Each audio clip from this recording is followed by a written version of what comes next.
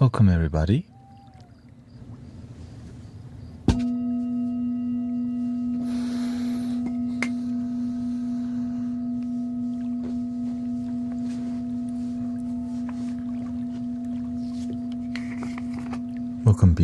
Welcome PG and Doris. I am Maria, Sister Amanda, Bella.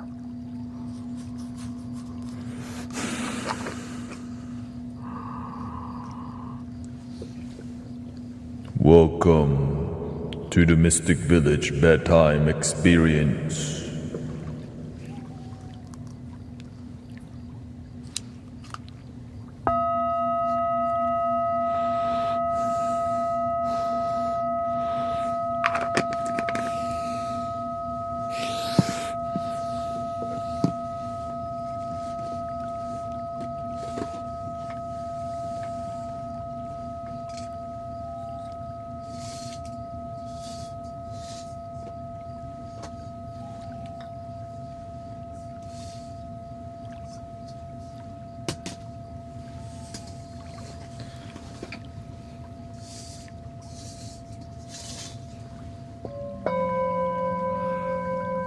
My day was very good, thank you. Peaceful, and I went to meditate with my friends, reflect on the worlds, and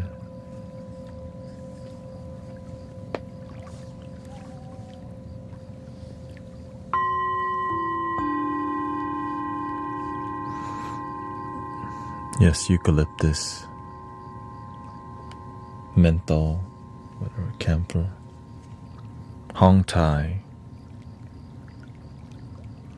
bomio, yeah, which is like just a dry herb from Thailand.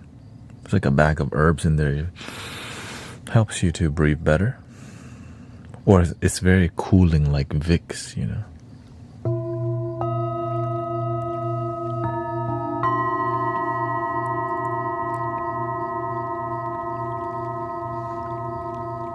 I hope you're ready to chill. Oh, you're gonna put the chat box up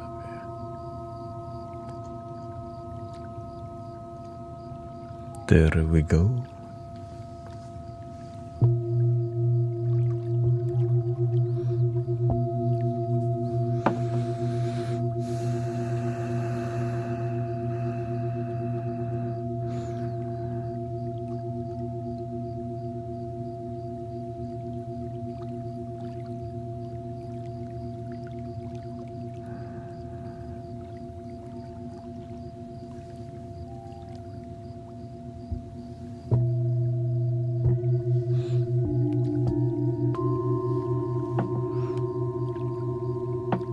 Did y'all stay grounded throughout your day?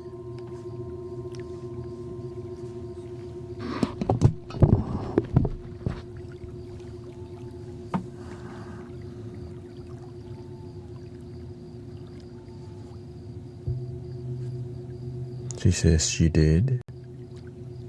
Today was a lot more chill. Yeah. Stay devoted.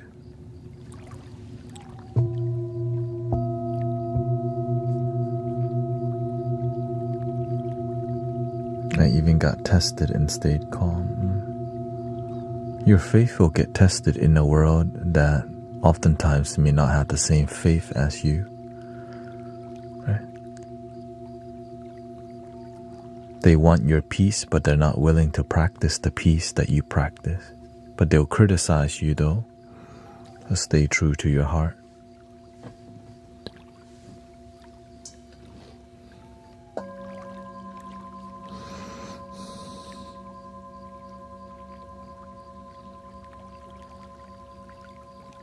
Bella says, I was actually asleep and something scared me so bad. I jumped out of bed and turned on the light. Okay. Sometimes bugs. Bugs. Was it a bug?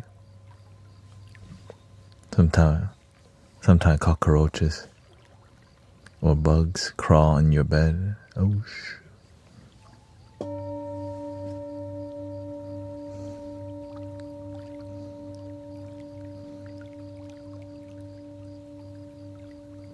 In Thailand, people sleep in the mosquito net if they don't have. If sometimes they sleep with the window open. But now a lot of people have AC.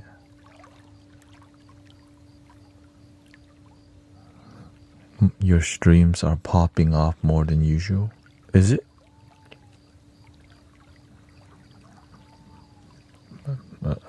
I think it's been that way.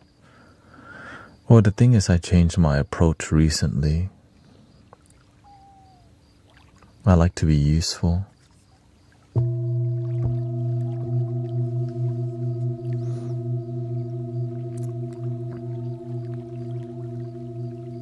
Or the house creaking scares you. Sometimes you hear a raccoon in your attic, right? Or sometimes it's a possum or a raccoon, you know? Sometimes when you go to the temple, you hear something run in the roof. Yeah.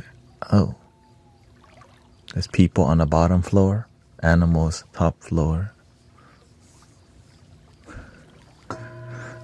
Spiritual.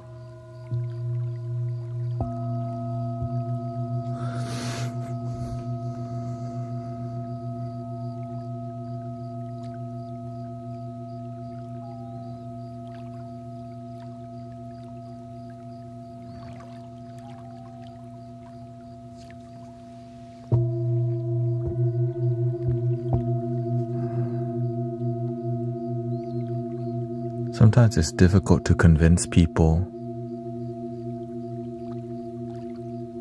to not be scared. They just have to keep having faith, you know.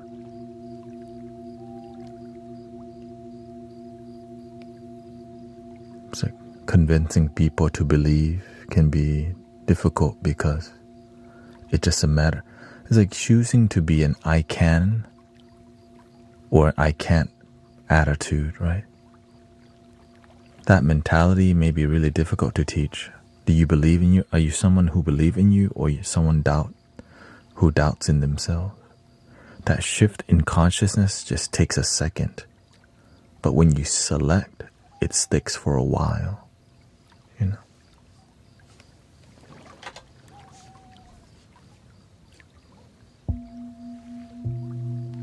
Are you somebody who is peaceful, or do you get angry sometimes? Are you mostly peaceful and get angry a little? Which life do you select?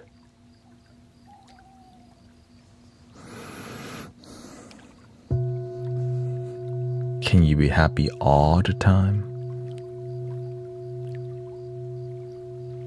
I mean, can you be happy all the time? Most of the time you can, but all the time, it's not realistic.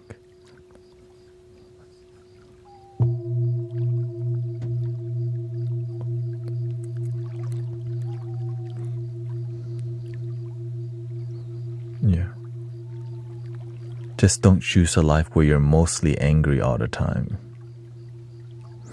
We pray for you, okay, if you choose that life. Choose a different one. You know what I'm saying? Like, bro, don't be frazzled.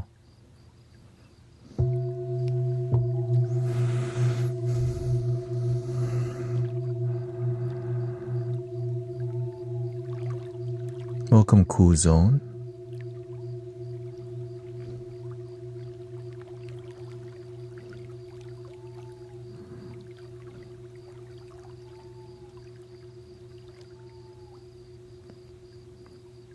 You know, every day I get on the stream, I'm consistently peaceful, and I constantly crack jokes on the side, right?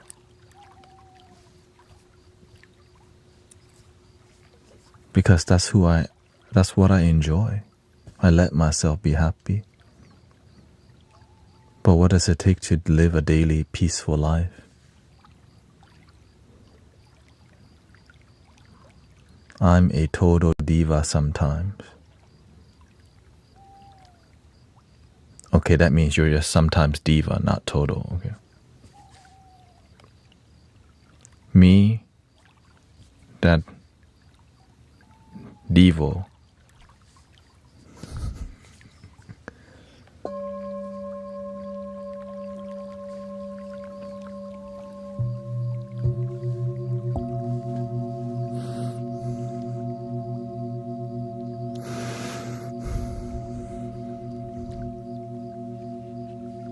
Sadhguru says peace should be foundation to one's life. Yeah, that's what most mystical teachers teach. It's a great idea. I think Willy Wonka would probably agree too, you know what I mean? I got a golden ticket.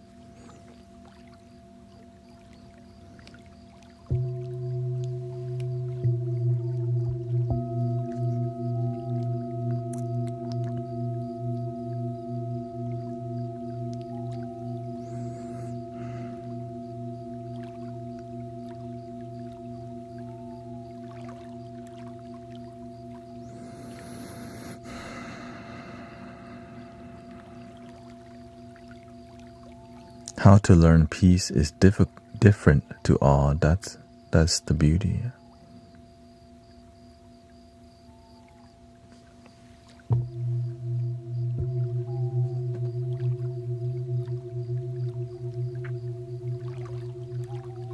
Do you choose to be one love?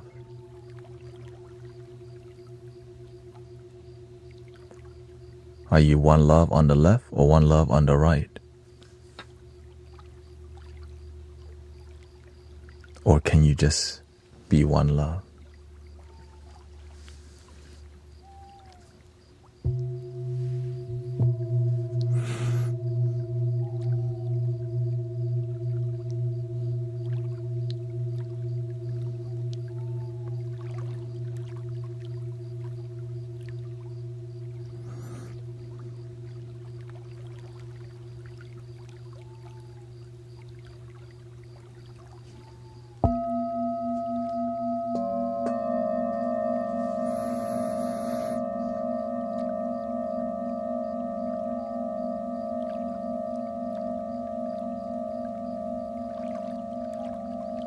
You have to show love with your heart, with your whole heart, not half.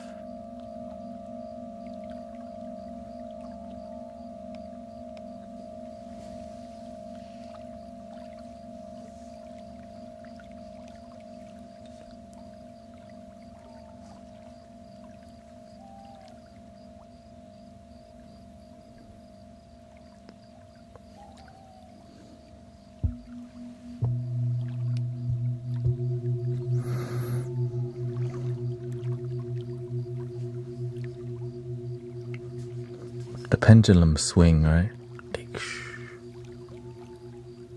Yin,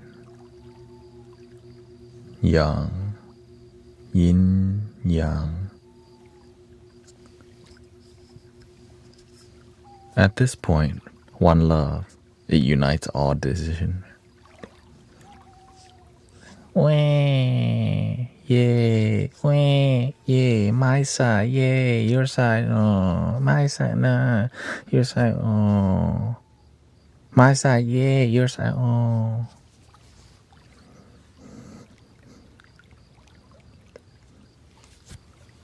What if somebody can control that?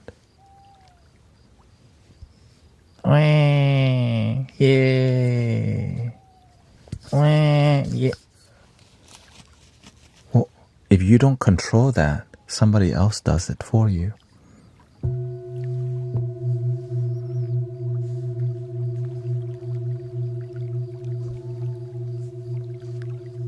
Happy, yay, sad, oh. Happy, yay, oh. Are you the controller of your life?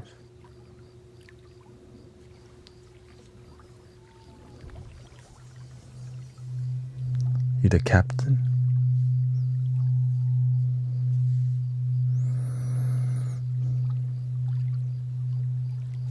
Or is this your captain?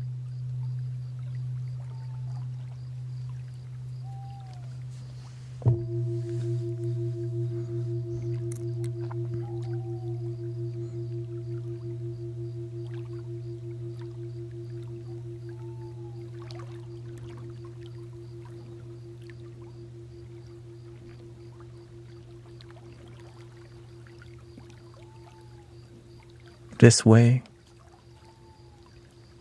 Or the Aki way?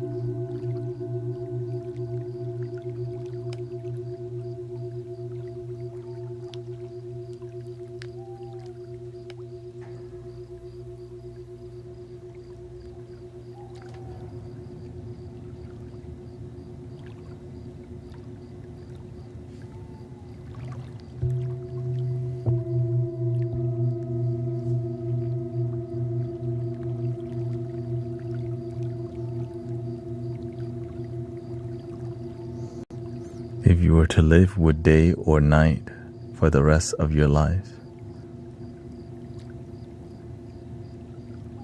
what would you choose, day or night?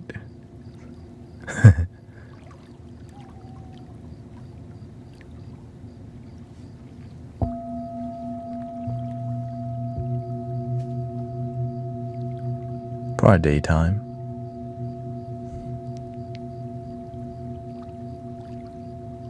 I like the sunshine. Darkness, I just close my window, put some blackout curtains.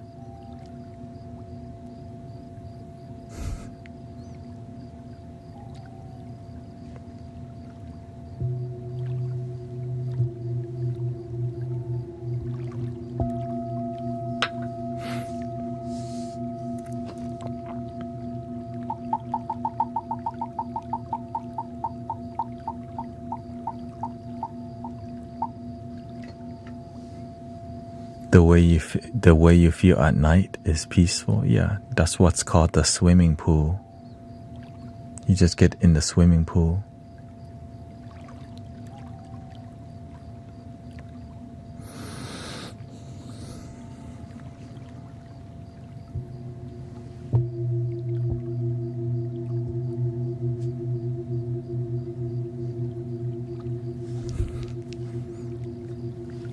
Or the ocean. Sunshine and you're in the ocean. But that's why they have coconuts.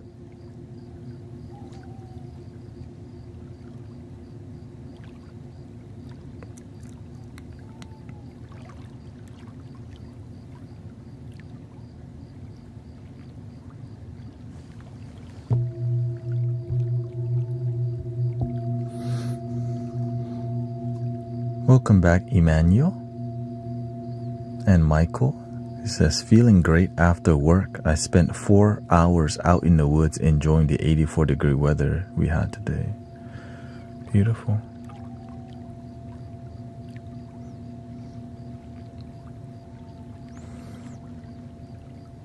Are you still doing your Twitch awards? What do you mean, Twitch awards?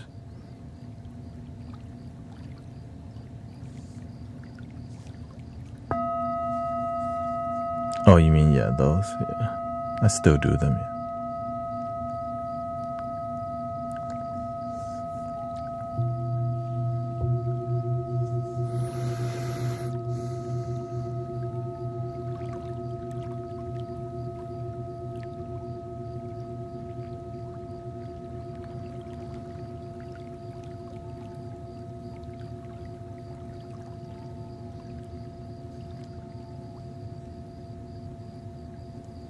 This is my one shirt a weekly. Oh, okay. Thank you for being here, brother. Thank you, CJ. Titanior.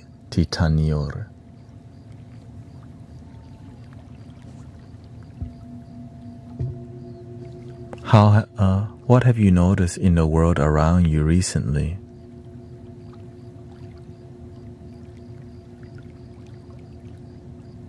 CJ Titan lore. Oh, okay. I thought that was an I for.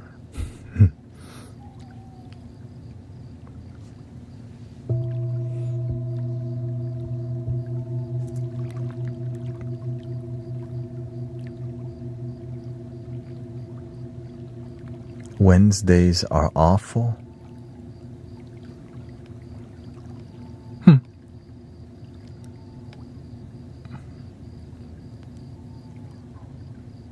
Why make a whole day awful?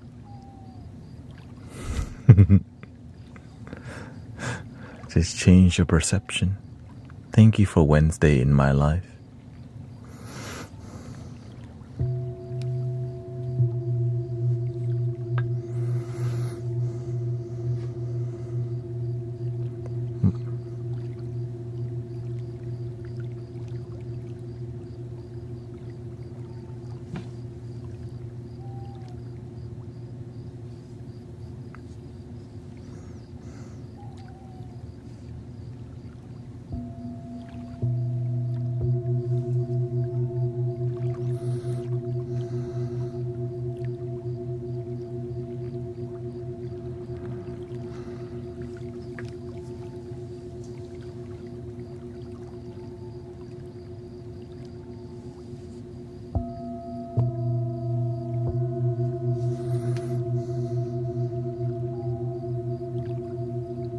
Welcome, Diamond Lotus.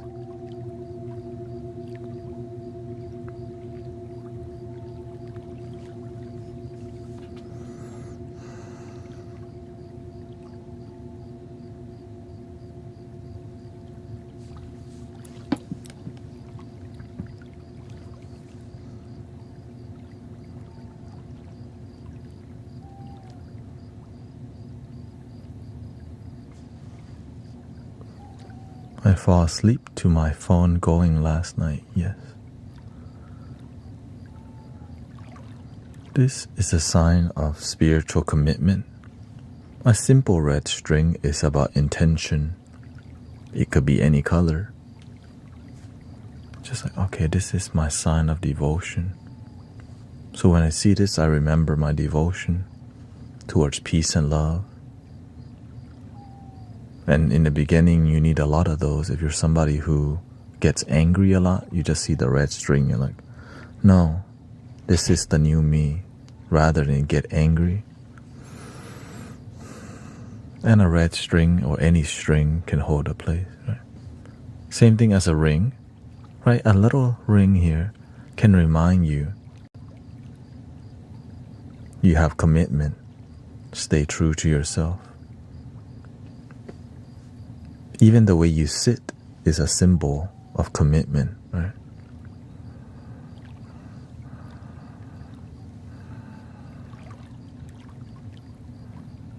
The way you speak, and the way you laugh, the way you make jokes, everything in your life is a symbol of commitment or non-commitment. Right? If you have non-commitment in your life, then you have less results. Your result will be non-commitment, right?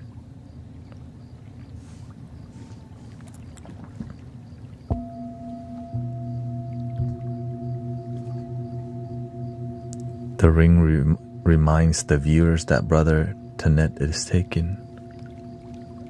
That's one way to see it.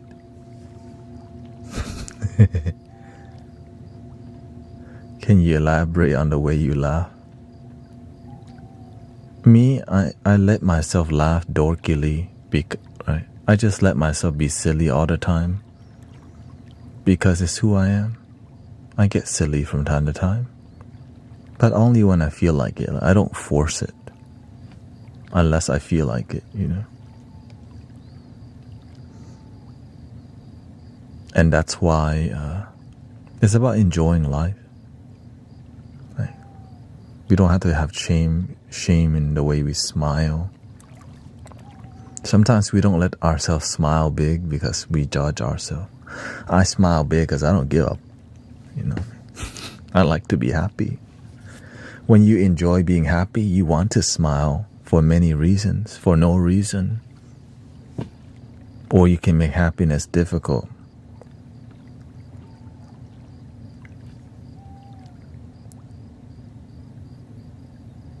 I just don't like photos. I don't like selfies.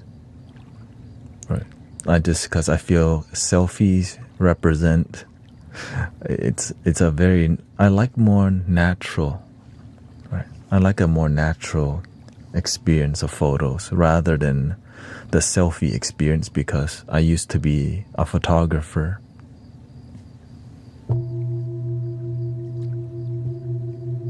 And the type of photos that I feel was not authentic was posing people. Now you can pose people authentically, but most people don't know how to do that. So they make people do all this and so they end up looking like what the photographer wants them to look like rather than themselves. Because it's a lot harder to help people. It's an art form, right? That helps people really right? That's why they have more portrait photographers. That's why they're so good, because they can see the person and capture them in their element, rather than force them to do weird stuff and take so damn long and still have photos that aren't heartfelt. Yeah. But that's just an opinion.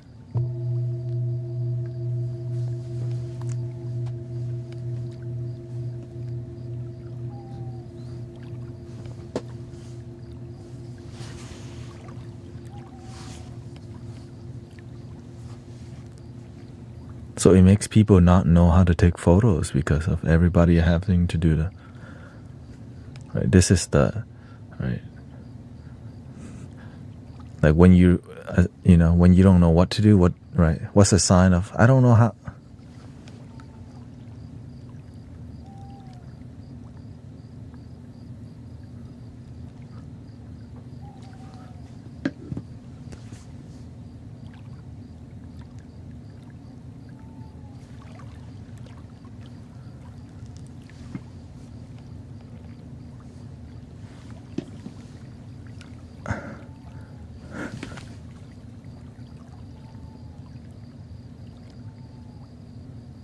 So when I take photos that are selfie-like, I like to break my form. I like to just make it disgusting.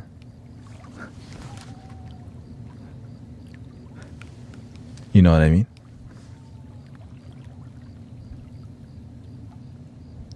And my wife hates it. That's the best part. My wife hates it.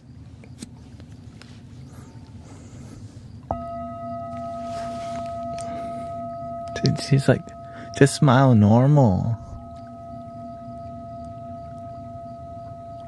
But that's not how I feel.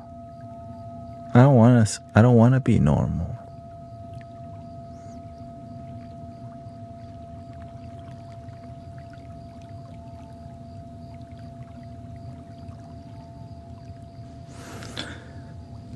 So that's what she has to deal with from time to time.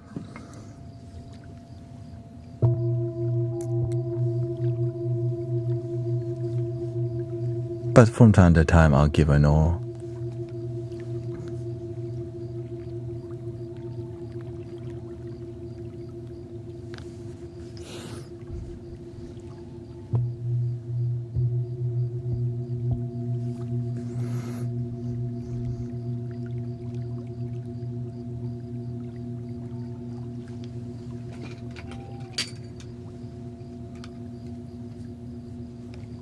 You wanna scare people?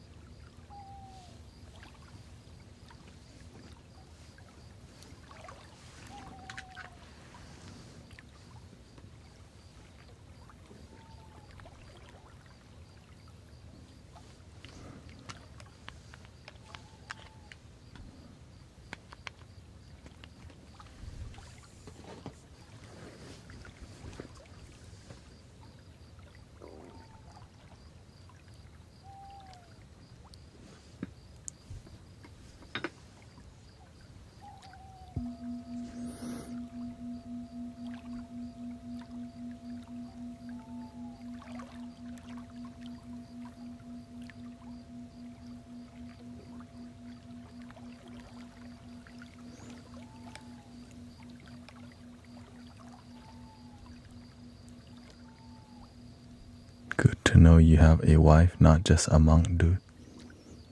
Yes, because if I was a monk, I would be bald and in temple. Yeah. Not hanging out with y'all like this too often. Had to do my monk duties.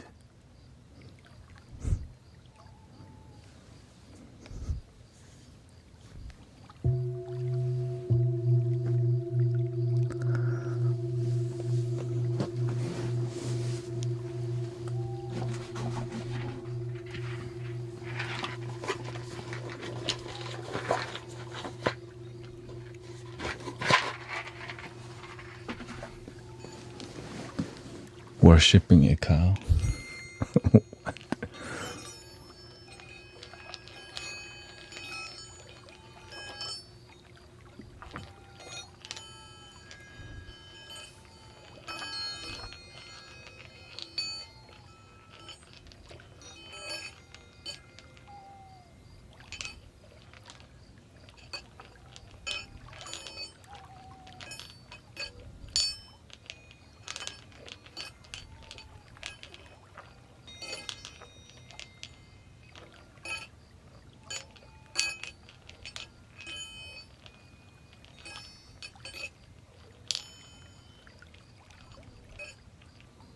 Thank you, Mandy. I went from falling asleep to you last night to tonight laughing. You don't know what you're gonna get.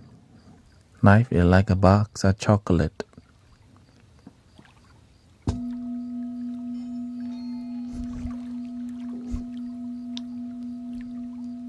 You don't know what hole the Oompa Loompa will come out.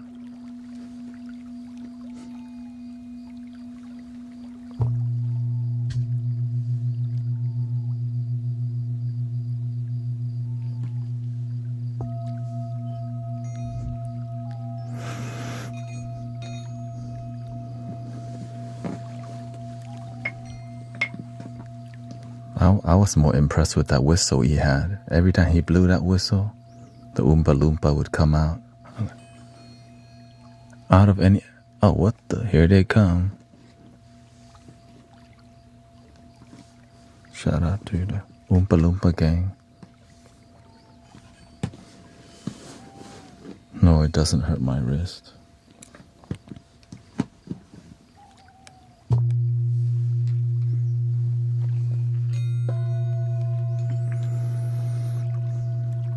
Here we go.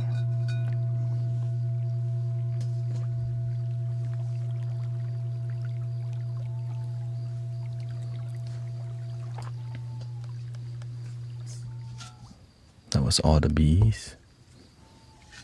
Let's do one here. And the two baby one.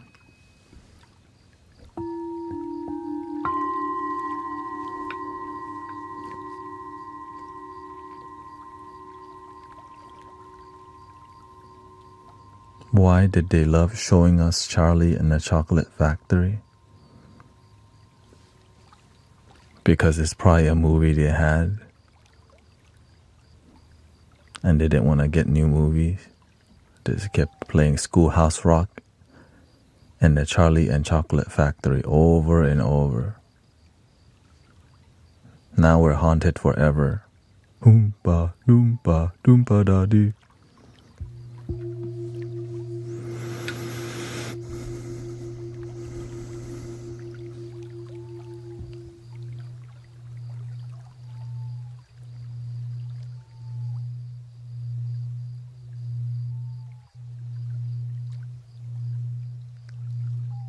Thank you, Diane.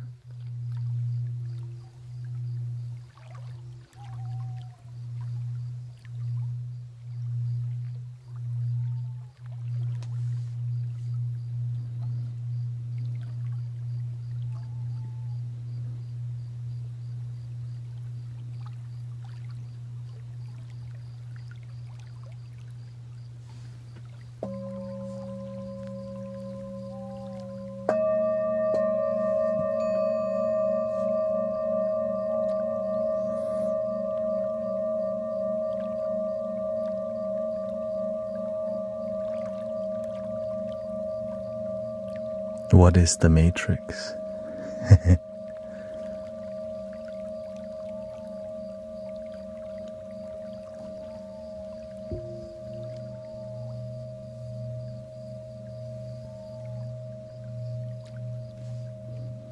You know, have you ever been asleep before?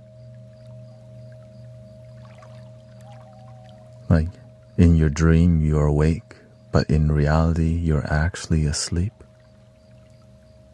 So you think you're living life, but there's something covering your eyes. And it's a programming that keeps you from seeing the truth. Because there's a narrative that is trying to program you all the time so that you don't see the truth.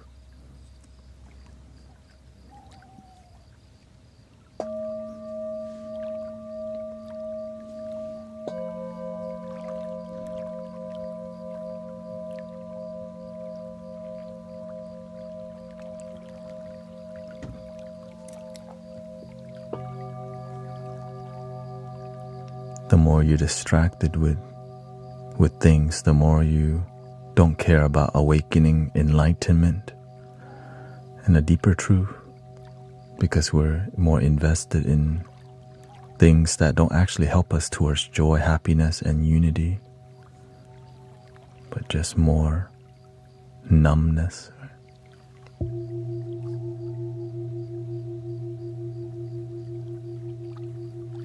Which is why a lot of people turn towards substance abuse, go out at night and spend a lot of time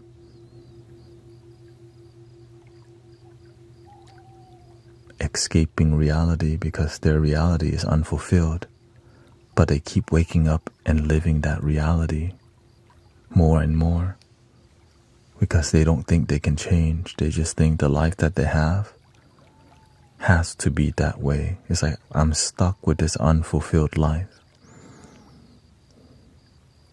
so I guess I'll just follow the dopamine, the thing that gives me temporary happiness that doesn't last very long. Distractions, escapism. Sadly, it leads to a lot of substance and entertainment because it makes the mind slightly happy but never fully fulfilled because it's never enough.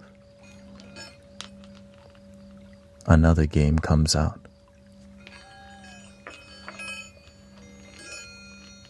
Another movie comes out.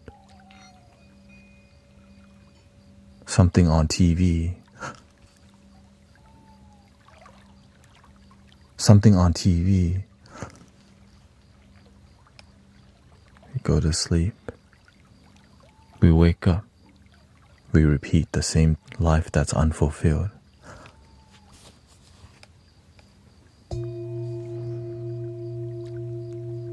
And to cope with that, 1 shot of whiskey or neat with two cubes of ice to take the edge off our life.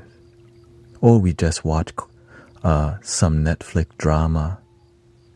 You watch one series, one season, 40 minutes each per season. You didn't plan to watch the whole season in one night. But it's better than realizing you're actually miserable.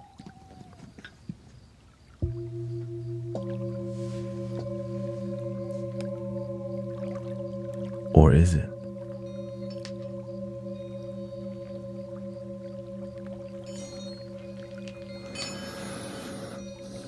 Thank you, CJ, for coming by. We've been taught to run away from our misery. Instead of fix our sadness, we just go look for another can of Monster energy drink. Another stop at the wing stop.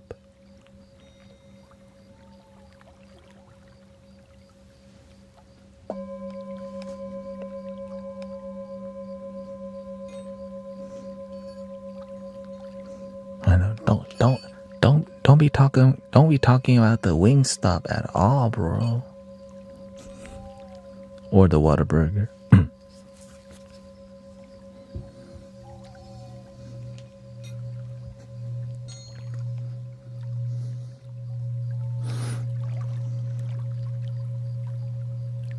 Or another YouTube video, I miss your bedtime.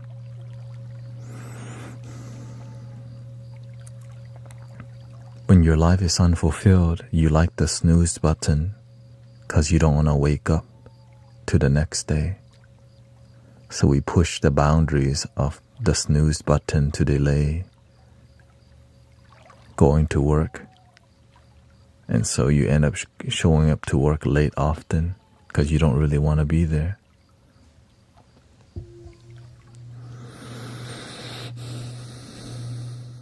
Some people do want to be there. They're grateful for the life that they have.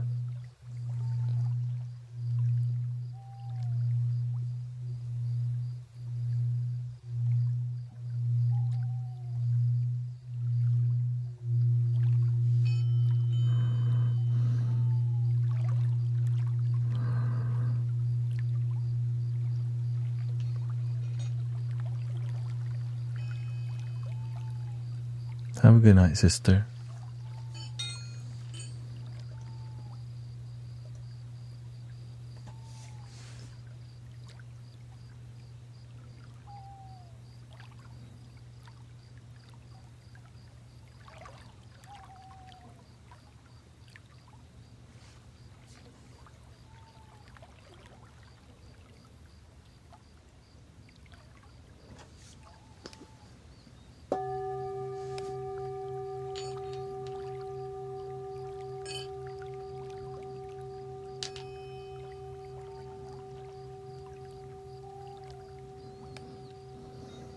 Grief can do the same thing. The movie plays over and over till you decide to move forward into your new life.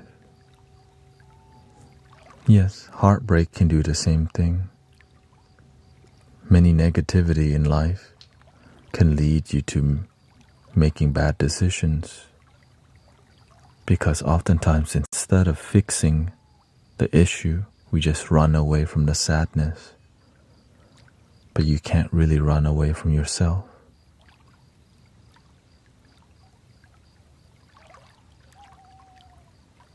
But we'll try, right?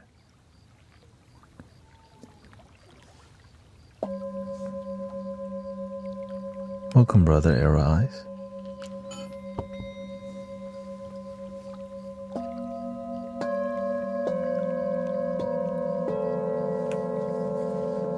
Welcome, Sister Shell. How do you manage your sleep time? Make your life work. If your life is highly stressful, then sleep more, but also work out. Also find something other than working because you're not a slave. Unless you want to live a life and feel like a robot. So that's why you have to find other things to do than just collect money in life.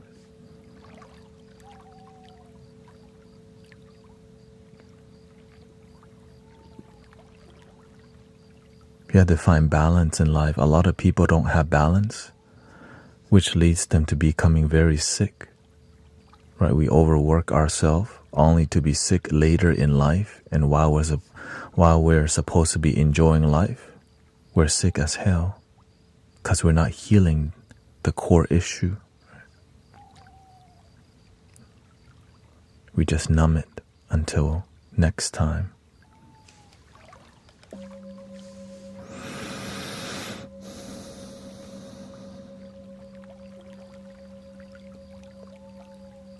The diet definitely matters, but many people don't pay attention until it's too late. And it's never too late, but you can F your body up a lot before you do something about it. Really, you can F up your mind a lot before you decide, oh yeah, my mental health is bad. Right. Facing the issues are difficult. And so that's why many people run away from the issues. Because nobody taught them how to face their issue. But we know about algebra, geometry, right? Biology, sociology, but we don't know how to face sadness. We don't know how to heal from a heartbreak.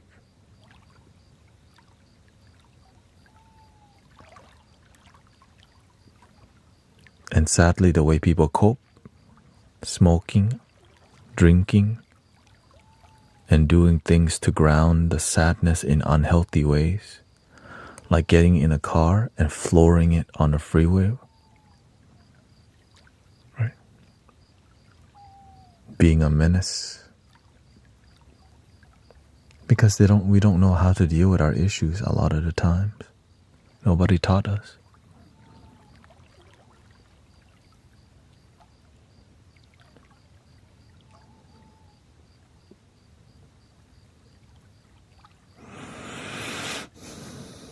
What's the best way to start? Be so honest to yourself, like be so real to yourself that your ego gets hurt, but your heart knows. That's called integrity.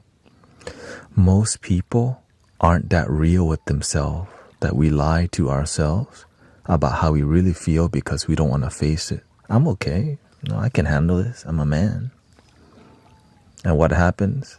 You crash out, you drink and drive, and it could lead to jail. Because you're not facing who you really are and how you really feel.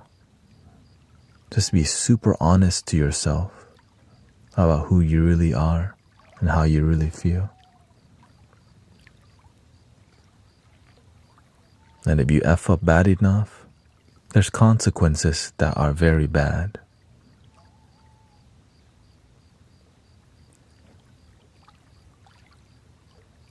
But you can always make a change today. You can cut out all the negative people in your life, negative environments, negative mentality today.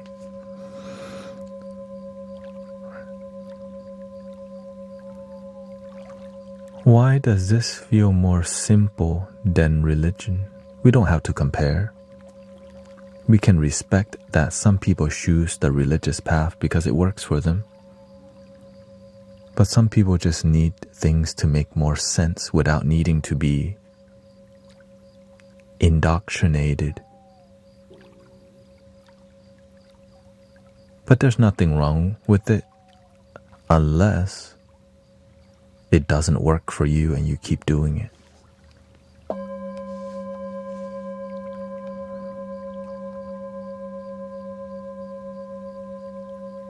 Imagine you keep doing the same thing that doesn't work in your life, but you've been taught to think that it does over and over and over, and it doesn't work. And you keep doing the same thing, like praying to lose weight instead of going to the gym and dieting, right? Live a healthier life. Instead, I pray I'm going to lose 50 pounds this year.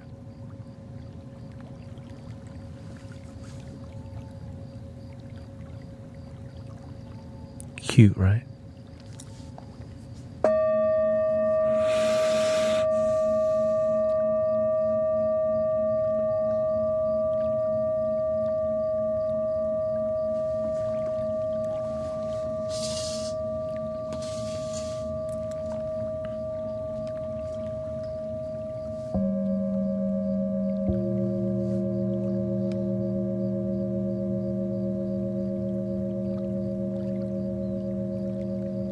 The universe can't do it all for you. Preach it. Arrow eyes. Arrow eyes spiritual garden.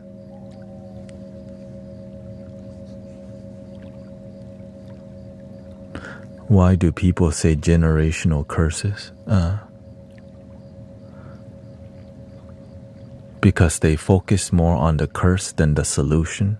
They have more faith in the problem, which is why it's called a curse, than the healing.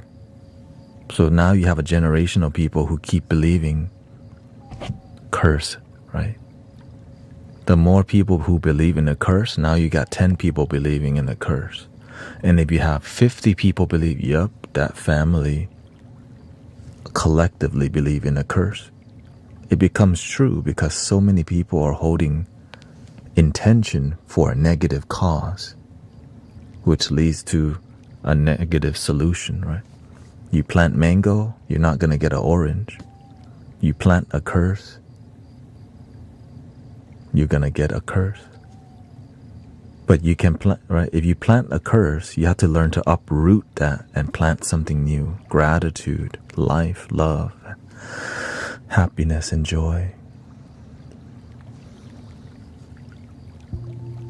Simple, right? This is called universal wisdom. If you just pay attention to life, it teaches you.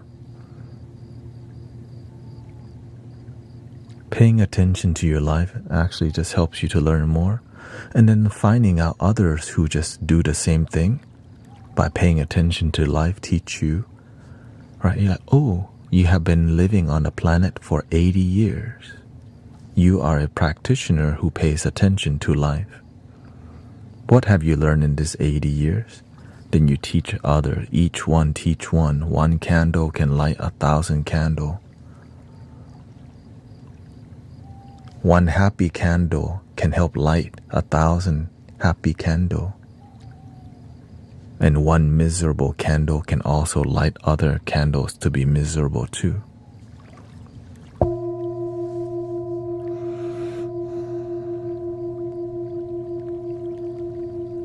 Blow those candles out and light the candle of love and light and joy and gratitude.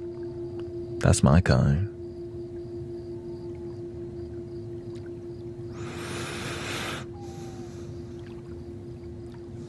Be the light you wish to see in the world.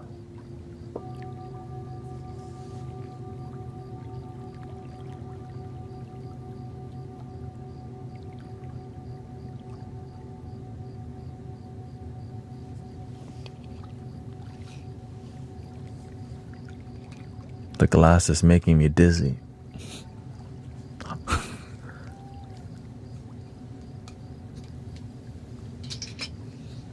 It's messing with my magnification. Can't read.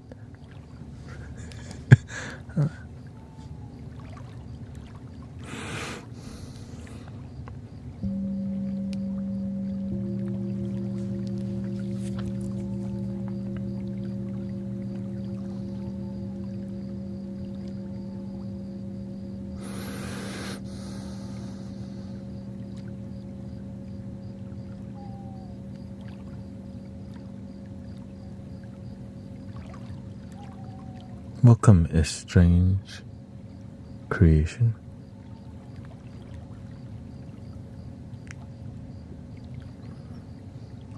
Welcome, Jenny, daughter. Jenny G's here.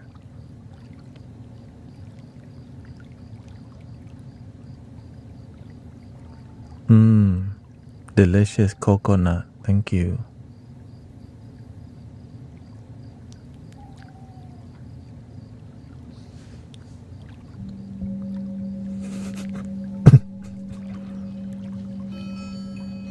Thank you. Welcome, Max Maxiri.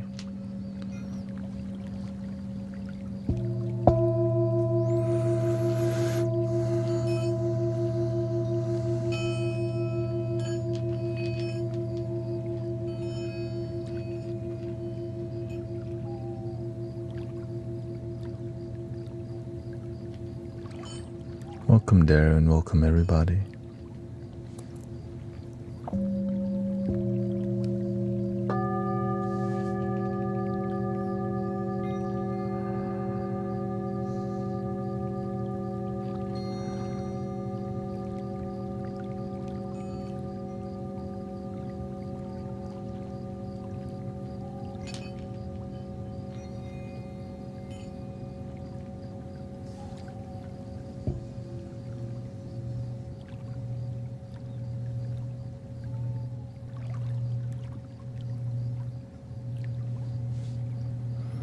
CJ says, if you try to smoke to try to stop the insomnia, talking about the Mary,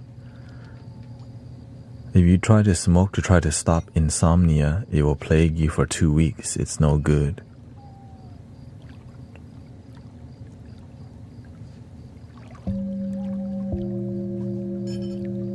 Just come here, it's free.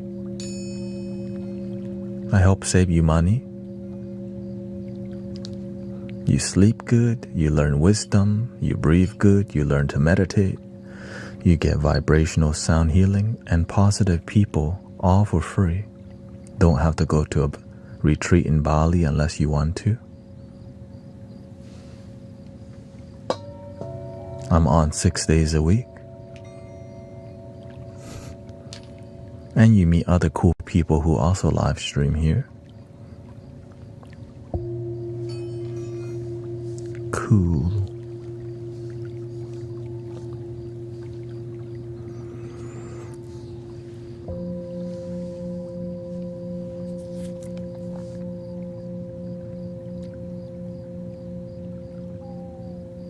Like Sister Grace and Brother Arrow Eyes.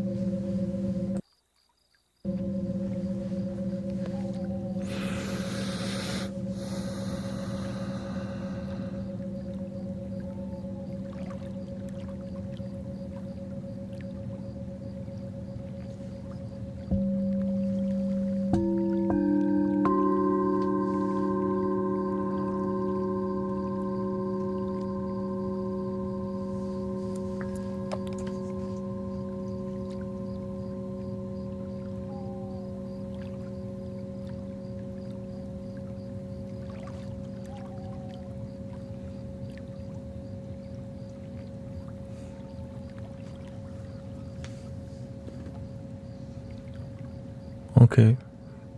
CJ says, I'm sobering up from the MJ because of insomnia. I'm currently sobering up. I make a vow, you are witnesses.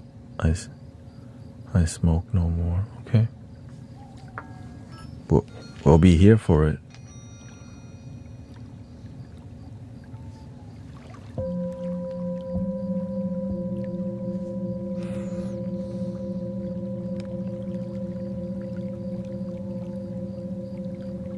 You should also sign into your TikTok if you have it and come tell the people over here more witness. Because I haven't seen you on in a long time and here you are making big statement. We need more witness. Because I don't want you to just make cute statement and not do it. I don't need people being cute around here. I'm enough.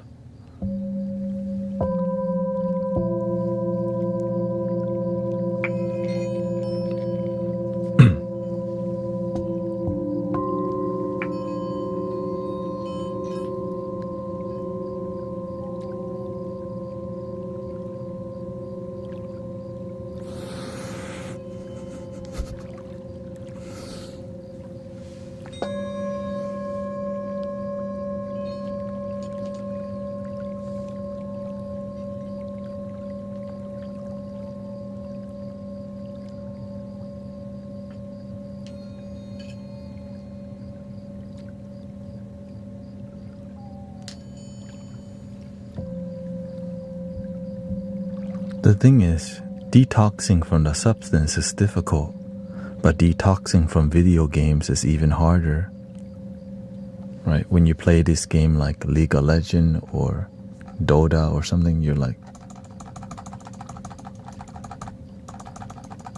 there's a dopamine from every click you get.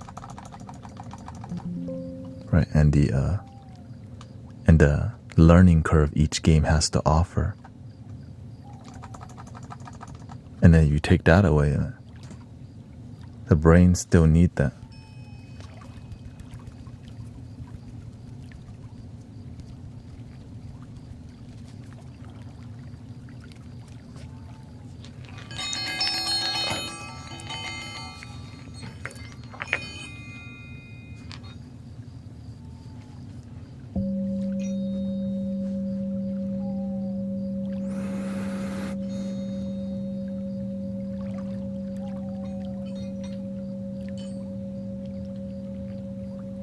That's how I feel about riding my bike. My bikes. The best way to really nurture that is find something that's healthy, slower paced dopamine. Like this vibration that you're hearing. Right? It's a gentle, slow pace, something that you need. Let's see here.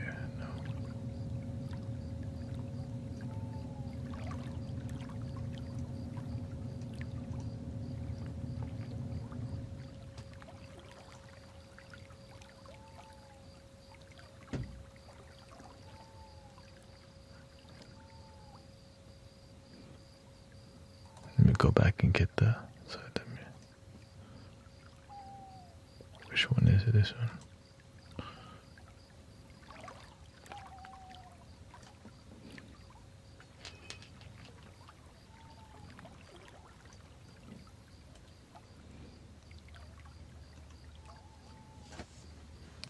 The wobble. Wobble baby, wobble baby, wobble baby, wobble baby.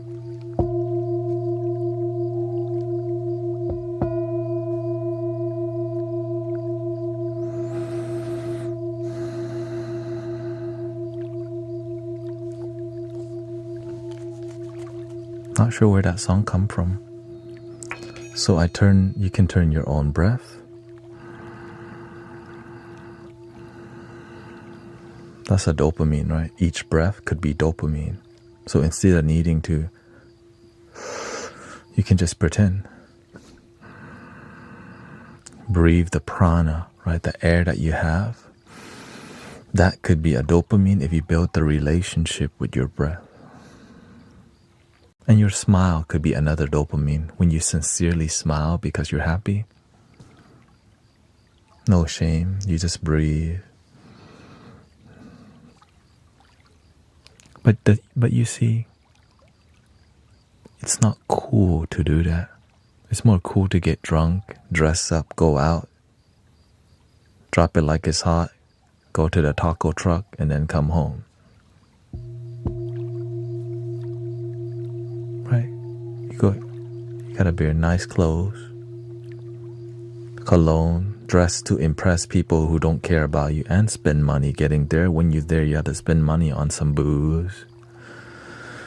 And 1's not enough, 2's not enough, 3 might be it, 4 may be overboard, but most people just say, give me the whole bottle.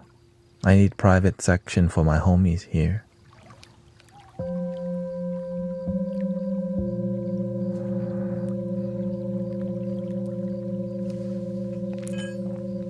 Wobble baby, wobble baby, wobble baby, wobble baby.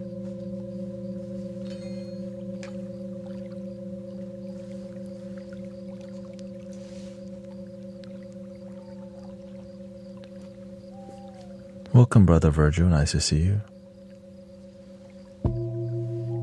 Sister Christie's hanging out too, looks like. I've been up all night with spinal pain. I need sleep here she come here to get she says she come here to get the sleep magic dust.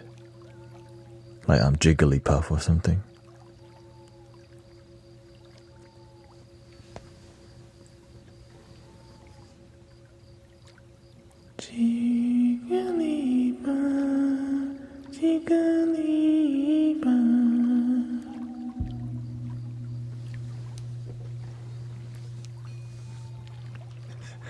Basically.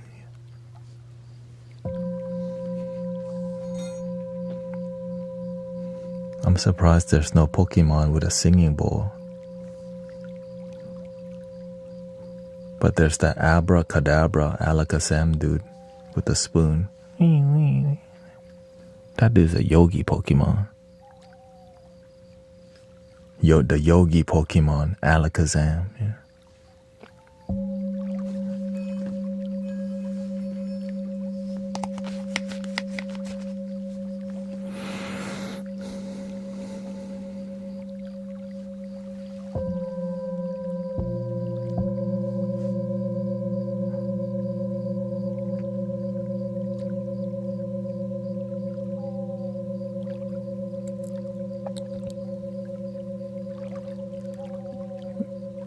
Welcome, Caitlin. A lot of people trying to go to sleep early.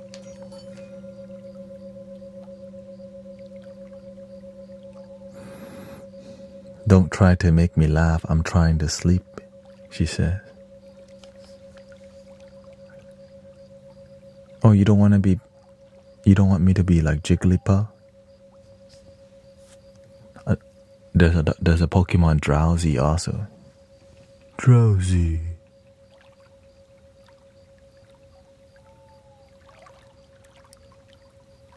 Drowsy.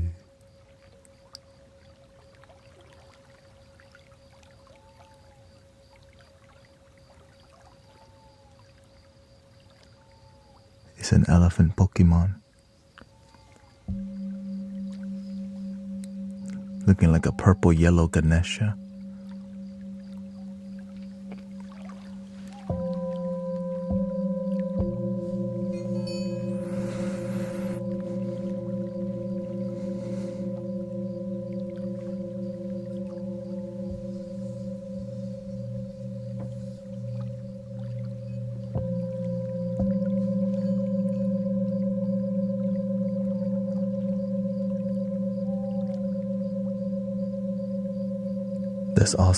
There's also Jigglypuff's evolution. Wigglytuff.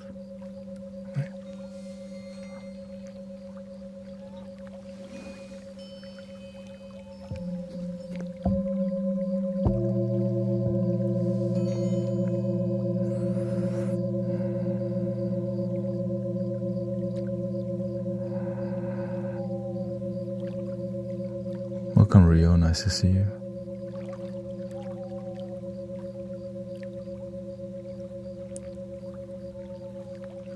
The cool part, they have hypnotizing Pokemon, Hypno, right?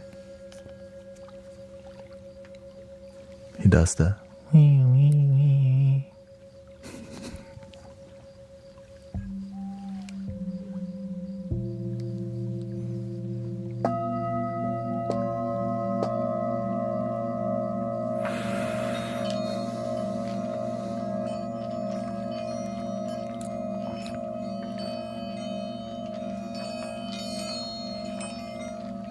Yeah.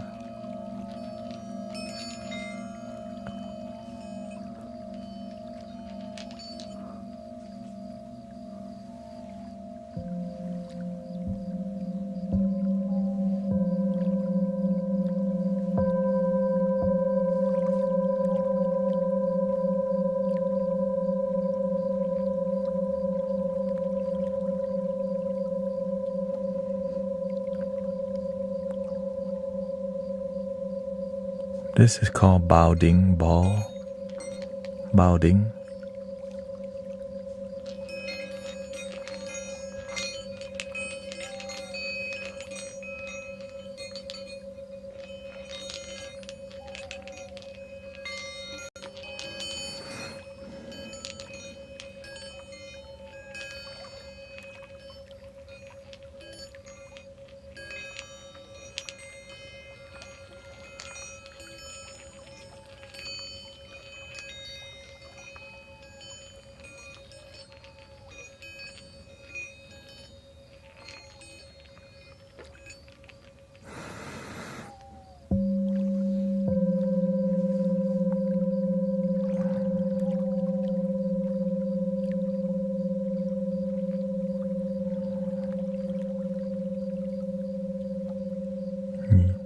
Looks like everybody trying to fall asleep fast today.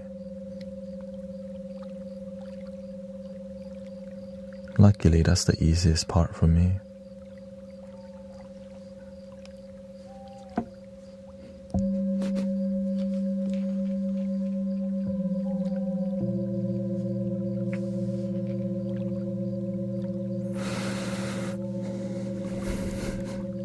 It's working.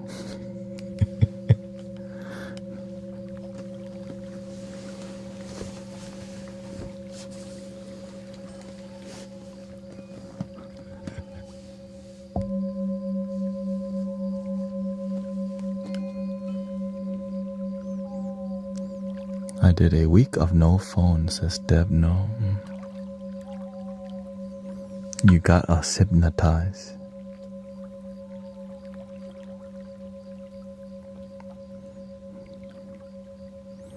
When you learn how the frequency works and what people need, you just give them what they need.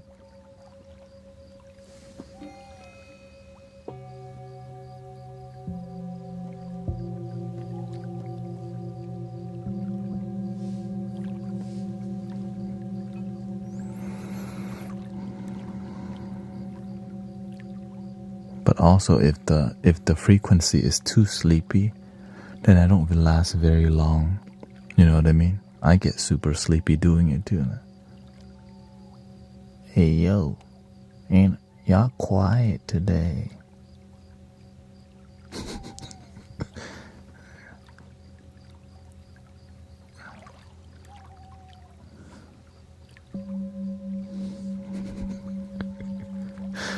I'm just being honest with y'all. I have fun helping y'all go to sleep. That's why I'm like this. And it's not even 2:30 yet. 2:30 is our peak time. We're 1 hour in and people are like, knock me out, coach.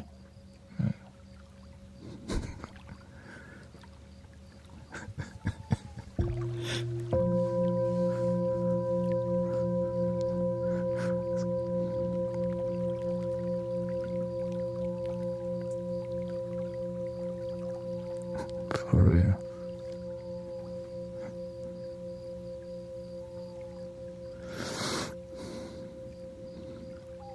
Nah, don't force yourself to stay up if you're like super sleepy.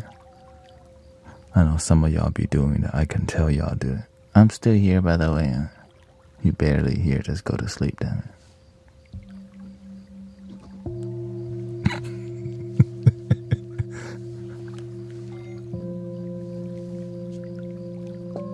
Barely here.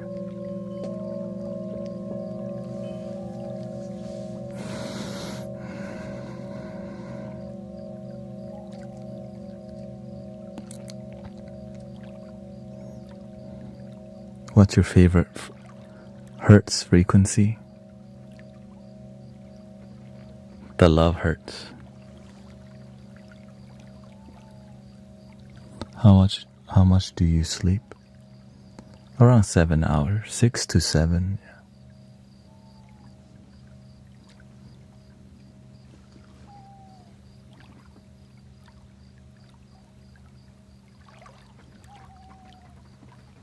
Yeah. Is there a frequency to let us forget the world? Yeah. The frequency of not thinking so damn much. Yeah.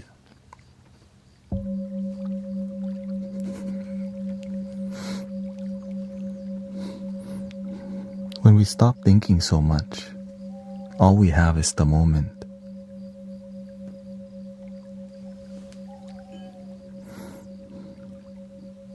Try it.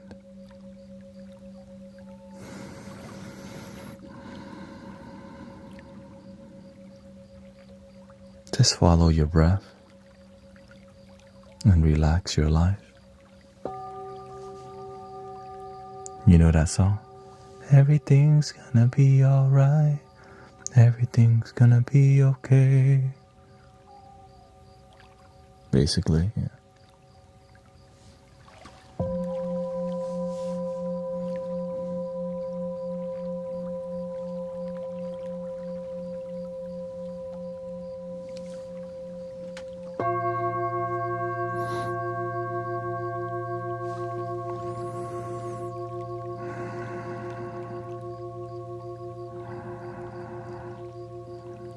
If your mind's wandering a lot, then you have to be more sharp with the way you center yourself. For example, if your mind's wandering a lot, then you need to laser in. It's called tight practice, right?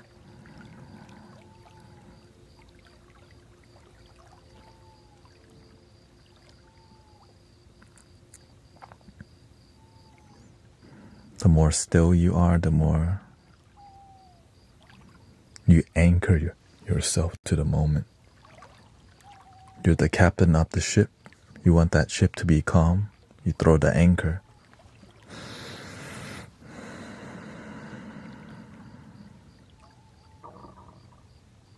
See?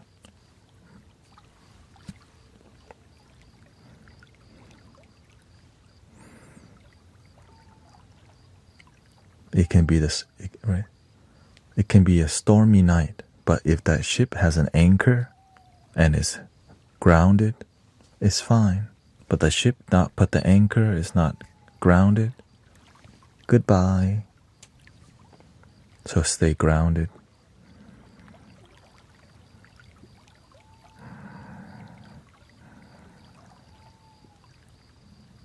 What about a tree?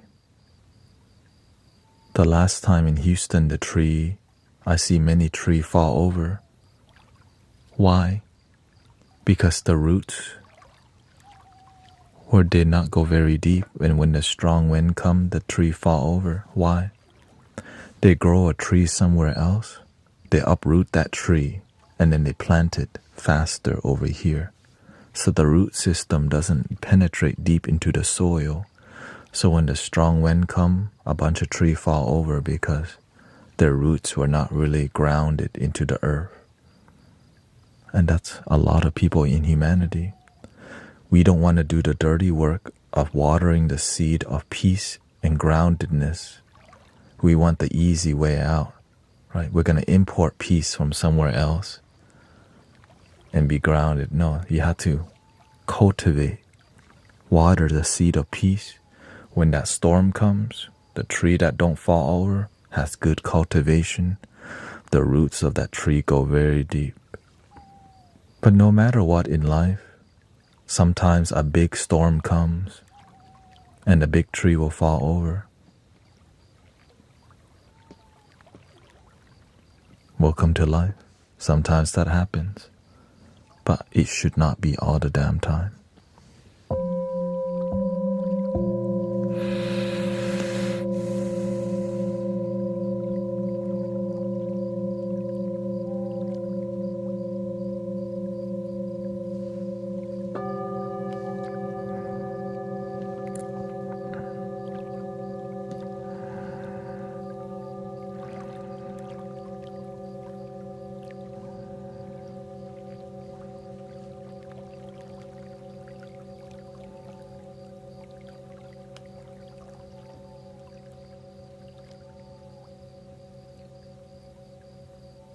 We're so spoiled with daily peace in the world that when the world gets a little chaotic, we think it's falling apart.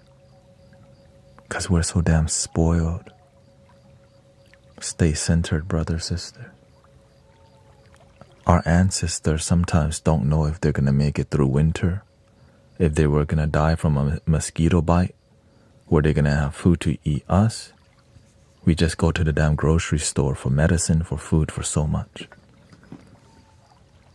We get to have our test too.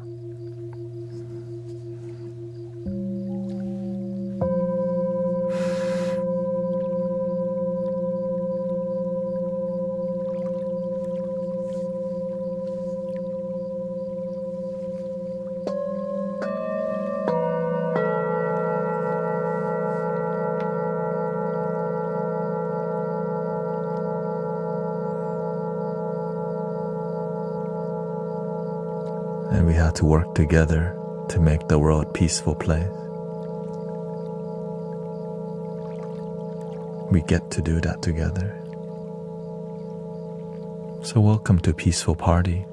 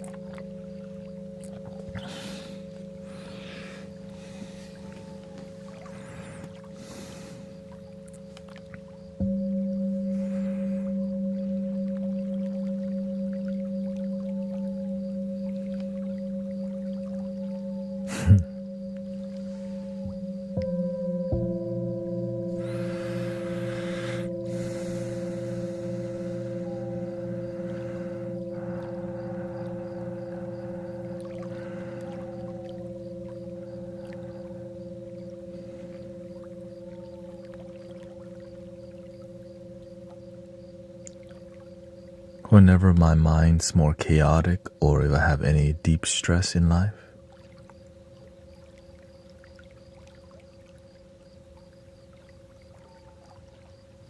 then I ground myself more, I slow down more, and I face the thing that troubles me.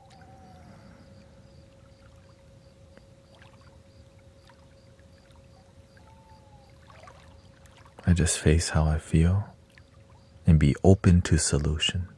You don't even have to know how to fix it. I'm ready to fix this. I don't know how, but let me look at it at least. Let me face what's going on. Do you keep to yourself? Yes. Most of the time, I do my internal reflection and analysis first, and then I slowly engage with my inner circle people. And that's it. But most of the time, I don't even need to do that because my inner circle, you have your heart. But you also have us. You know what I mean?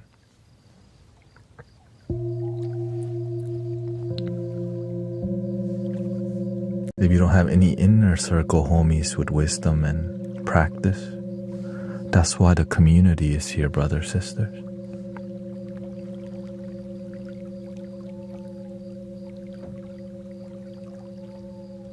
And yeah, thank you for checking out Taiko, Resonate. So the reason why this works very well, because you're a screen name. We don't really know your personal life, right? Which allows you to have some source of indirect way to ask question without consequences, which is a beautiful thing.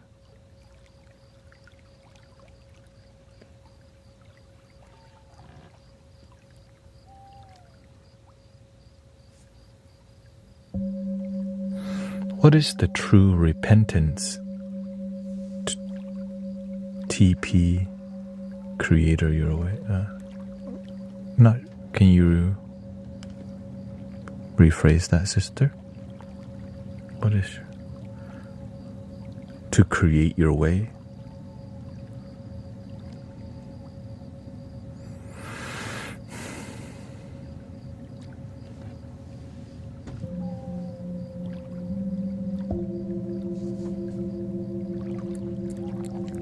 You know, when it comes to Taiko, I just listen to the old album, Dive and Awake, and the one before that. You Dive and Awake. I don't really listen to new music as much now.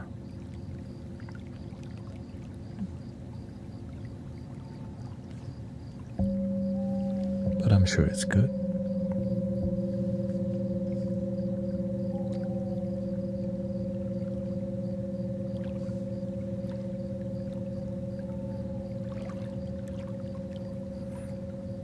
Exactly, yeah. Dive album, I just listen to that one the most. Yeah. What is true repentance in a person to creator? Be a good person and help others. Be useful to humanity. When you're wrong, admit it. Nobody's perfect. Yeah.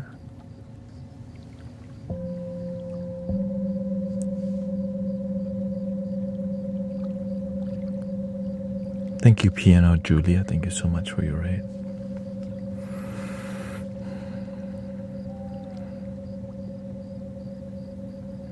It's like, right? Because when early in people's career, they make music that's really pure because their life depends on it.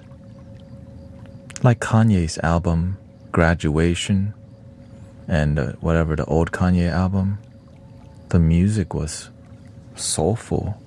And as he became very popular, that soulfulness slowly evolved into ego.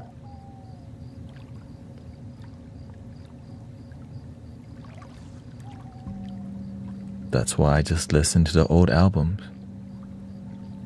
'Cause I'm coming on.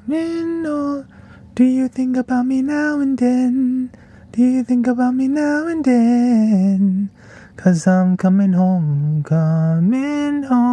again. Dun dun dun dun dun dun dun. Yeah, yeah, yeah. Like the instrumental, you can feel the soul.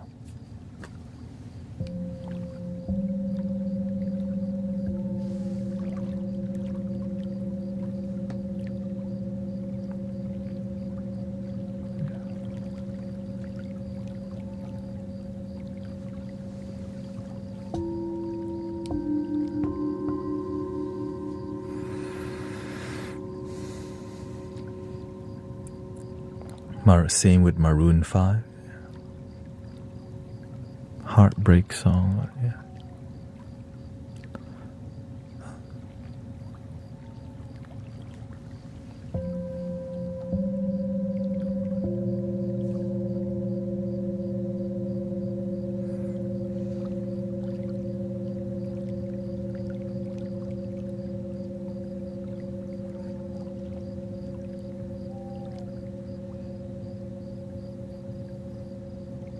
You know, when I listened to Taiko, I was doing a lot of plant medicines at that time. Nujabes and Taiko was my journey music. My friend exposed me to like Spango and all these things. I just thought it was not really the most grounded music. But when I heard the Nujabes and the J Dilla, oh, thank you. Let's see here.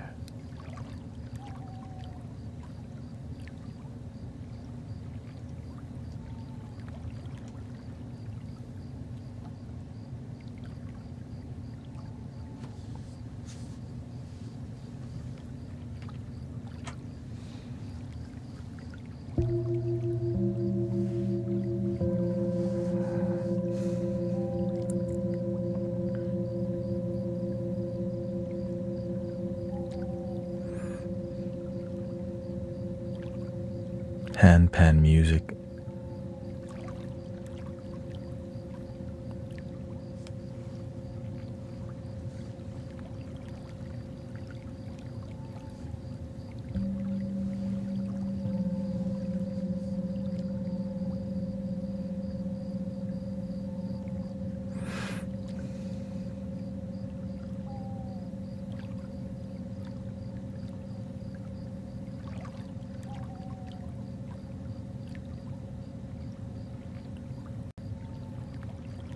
Welcome, Heaven's Daughter.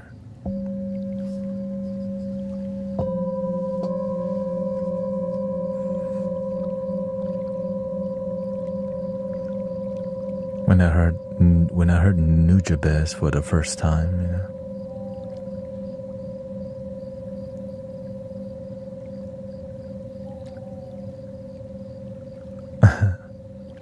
you must have NASA Wi-Fi to run so much at once.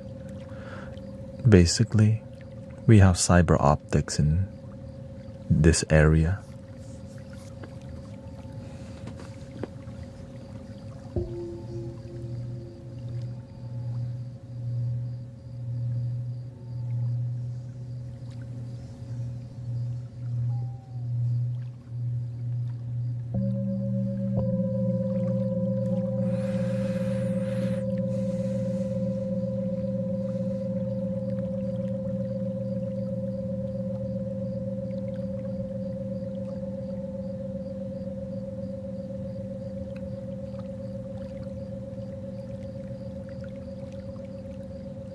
Thank you, Dragon Fruit.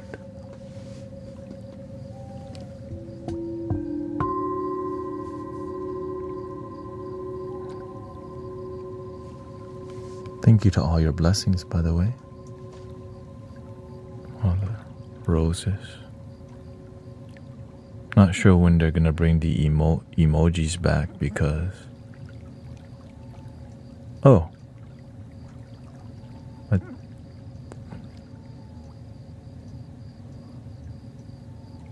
Okay. maybe it's just back for me only.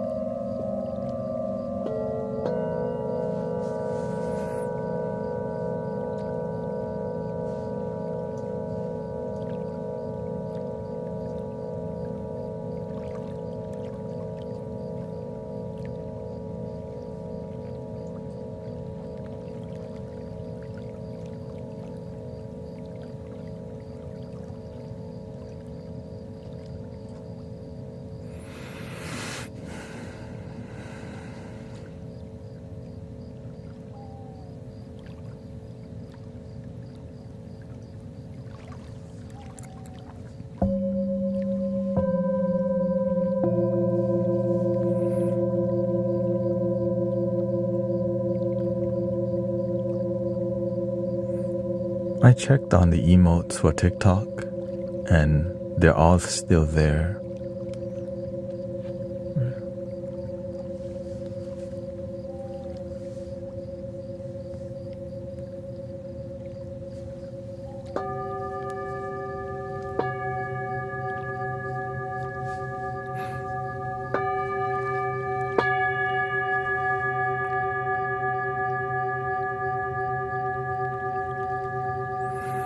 On TikTok, the emotes are missing.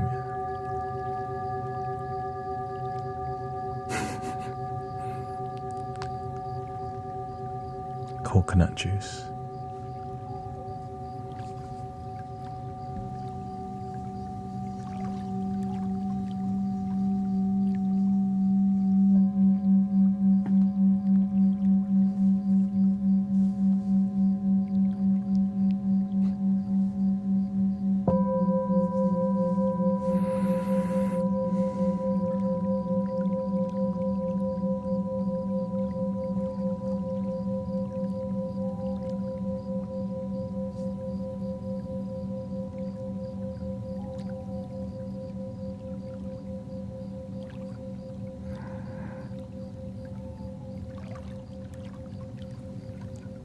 Welcome to the sleep party / comedy show / sound healing / hangout thingy. Flute party.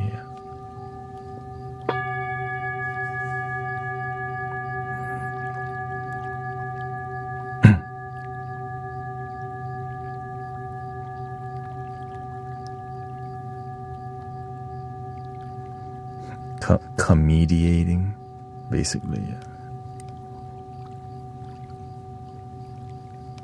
Comediating. Meditationing. Anyways, don't think about it. Don't think about it. It's a trap. Mr. Anderson, get out.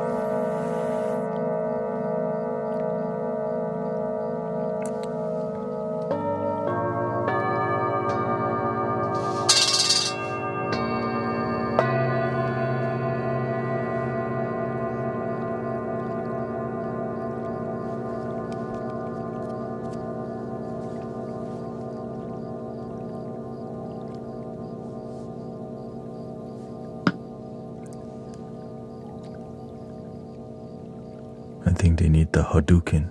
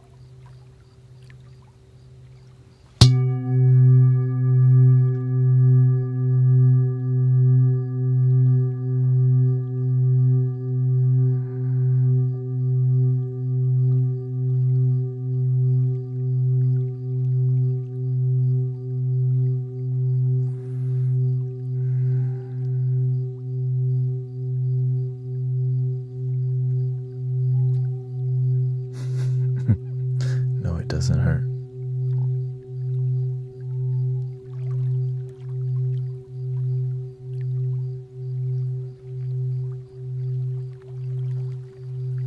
It's a very soft, this is very soft metal. Right. I wouldn't say soft, but it's, see, it's not. Yeah, it doesn't hurt. I wouldn't be doing it if it hurts. Like, maybe punching it would be, but you have to punch with straight, no. That doesn't hurt.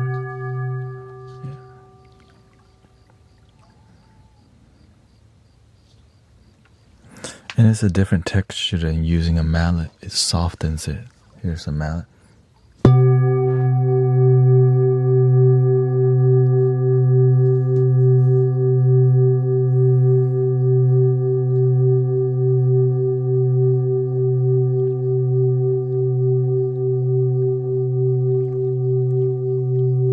Different, right? Here's the hand mallet.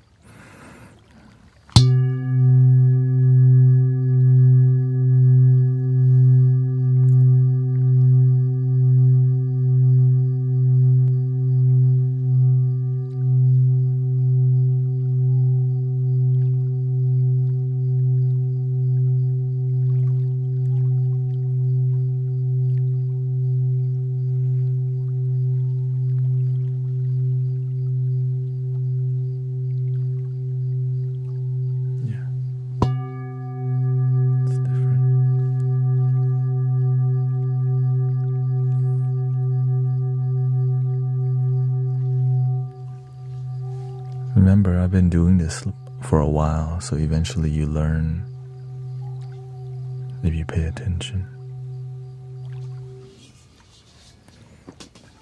Unless you just keep doing the same thing over and over without paying attention.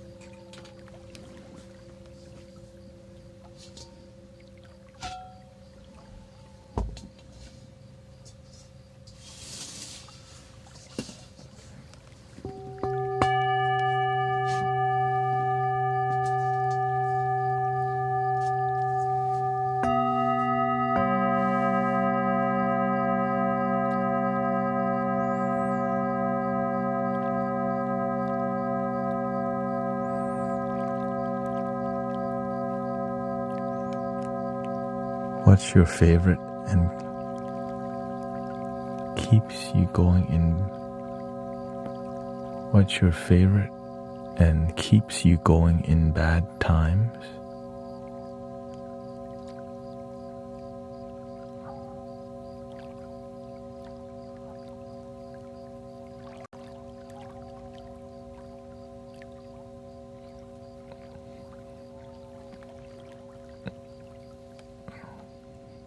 Can you rephrase that, please?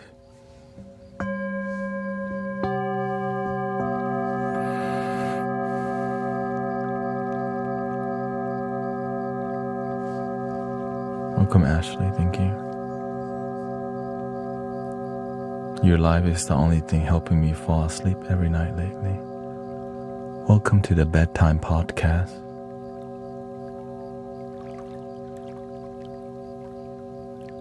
Thank you.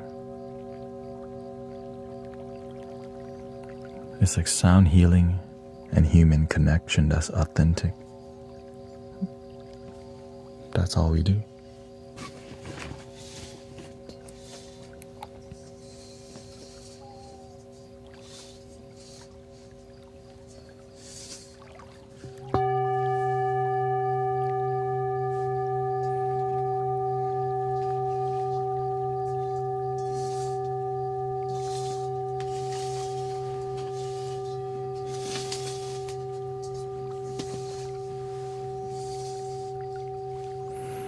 What keeps you going in bad times? That my heart keeps beating. Yeah. My gratitude that I wake up the next day is what keeps me going.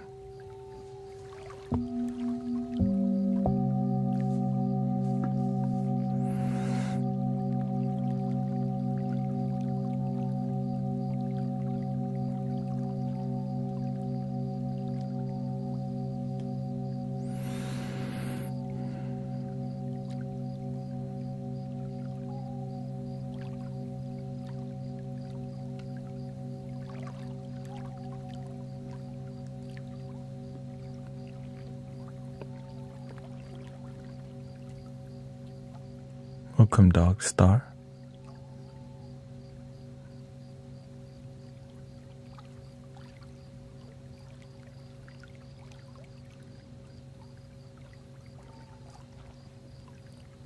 Thank you, Jenny G. Is the flute still happening?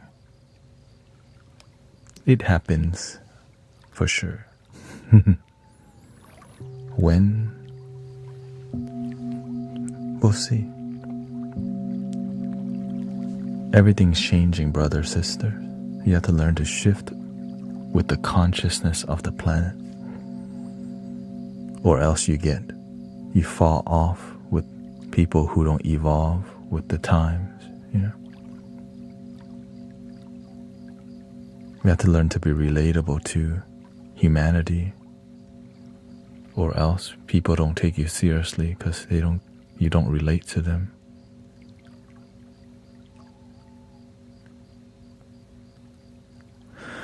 So this is called a Tibetan singing bowl, traditionally made in Tibet, Nepal, Kathmandu, or India, but could be anywhere in the world.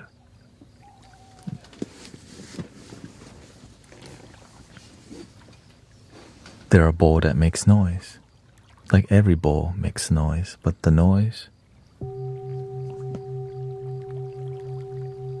is a music that's binaural frequency.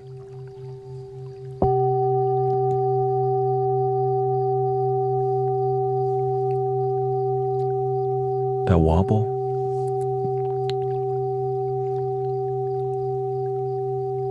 It's like a gentle pulse that's relaxing. Your body's made of water. The sound goes through your whole body. This is like an instrument that makes one sound. Oh, let's say, honestly, this one instrument actually makes probably infinite amount of sounds, but let's just say around 6 common sound, right? For example,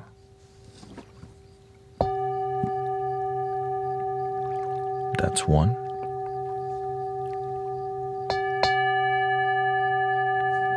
Another.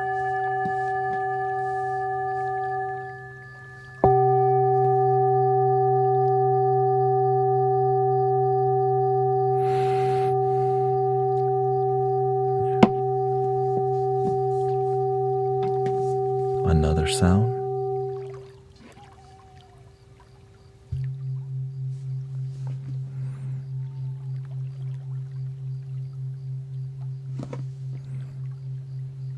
Here's another form.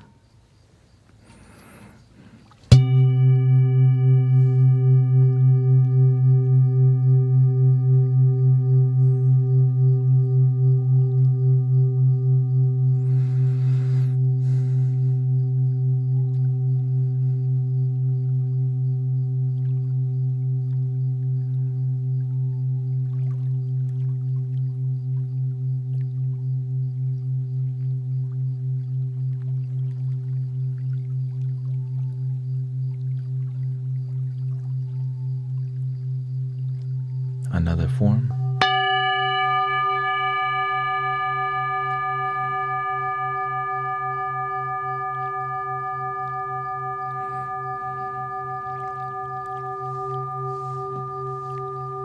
Here's another form.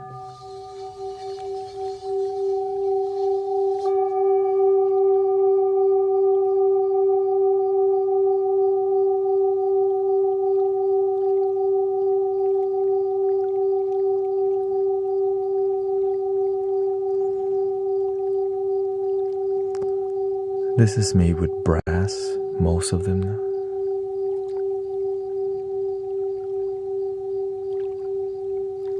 Here's another form.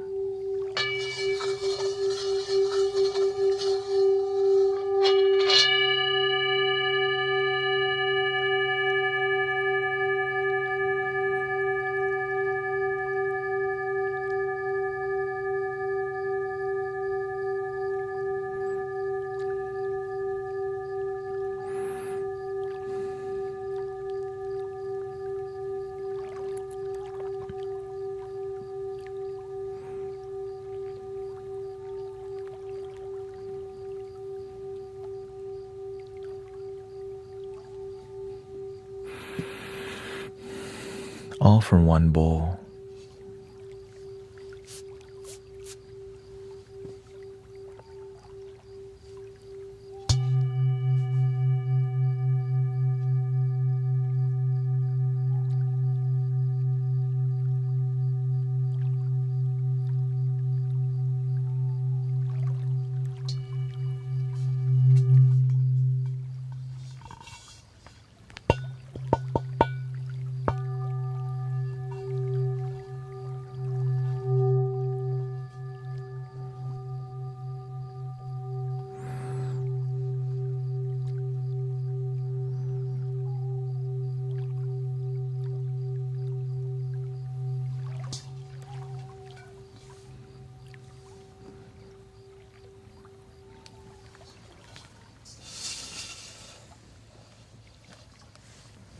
How about something smaller, like this one?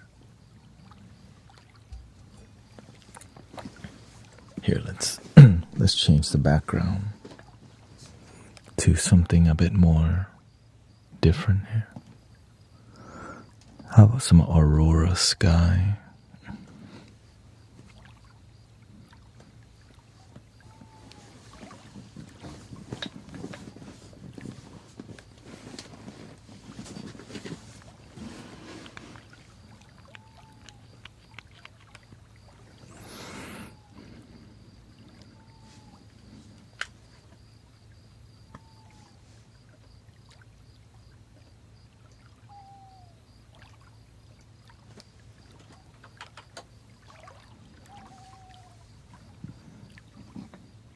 Baby bowl.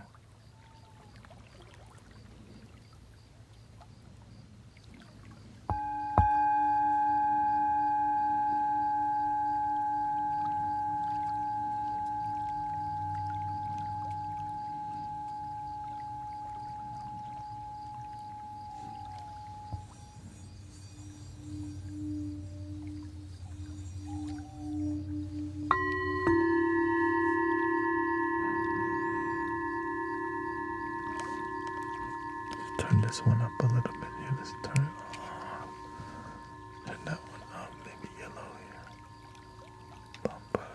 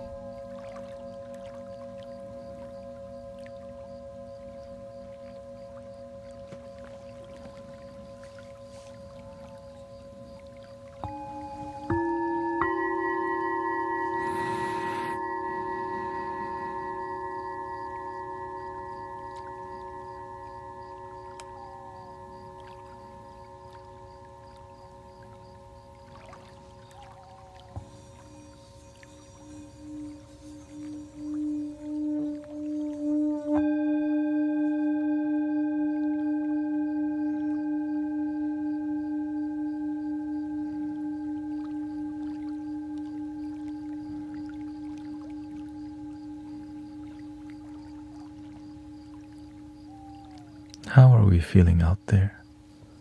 What bowl sounds the deepest? Does the size matter more than the material? All of it matters. The size, the material, the thickness of the metal, and what type of material. But most of it is brass because it is the cheapest thing you can get. That sounds good, yeah. Some bowls are in the $5,000 range because they're made in like the 8th century with actual gold in them. You don't need the museum quality stuff, yeah. You just need to make love.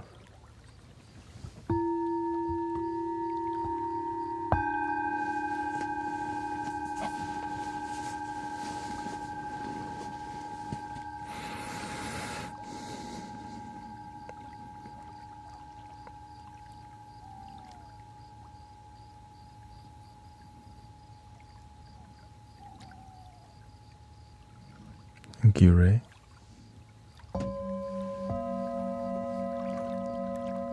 Yeah, this is my spirituality.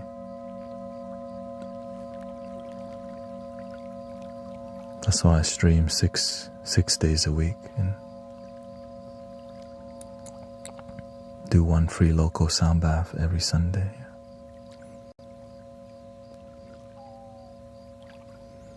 How do you forgive those who wrong you? Hurt people hurt people. The people who wrong you, somebody wronged them. Should we keep the domino effect going? An eye for an eye, make everyone blind. With loving compassion, we understand hurt people hurt people.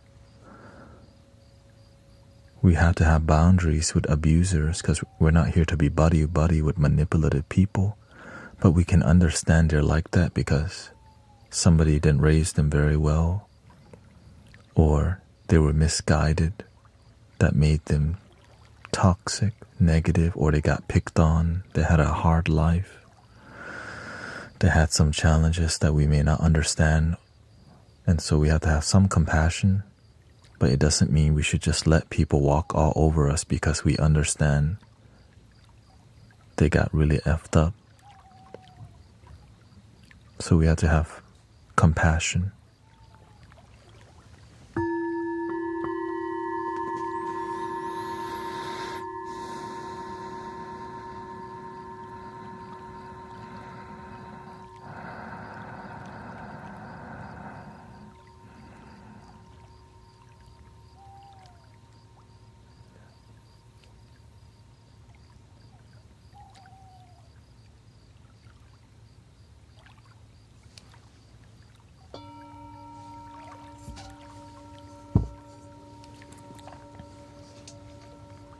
This bowl is my deepest bowl. It's not the biggest bowl, but the walls of this bowl are very thin.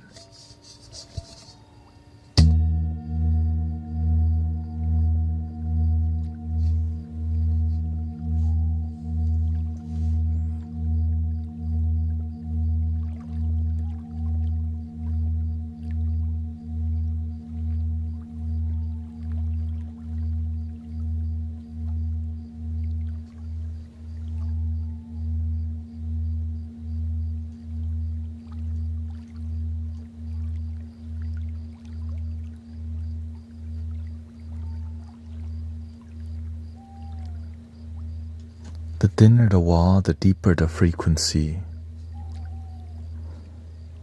but also the less resonant it becomes. As you can see, the sustain, the frequency doesn't last as long because it's a thinner wall. Compared to the same bowl in the same key but one octave higher, right? It's a lot thicker, and look how long this one lasts.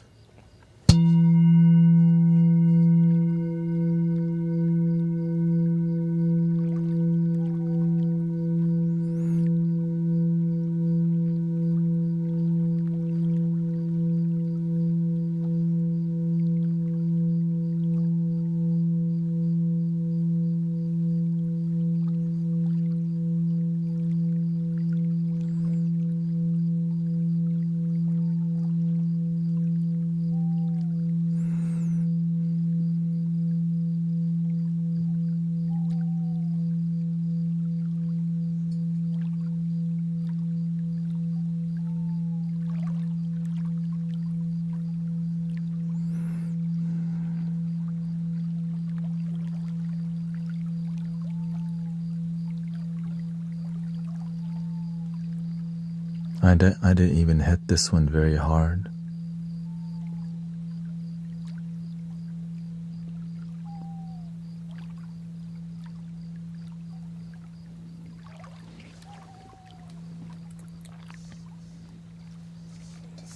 This bowl is even smaller than this one. As you can see, it's a lot smaller. But the wall is thin.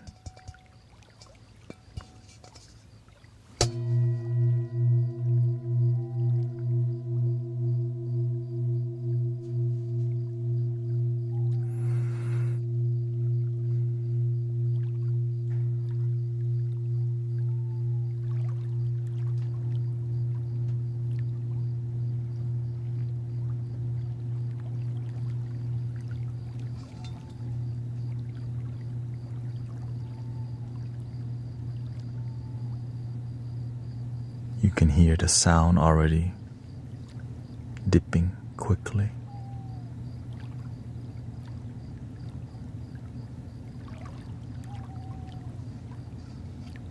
And this bowl is really light, look.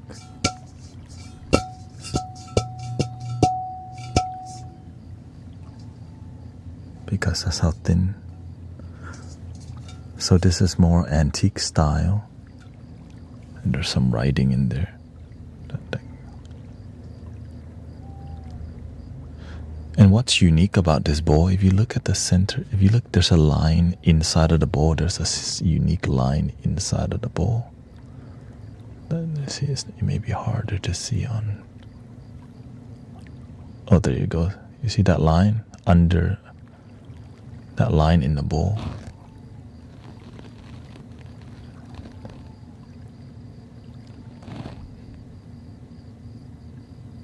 There you go.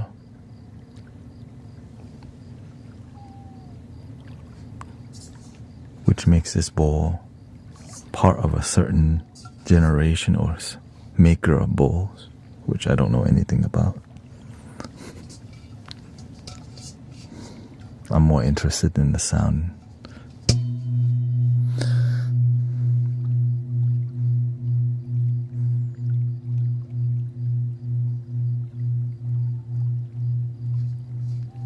So they don't make them like this anymore.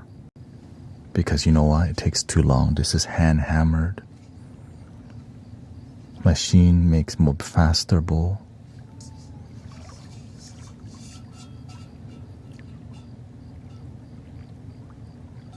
So that's why people buy antique bowls. And it's pricier too, right? I just got lucky with this because the universe blessed me with good stuff. Honestly.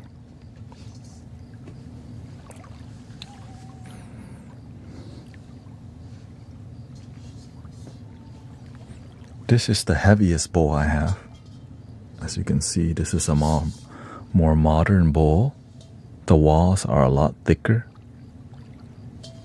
And it's very heavy.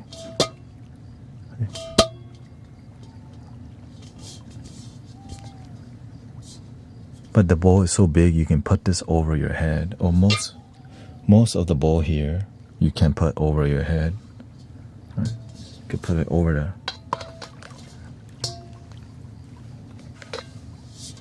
That's why the base.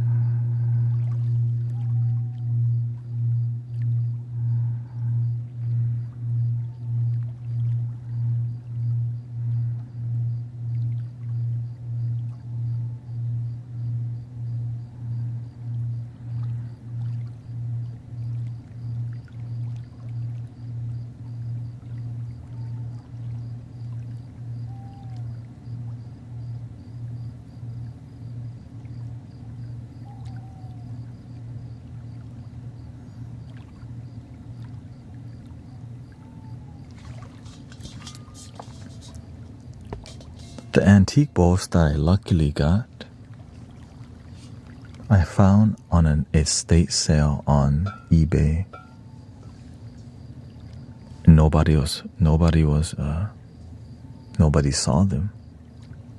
I was just like, what the, okay, I'm gonna give a really low offer. If this is meant for me, then I'll take it. I didn't realize how good they were, because I'm like, that looks too good to be true. You know what I mean? Usually when it's online, when it's too good to be true. But when I looked at the pictures, I'm like, hey, yo, that is not normal looking. Right? Usually it's something like this. When you're online and you look, it's like, okay, this is, like, that looks, right? That looks like something. But when I saw, it's not, and it came as a set. Right? It was this bowl,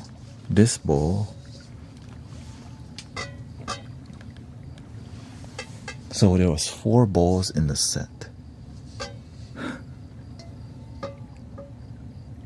Okay, which were all antique bowls, because I was like, okay, I really want some antique bowls.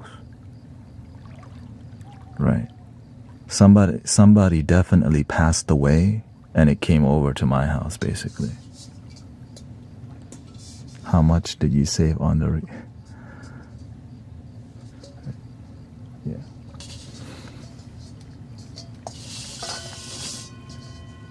So that's why I say thank you to the universe.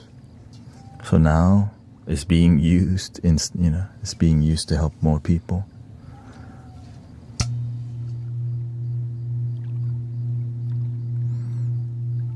And so I go online looking to get similar bowls. I'm like, golly.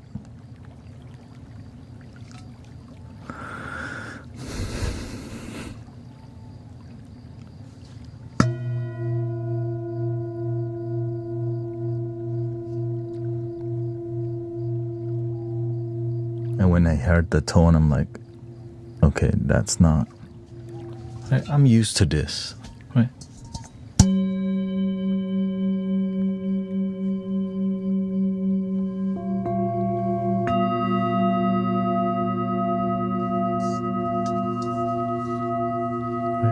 This is called contemporary bowl, right? Which is more modern, machined.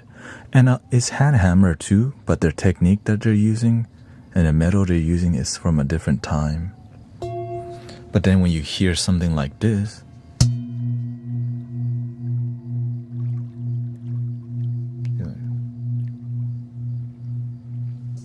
right, or something like this,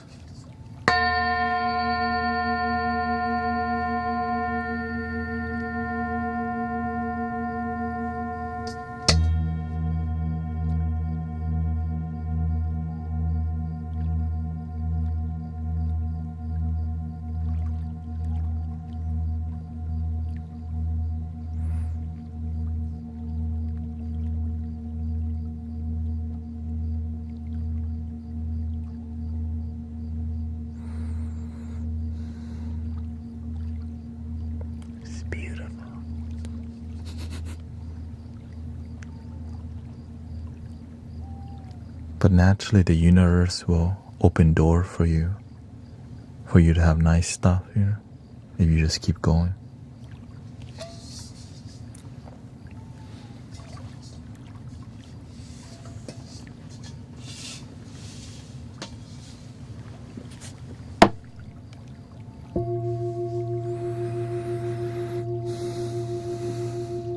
If you don't appreciate the cheap stuff and learn to connect with the basic thing, the nice stuff won't mean anything to you if you can't respect the little things in life.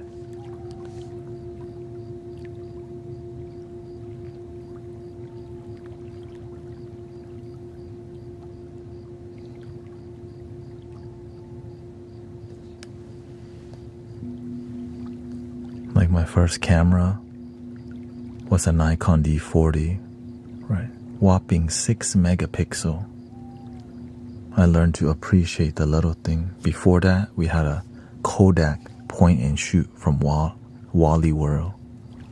Before that, we have a film camera that's Olympus.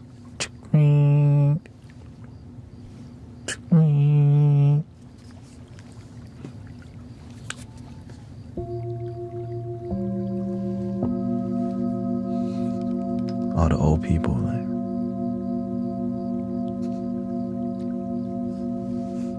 older, excuse me. Older.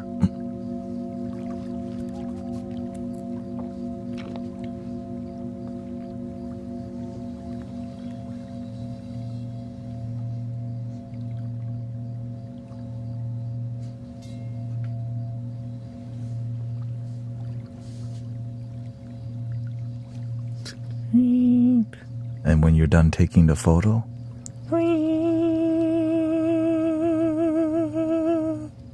then you put a film out, and you put a date on it. Alright, we go to Astro World here to develop this one.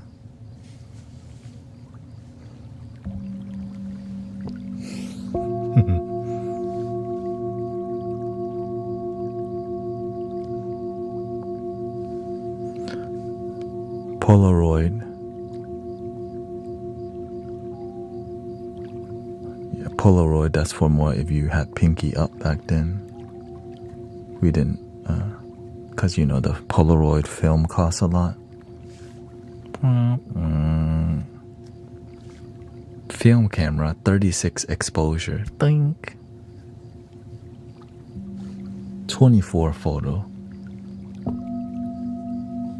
And then you drop it off at where? Eckerd's. We dropped it out. It didn't have CVS yet. They had Eckerd's and Walgreens. Walgreens still exists.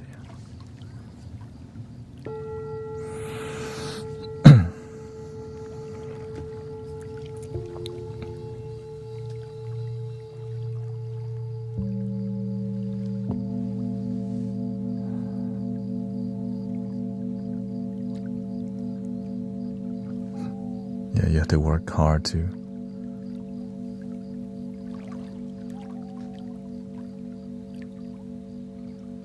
I used to save $1 each day from my lunch money to buy my CD player, the Walkman. It was a red Walkman. You walked around with a giant Walkman CD player in your sweater, you know? Listening to some Tupac, you know, or Linkin Park, whatever.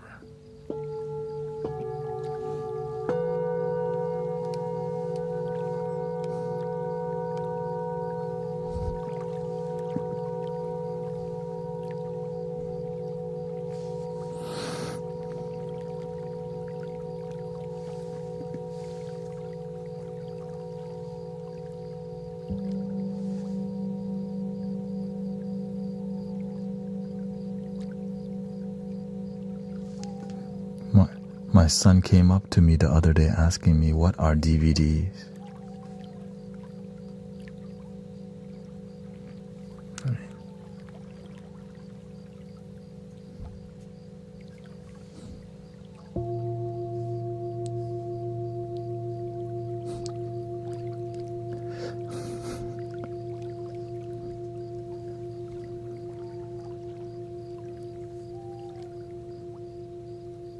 It's like, imagine telling people, you know, back then, to get somewhere, you had to use this thing called a key map. You had to open a book, look for the road first, then that page number, it'll tell you what page number to go to find your way there. There was no GPS.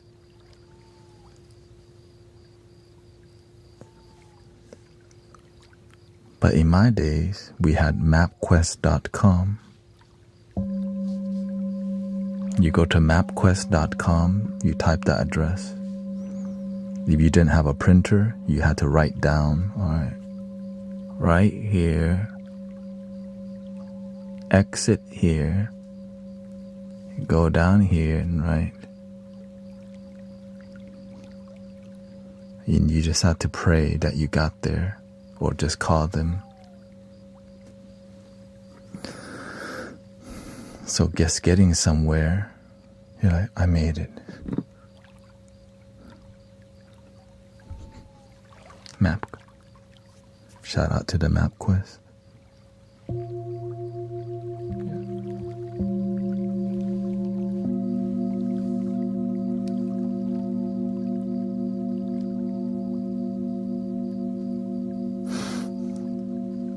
The best thing in my life back then was going to Walmart because I knew they had video games there. I would just go to the video game section. I don't even care if my neck hurts, okay? You're willing to hurt your neck to play the game.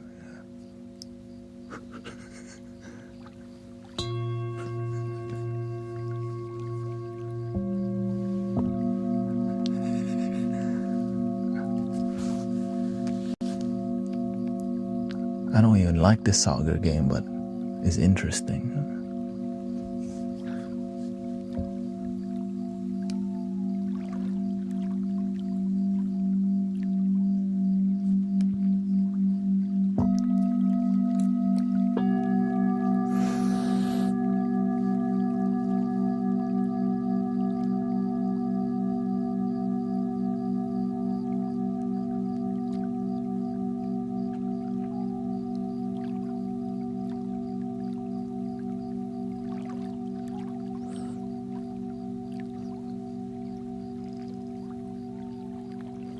I'm glad they got a grip on the Black Friday thing. Back then, people used to have a world star outside, you know. Whenever it's Black Friday, you see people, you're like, oh shoot, I'm gonna get the iPad first. Fighting over it. Nowadays, everybody has iPads, so there's no need to fight for it, you know.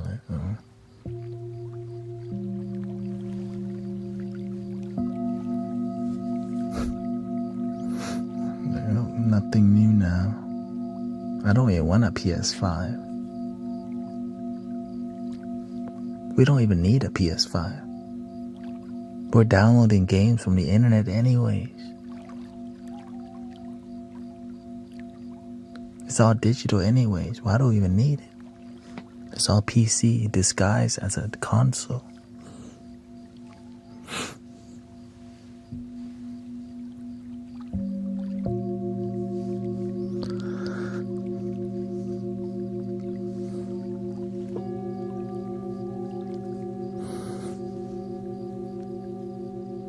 But I guess some video game you cannot play on the PC, right?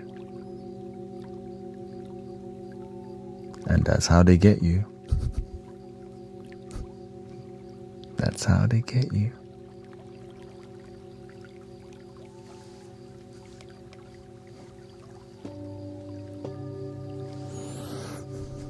That's why I don't even play video game. I just play singing bowl with you.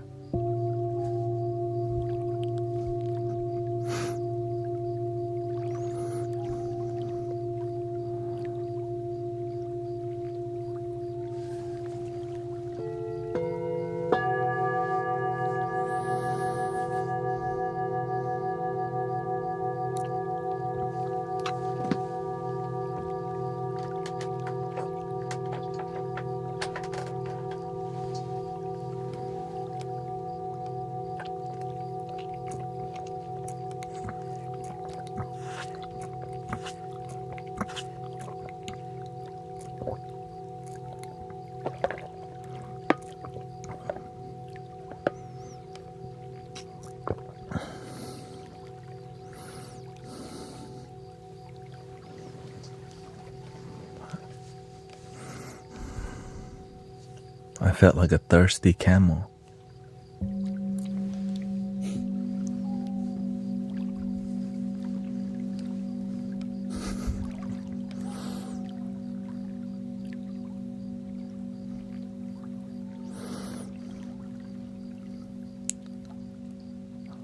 Remember those things, like things that we don't even use anymore, like the almanac and the encyclopedia? You have to dust the dust off of those things. Oh, what is it? Encyclopedia. What are those?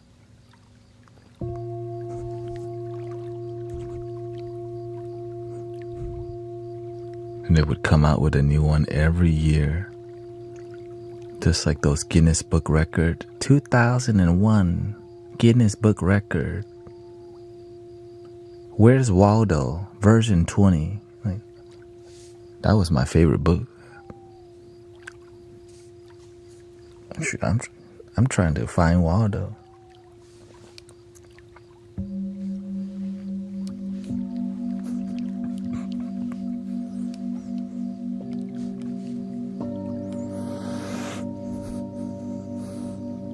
Everybody was like, Harry Potter is good. Like, yeah. Shout out to Harry Potter.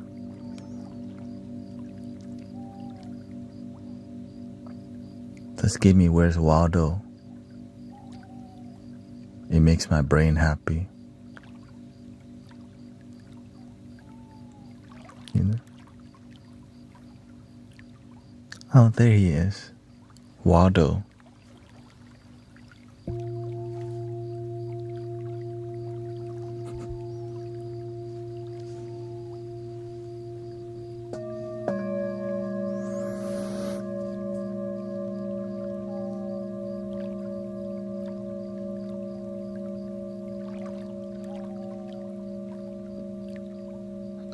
Easy to read and always a good ending word.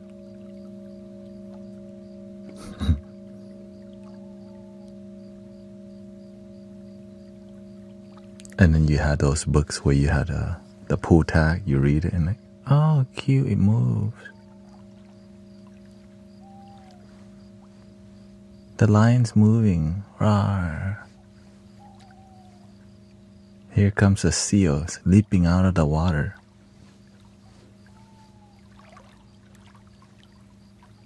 You put a piece of paper. Magic eye book. Exactly. Now we're on the same page. Like you're looking at, oh, give me the magic eye book. You're like, My eye's stuck. I don't see it. You see it yet? Oh yeah, I see it. It's a skull.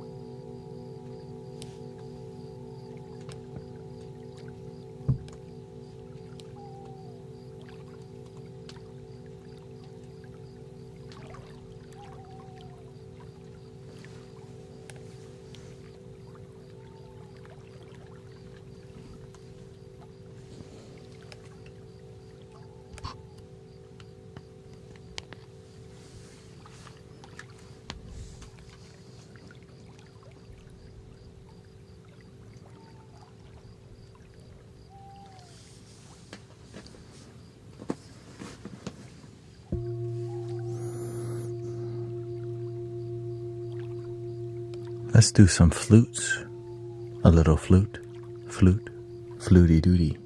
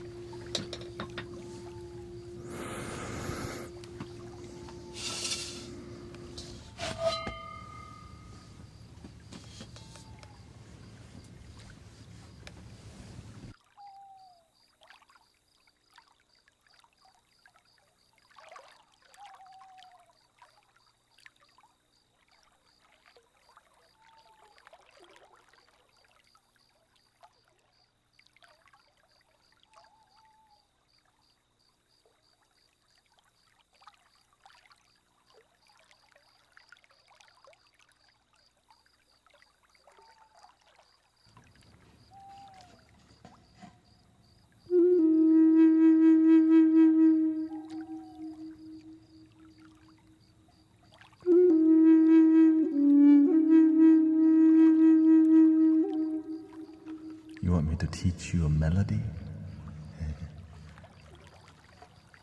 Try to make patterns, okay, like this.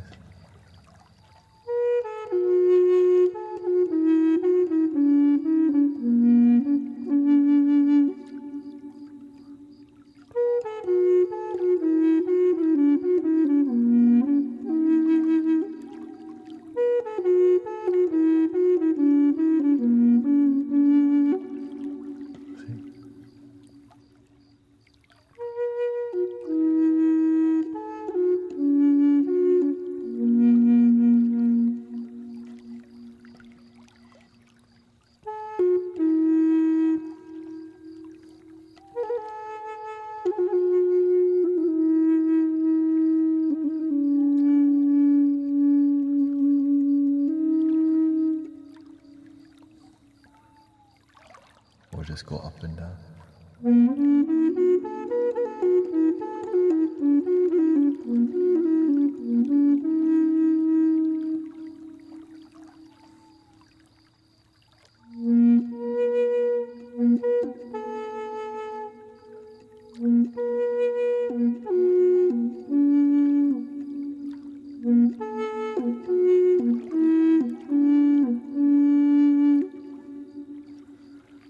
Just find a good flow, right?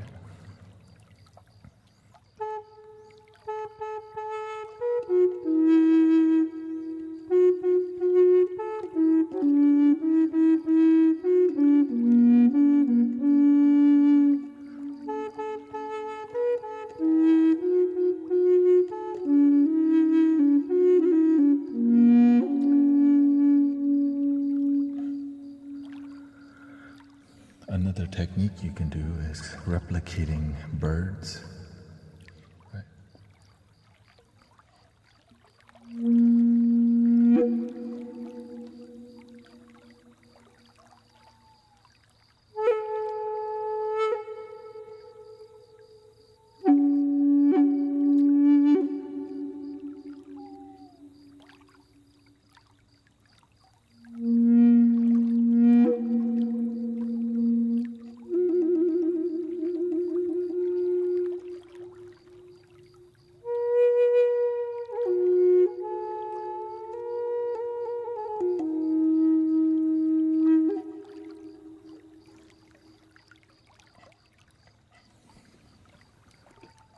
the real difficulty is this right here. Just playing just make it sound soothing and loving and melodic. The simpler it is and the more beautiful it is, sometimes it's the best thing to play.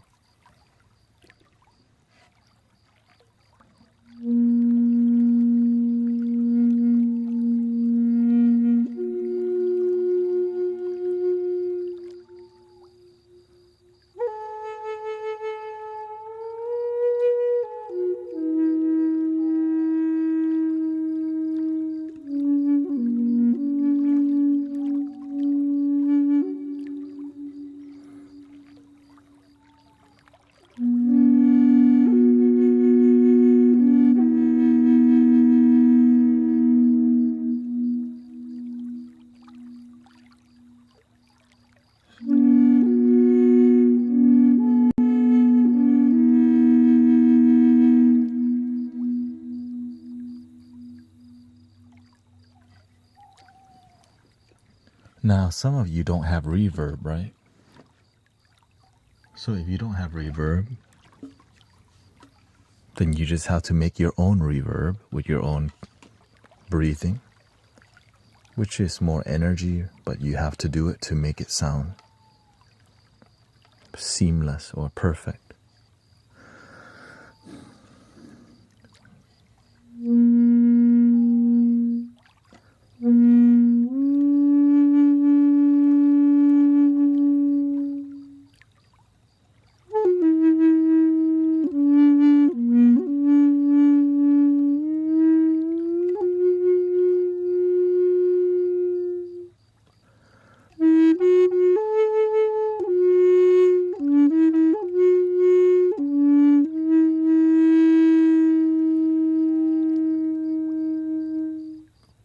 So you have to manually add the fade in, which is more skill, but it's good for meditation anyways.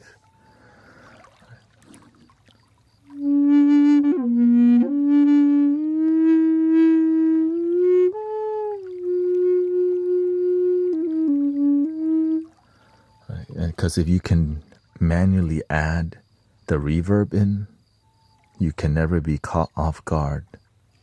In case the reverb doesn't work one day, you have it built in.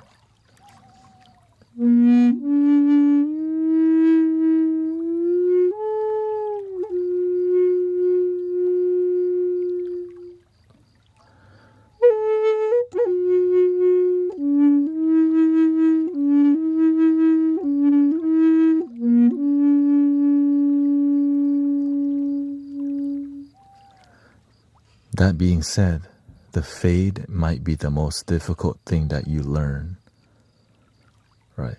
Because it's so subtle, most people don't even think about doing it, right? But if you're able to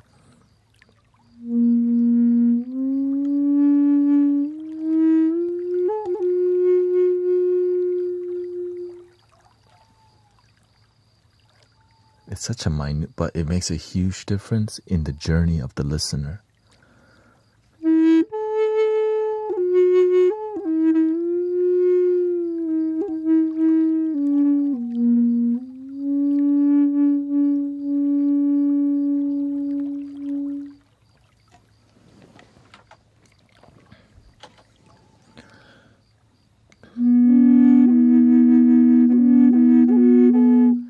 You start doing the drone, that's even more air, right? So to do a fade with the drone, practice, brothers, sisters.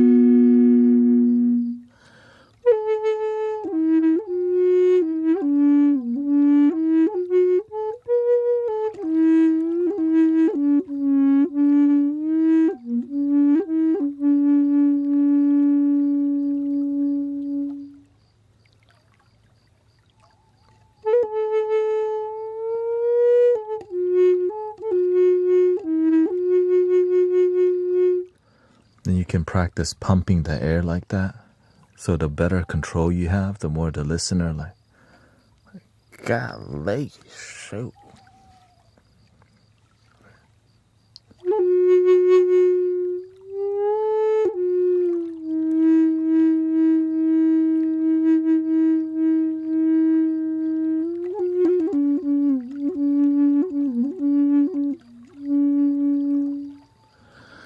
And here's the secret.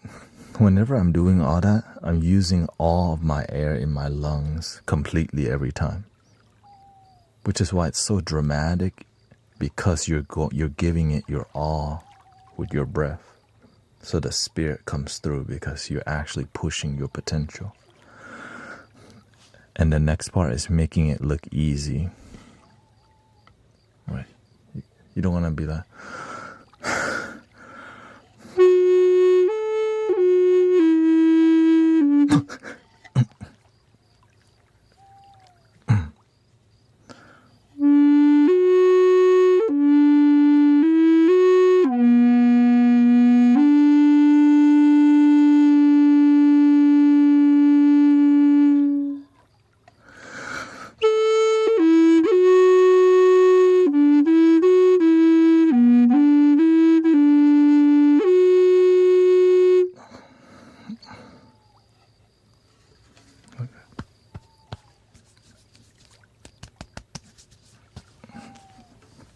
I'm ready for the next round, coach. Like, we're not going to battle here. We're playing flute, you know.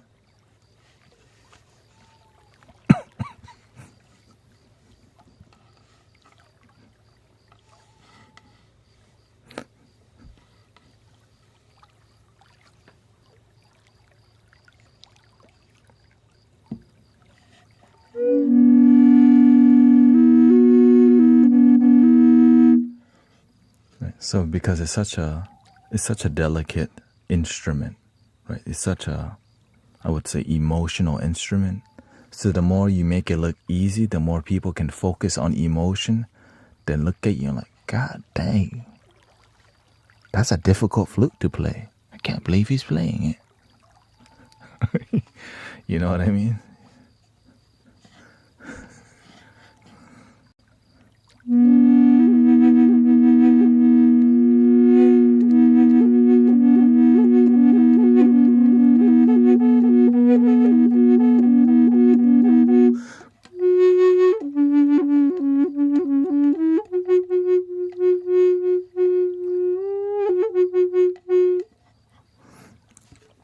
And as you learn that, then, so the way you make the flute sound more emotional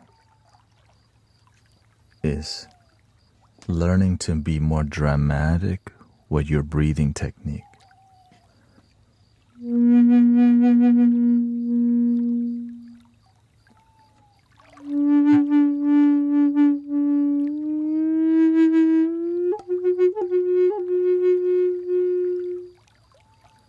Right there.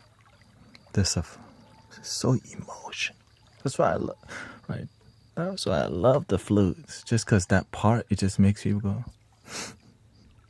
it's okay to feel what I feel without saying it.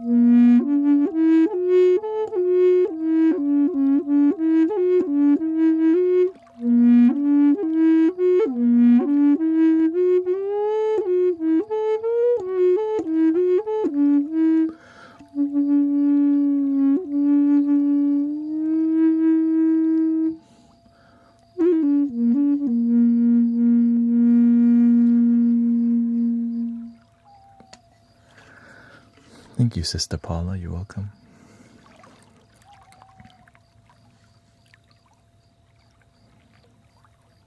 Yeah, because it's emotional, when you can So all that Wim Hof, all the Tumo, imagine you can be more technical with it on the flute. Yeah. But of course, the bass flute is more difficult. And both Grace and Arrow Eyes have bass flutes. So enjoy it.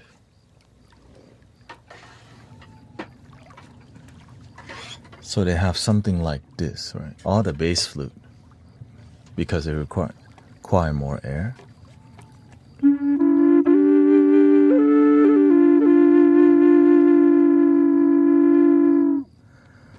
Right? If you didn't use a bass flute, it's actually easier because it doesn't require as much air, but it still requires more technique.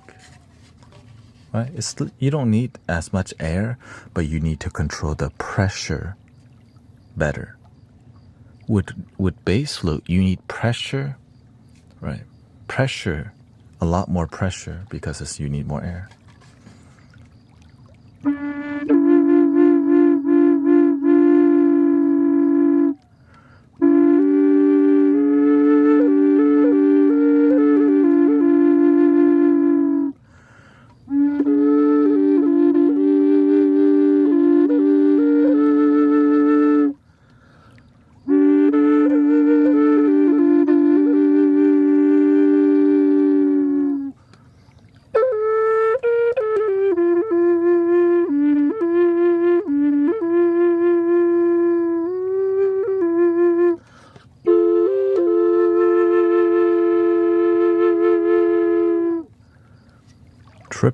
Triple drone flutes are a different approach to fluting, right? Because it's hard to execute when you have a lot available to you. Executing it is the difficult part because you don't want to just out of nowhere.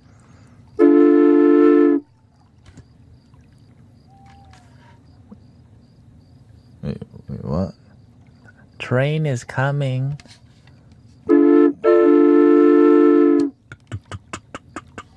Hey, yo, what the?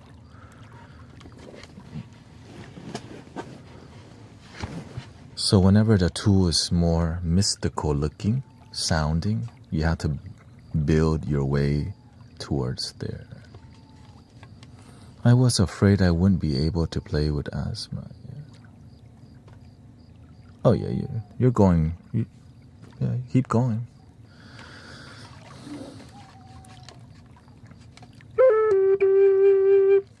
Okay, here. So without reverb first, and then with reverb. Here.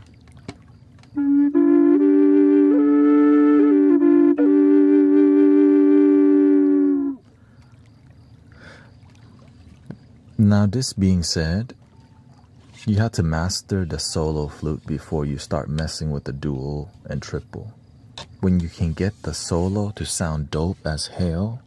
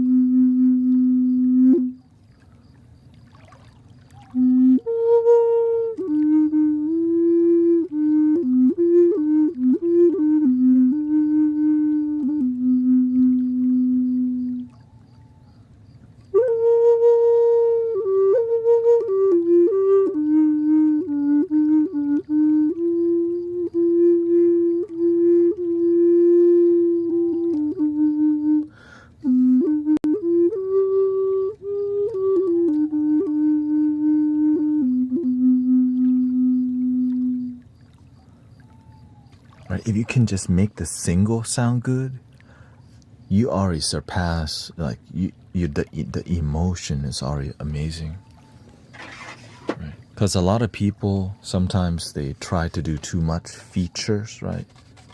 But they don't get the basic foundation good. So if you can just focus on the solo first before you start messing with the drone,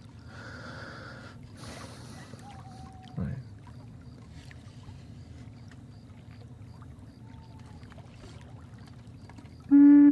Any tips for the accents of the top of the finger? Focus on your feeling. Right, so whenever I'm doing this, it's because it's my style. You figure out your style when you practice a lot more intensely. I mean, you practice from your heart. So whenever I'm doing the flicking, let's call it the flick. Whenever I'm doing this, it makes me think of a bird or an animal sound, right? An owl, a bird.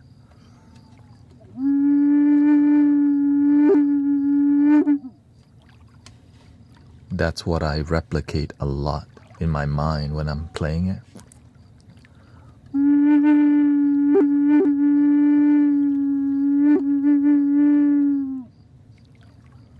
What are the flutes that are played horizontal? Oh, you mean the transverse flute? Yeah, those flute is called transverse flute. Beep, beep, beep. Yeah. Sometimes I think of a wolf.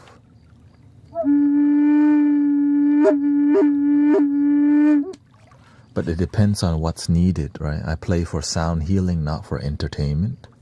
So if the energy in the community needs a more masculine wolf sound, then that's what comes out. If the community needs more of a hummingbird experience, then the hummingbird comes out, right? If a group of falcon or eagle needs to fly by and make a dive,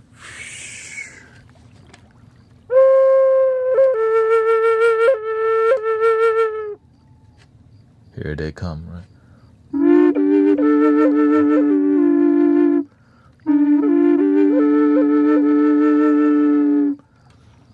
And that's why I call it a cinematic sound healing journey, because there's a journey happening in my heart, mind, and in the music.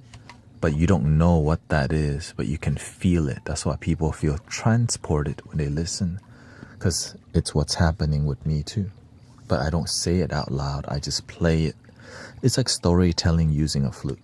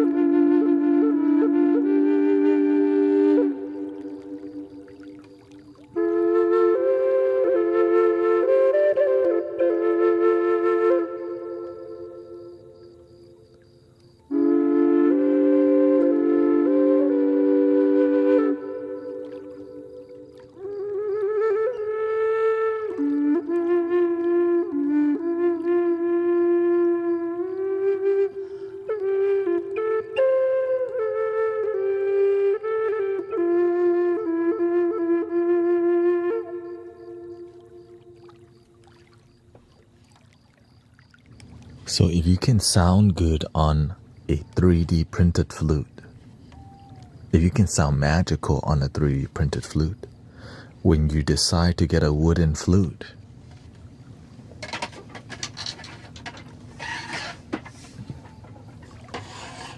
it's like, golly, that sounds dope.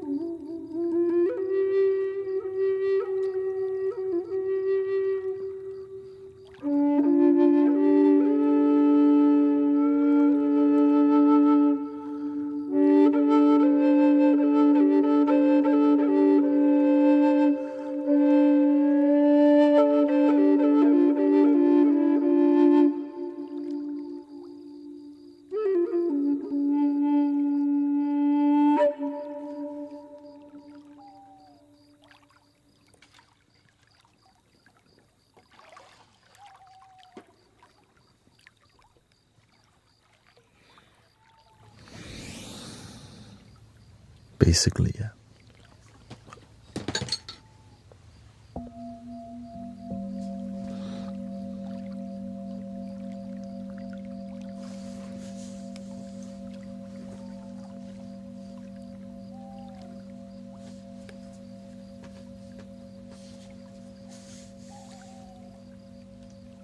But I think people are ready for more Tibetan Singbo vibes. Welcome to the bedtime podcast, Mystic Village, sound healing vibe, relaxing vibe, positive vibes, fall asleep quickly vibe. And there is going to be talking, so if I piss anybody off today, just letting you know ahead, there is talking in here, but it's gentle. There is videos of me not talking also. Recordings.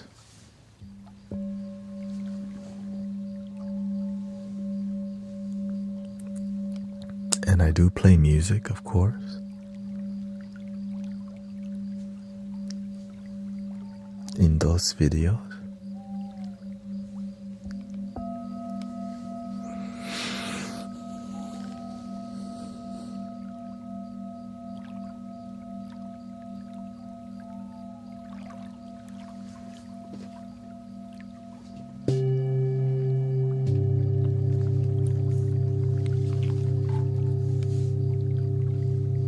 Thank you, Sister Cece, Bella, and May. Thank you to all the moderators here. Welcome, Brother Jagish and Minimoo.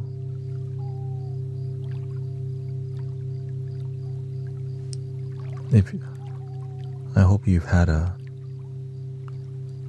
peaceful day so far. If not, let us know how your day was. And if you had any challenges, you can also let us know what you're dealing with if you feel like it. Just because sometimes you don't have anyone to tell what's going on with your life to. You know what I mean? This is a place you can. And we do listen.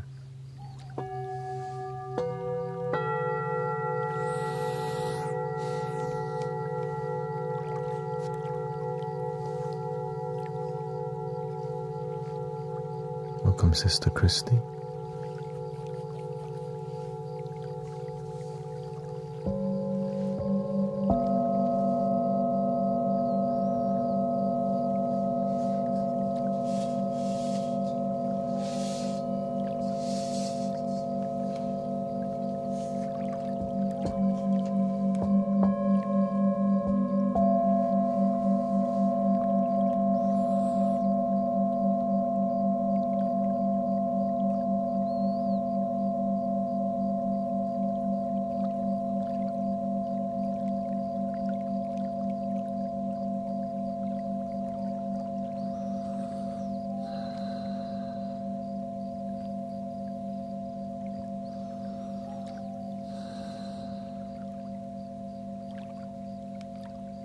One love.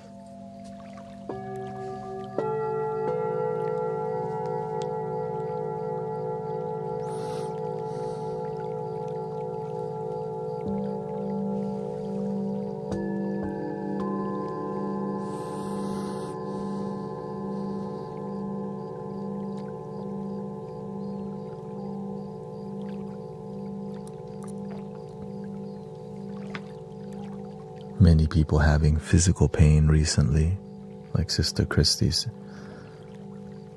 I hope you got some relaxation for your body, sister. Actually, that's what we should do right now.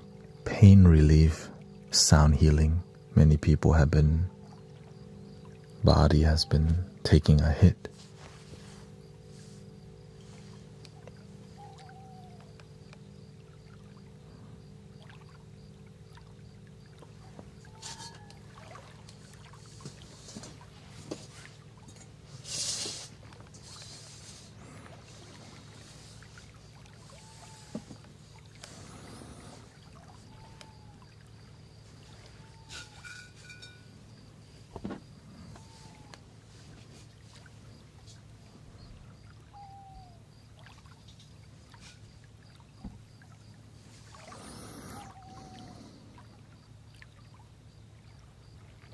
breathe into your pain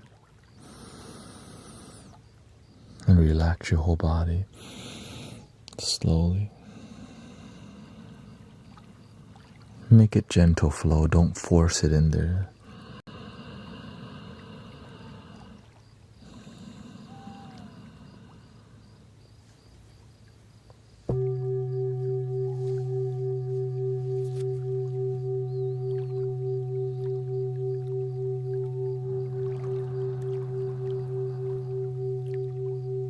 Hold at the top and then slowly exhale.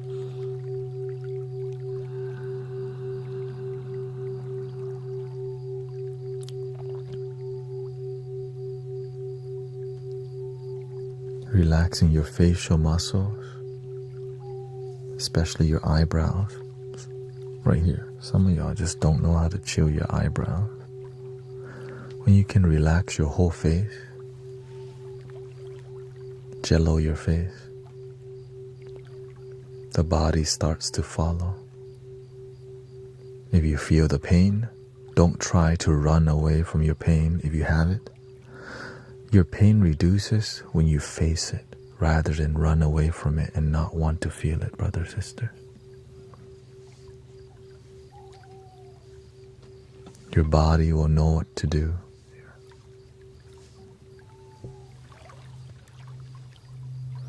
Again, if you would like to experience a sound healing where I'm not talking, there is a video of there's a video of me not talking, but while live, we talk in here, so I just don't want to disappoint you, and if I already did, welcome to the Mystic Village.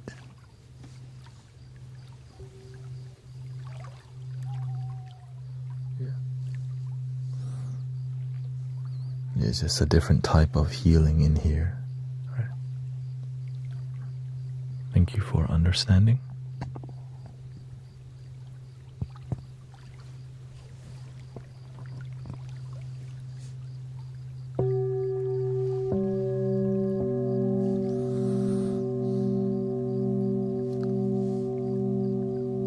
What actually helps people heal is having human connection that's real,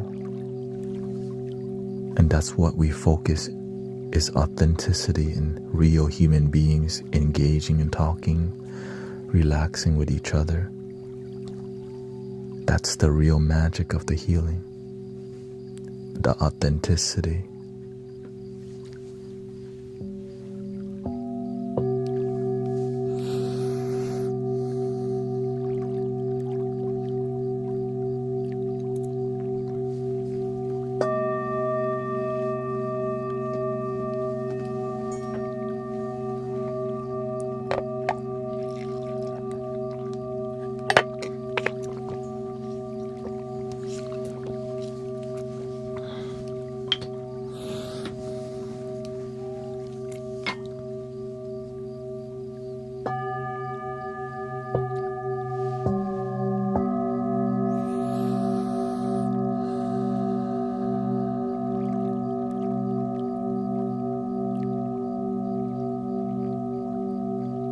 Scan your body, what needs to relax.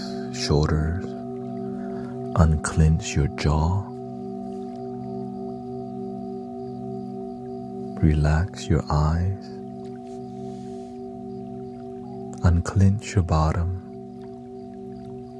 Do your best to keep your body still. If it doesn't, just breathe and drag your breathing.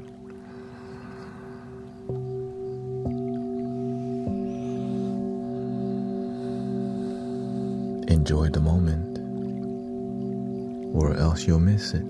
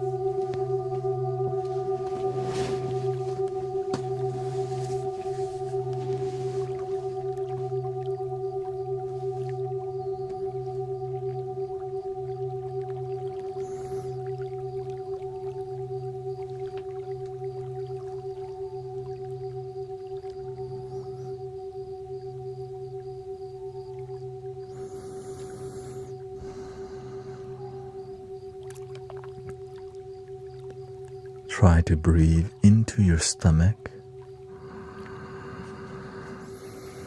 Hold at the top. Slowly exhale.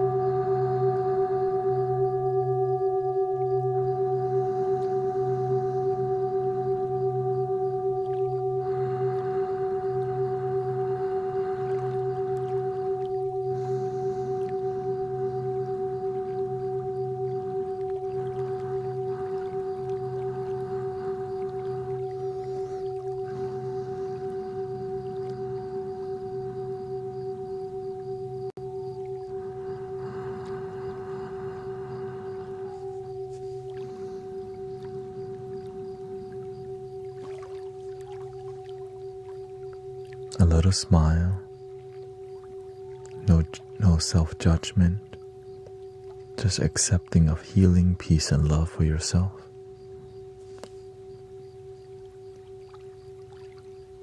It doesn't have to be cheesy if we just surrender to love. It could be too.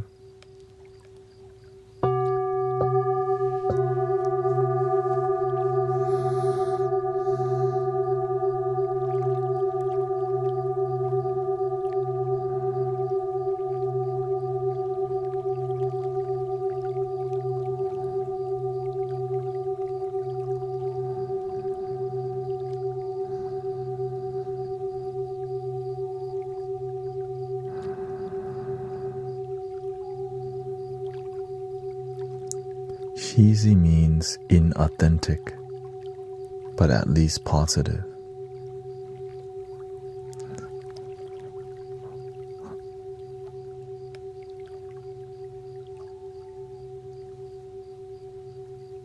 It's like, I love myself, I guess. Like, here, let me smile for myself. Right? It could be like, ew. It can be authentic. Thank you for my life. I'm grateful for my effort in improving my life. Love your damn self.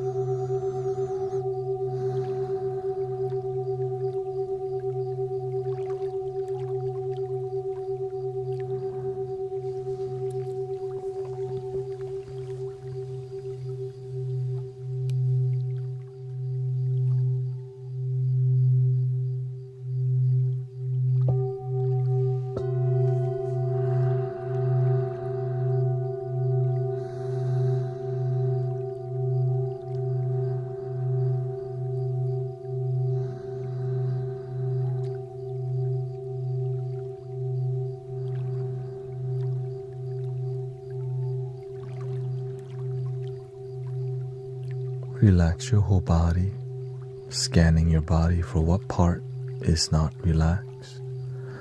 Shoulders, hands and feet, eyebrows, forehead, eyeballs. Unclench your jaw, unclench your bottom.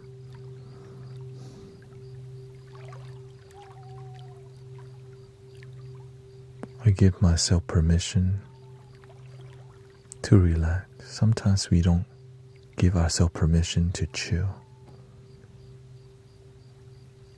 I give myself permission to feel peace and love. I allow myself to feel love.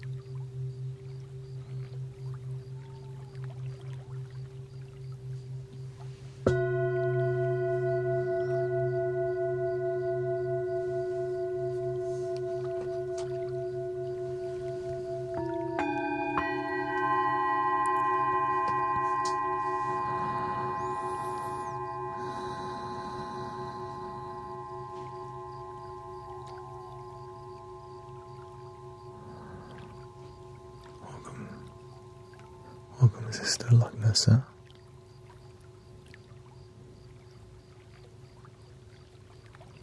May Lisa, Joshua, welcome.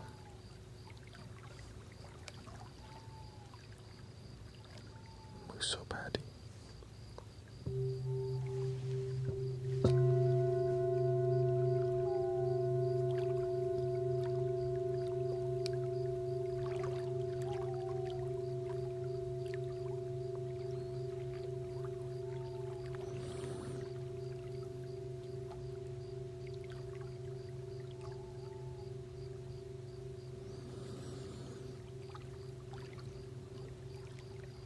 How do you feel so far, brother, sister?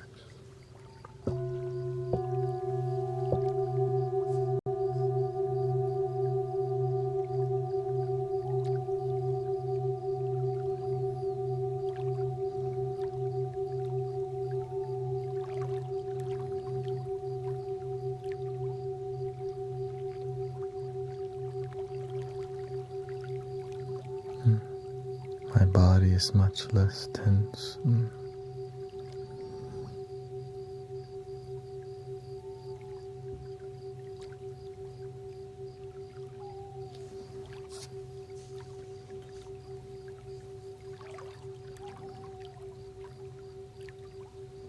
Currently, we're focusing on bodily pain. For people who may have bodily pain,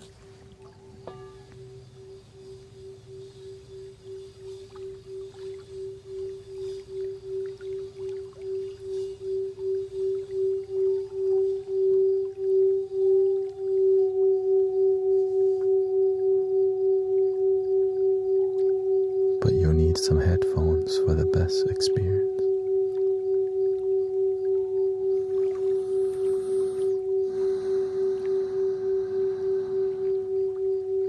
And breathing.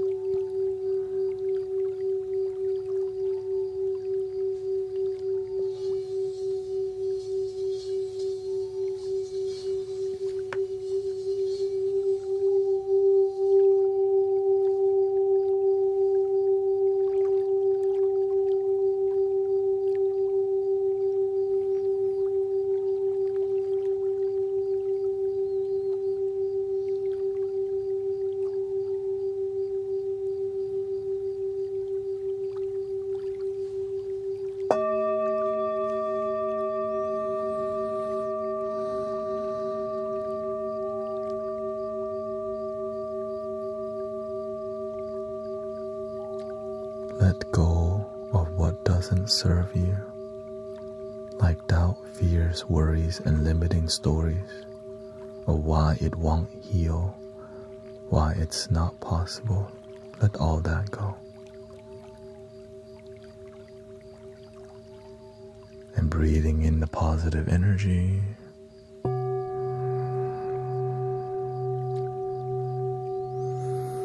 Out the negative.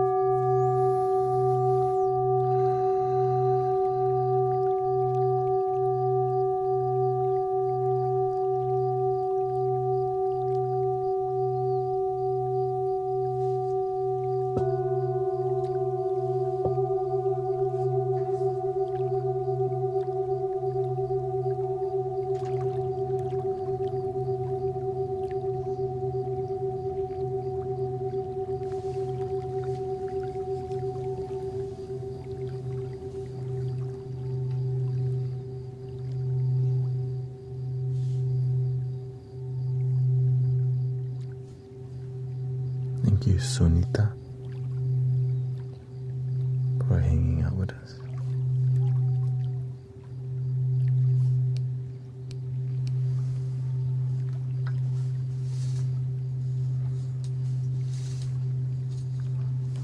Let me try this way of sitting.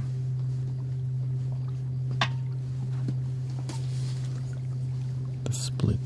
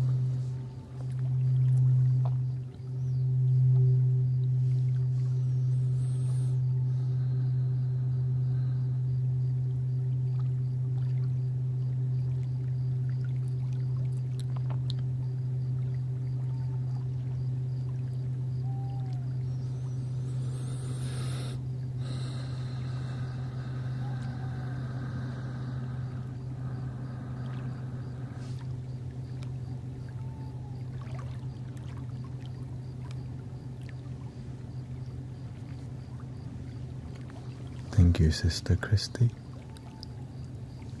for the spaceship on my head.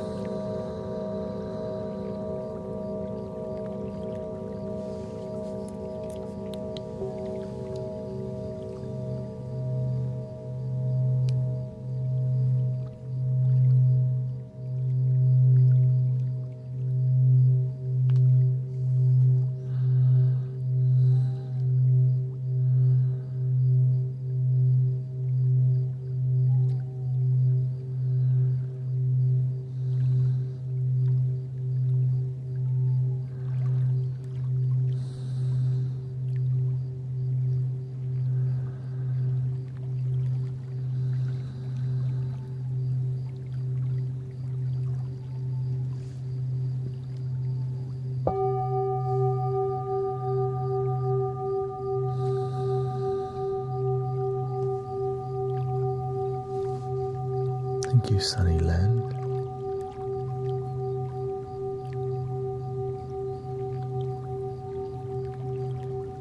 Oh, thank you for sharing the live. Songbird, thank you so much.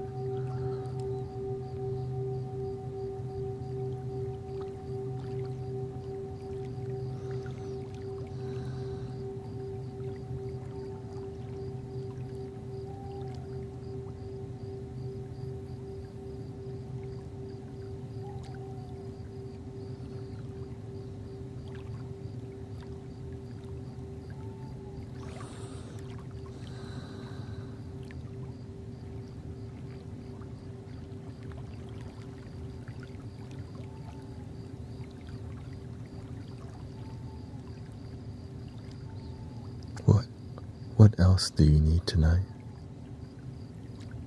More easing the pain in your body?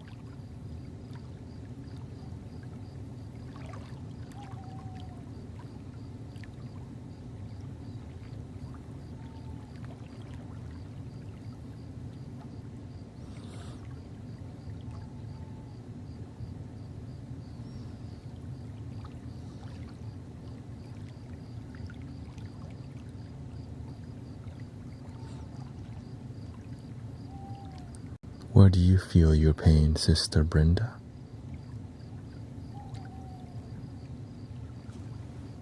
Welcome, Tomato McQueen. Nice to see you. In your bone, your stomach.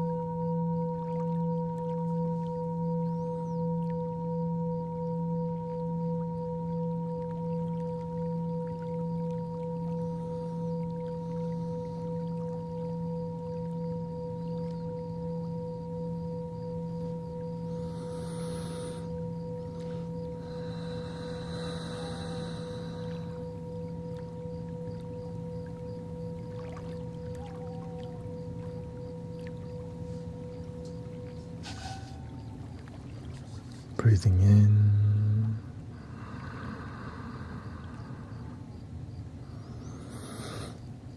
slow out.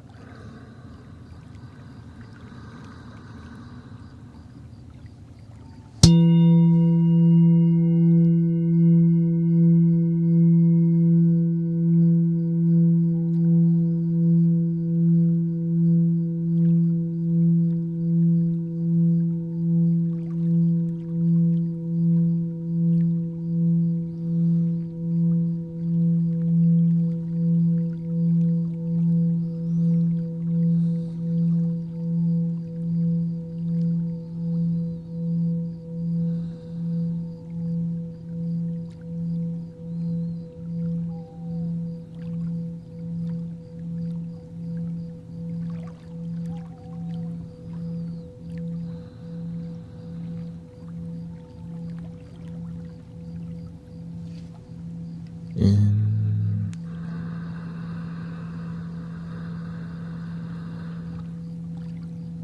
slow out.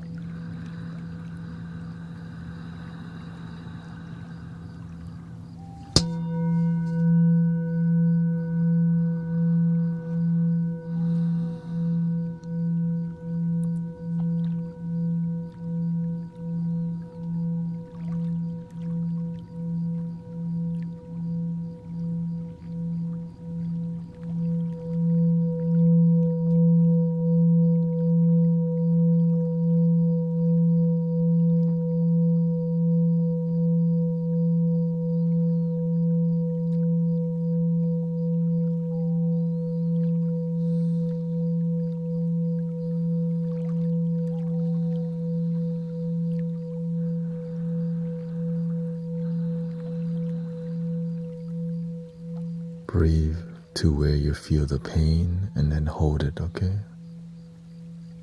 Inhale.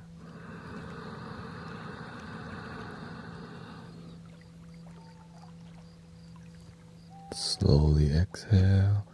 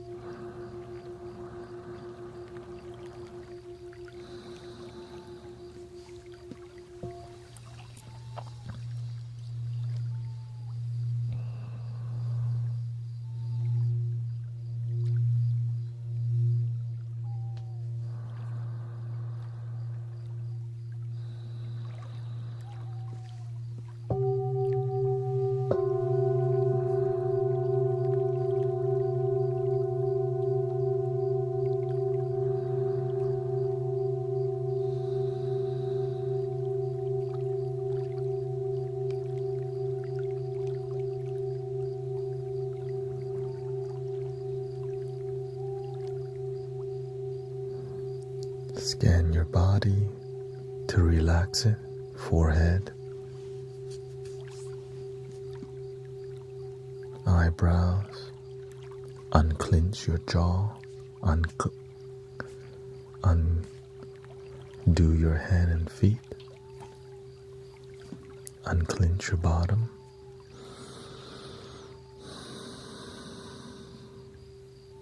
enjoy your life.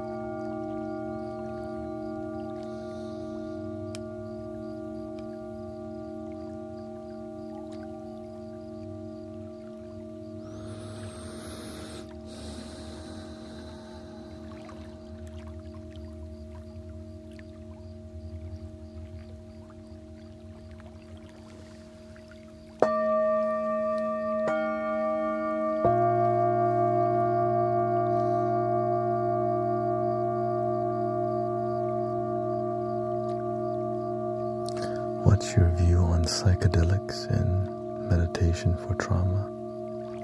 Use the medicine. Don't abuse it, or else you poison yourself.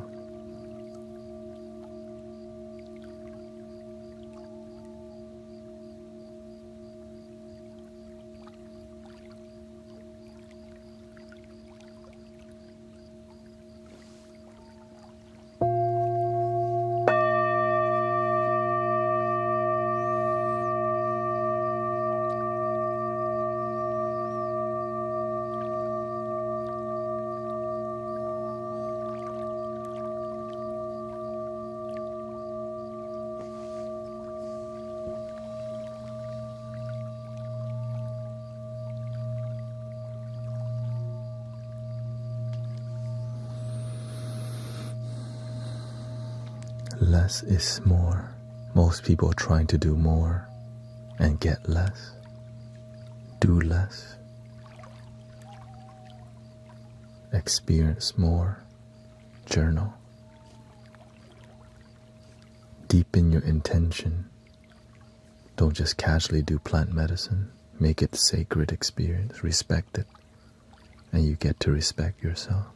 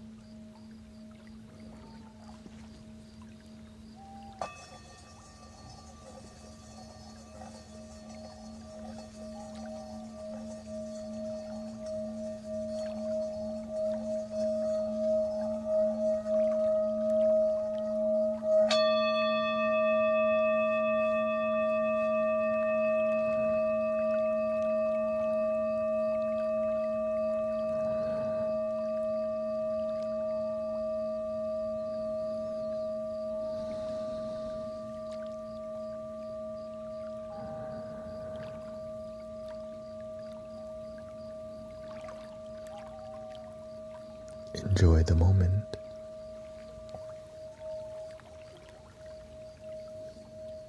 So it's not so intense. If the vibration is too intense for you, open your eyes slightly or blink. The blinking helps to ground you.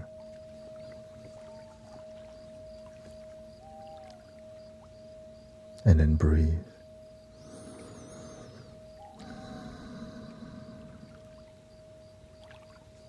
Welcome to the Mystic Village.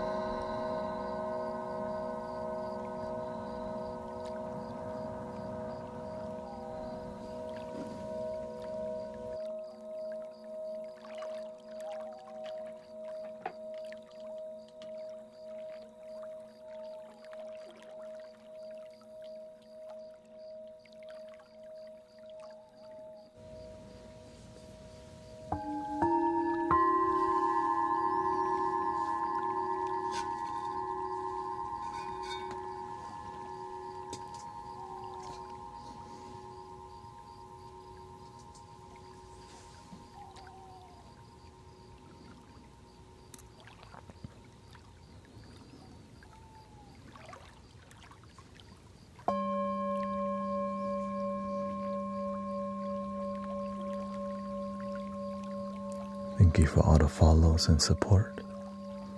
I am a donation-based sound healer who doesn't have any private practice except here, out in the open with you.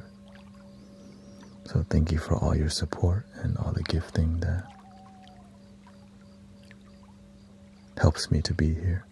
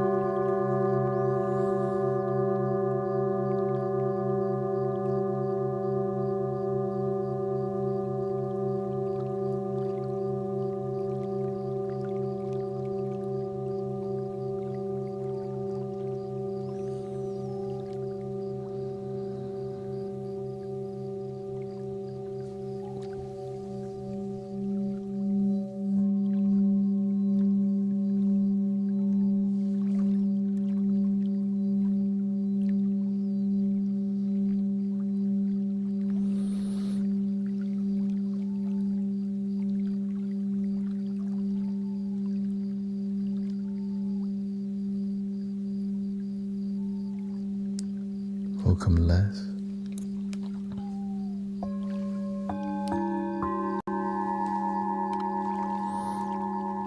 Natasha.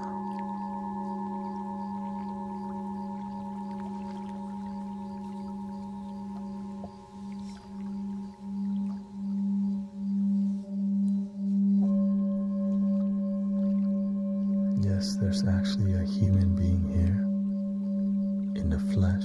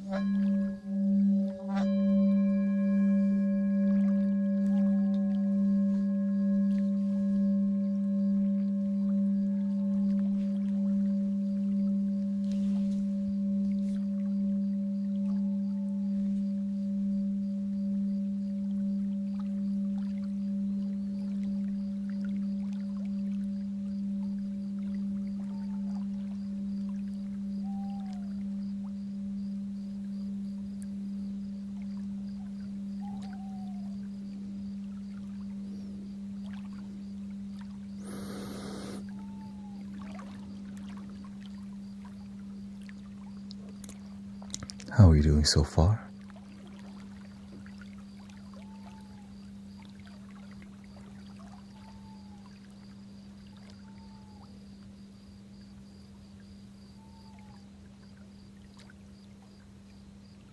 Dead silent tonight.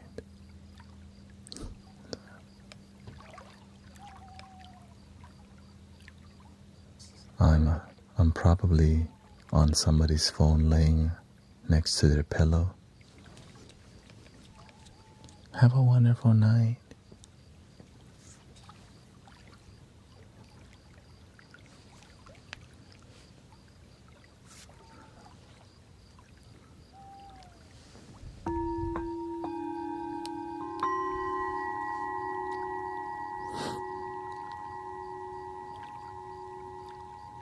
Welcome, Ellie.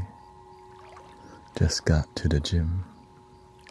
Oh, welcome to the gym.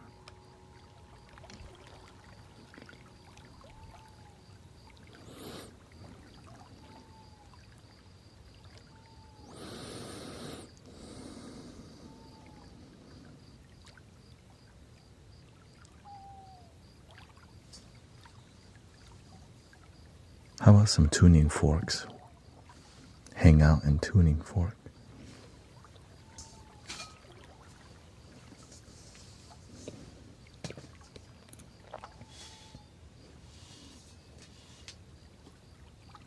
Don't drool on the phone. Yeah, don't. I guess if you drool on your phone, there's no stopping it anyway.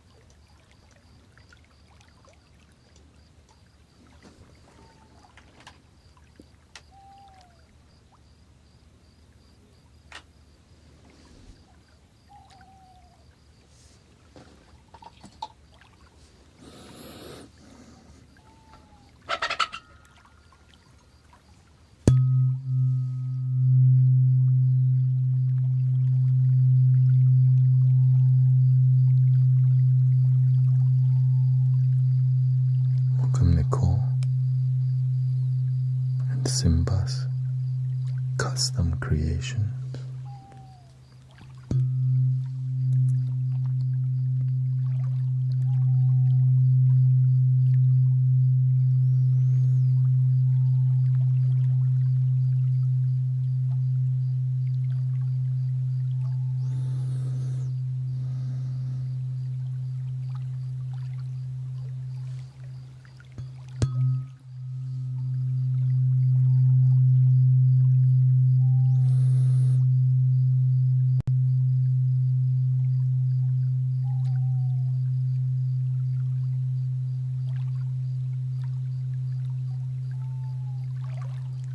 Cerulean melody.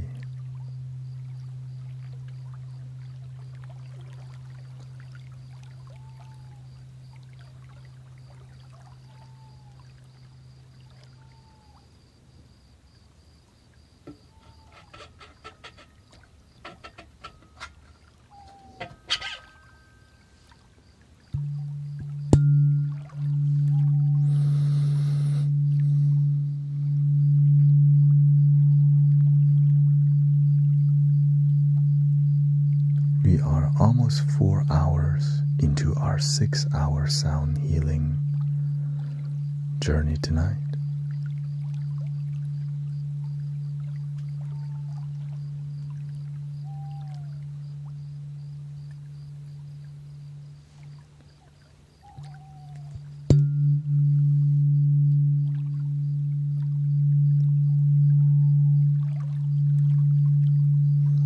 Yes, I've been streaming. Tonight I'm streaming 6 hours. We're 4 hours into it almost. 3 hour 55 minutes so far.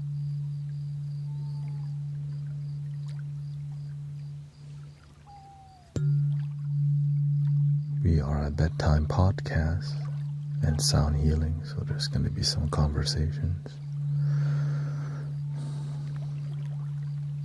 Gentle one. To create a human aspect that's very healing for everybody. Well, today I focus more on meditation because the world sometimes can be chaotic and people need more of the soothing vibe.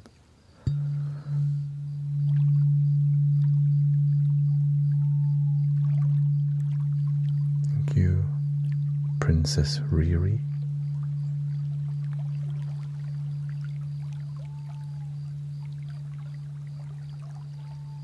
Six hours is a good time for me. 6 hours at night, 4 hours in the evening, 10 hours a day.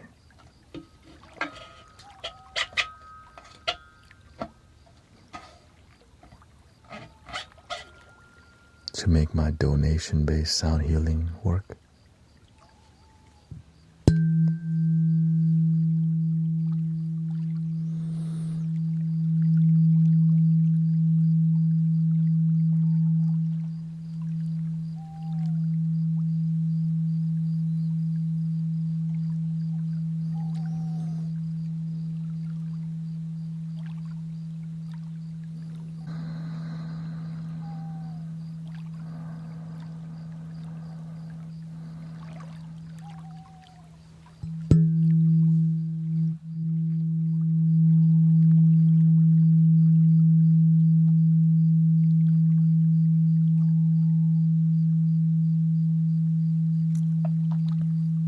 Tuned to 432, by the way.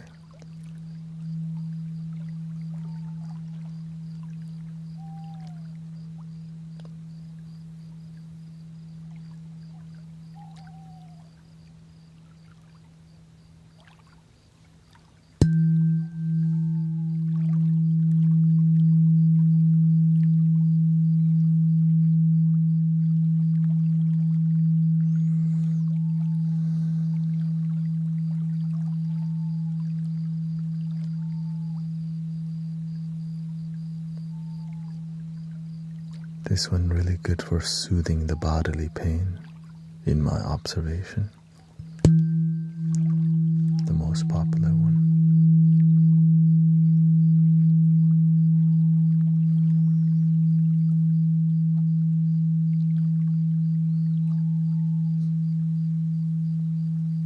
If you have headphones, of course.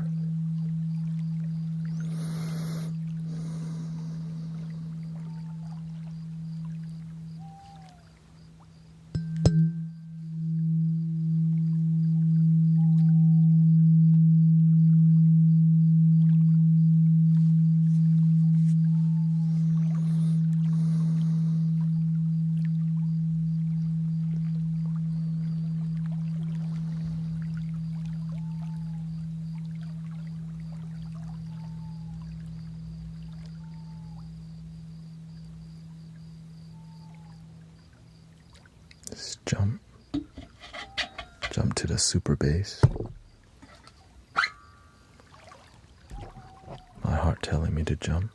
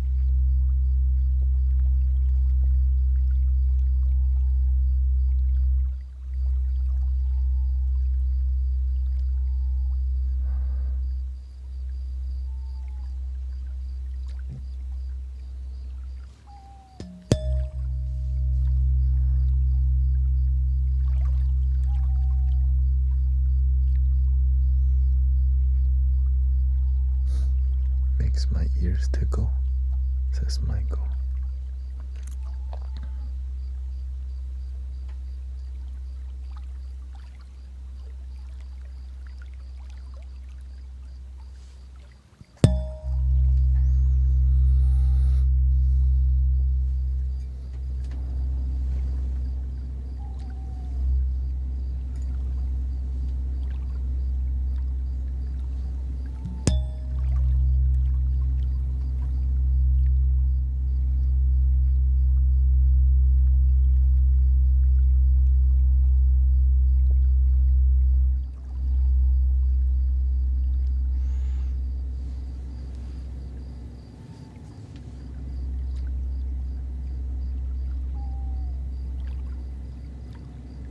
Welcome, Beverly. Nice to see you, sister.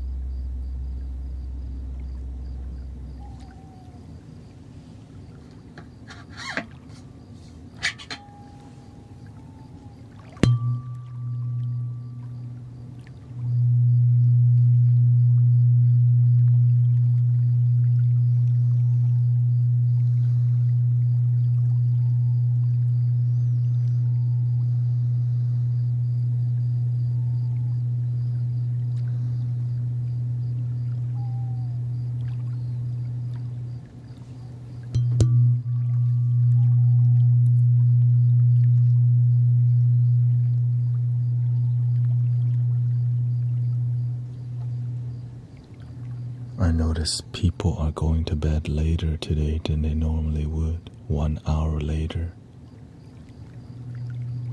Just by watching the algorithm, the flow, and all these things.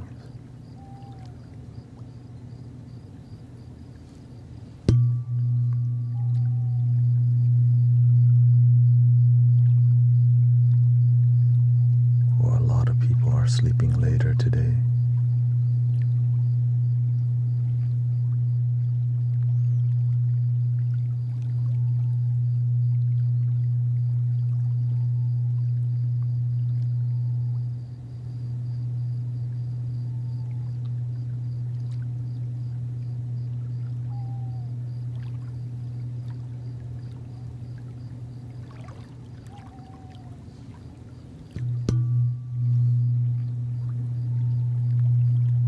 Lots of news to drain you, huh?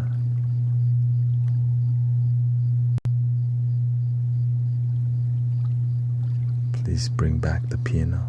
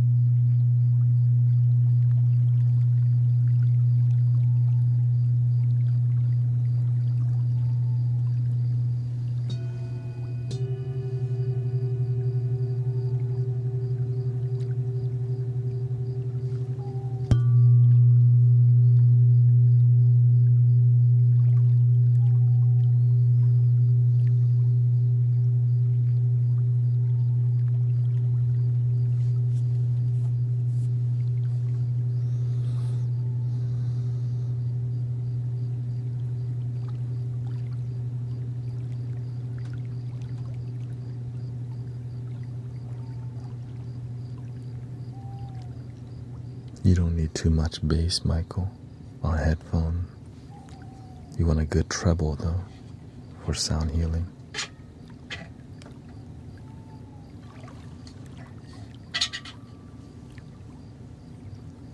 Unless you like bass, you know.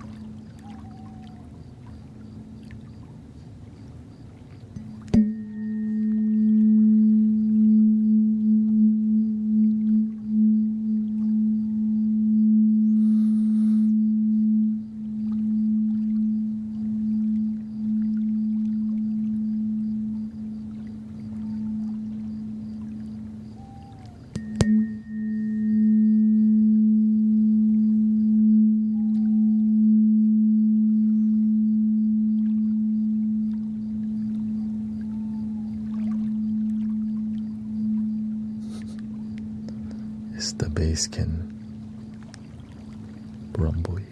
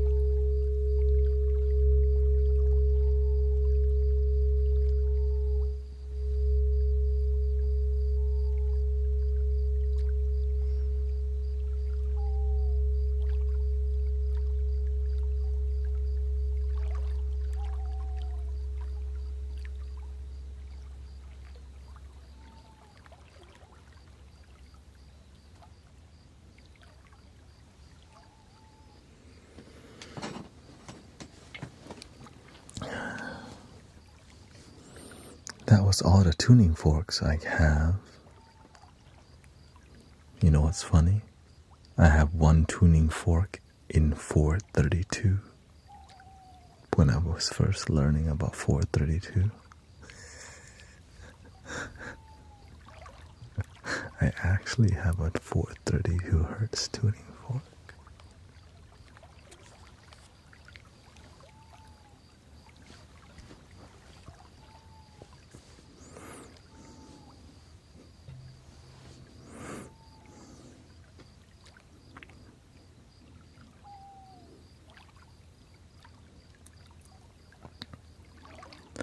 Where would you like to go from here?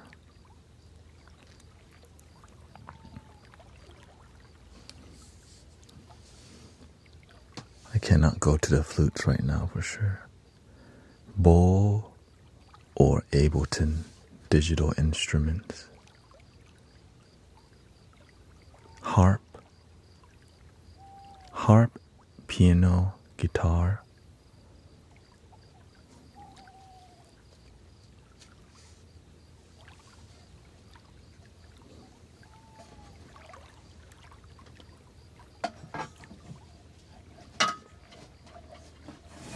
To blissed out for flutes right now.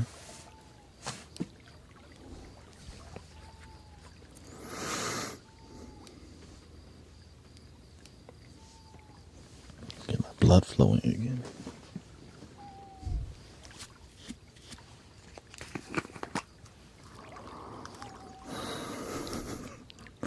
Whenever you do that for, I've been doing this about for 3 hours straight, by the way. You just like,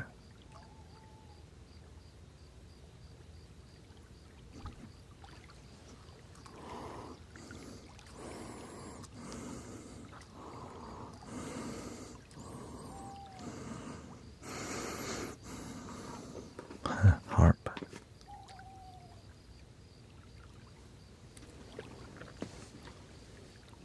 Yeah, we have I have many sounds. Even a tongue drum that I don't even play in here. But this is better. I don't play it for a reason.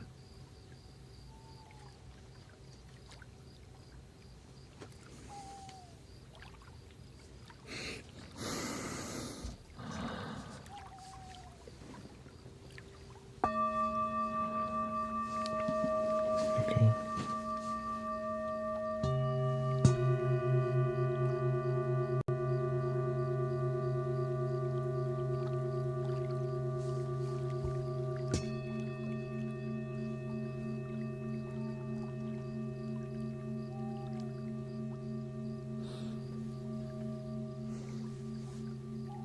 How's your energy today?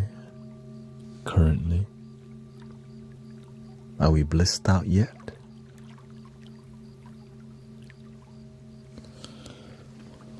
It's a very popular Thai inhaler called Hong Tai, which is eucalyptus. It's a dry herbs in a bag that's in here.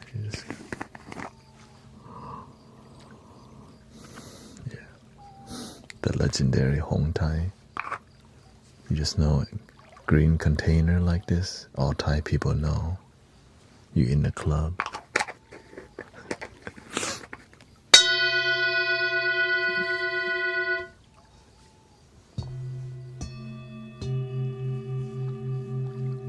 Excuse me for that.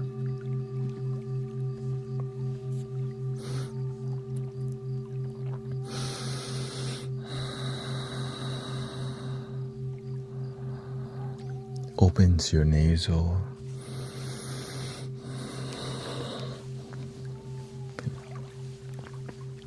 It's like Vicks, but not so chemically. More herbal. Yeah.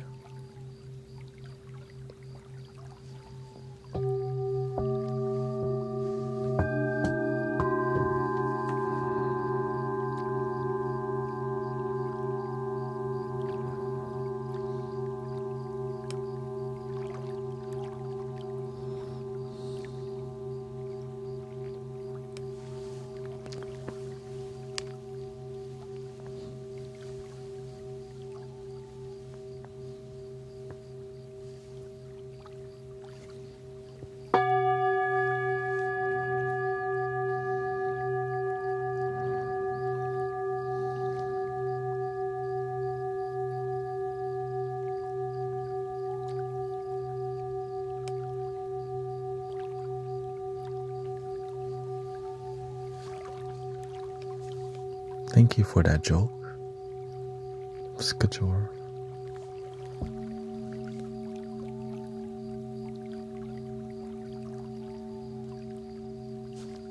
He says, I used to work with a guy who was named Aladdin, but his real name is Matt Ryder. Or maybe that wasn't a joke.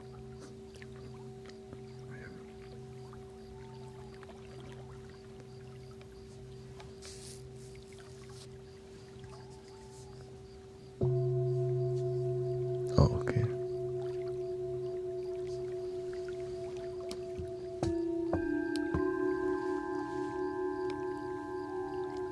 I'm glad it was.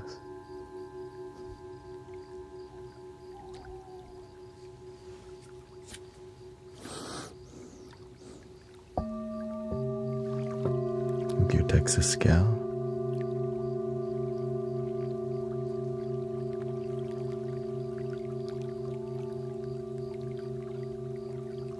Your music is soothing and resonant for me. Welcome, OG Max, what's up?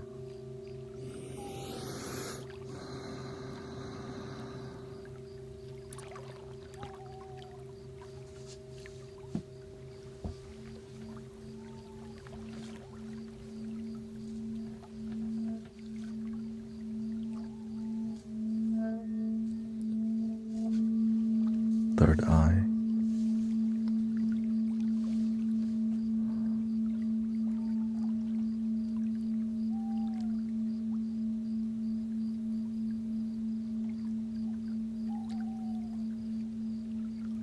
It's a tuner that's tuned to 432 hertz, A4. So it just helps people see the frequency, which can be quite meditative, yeah.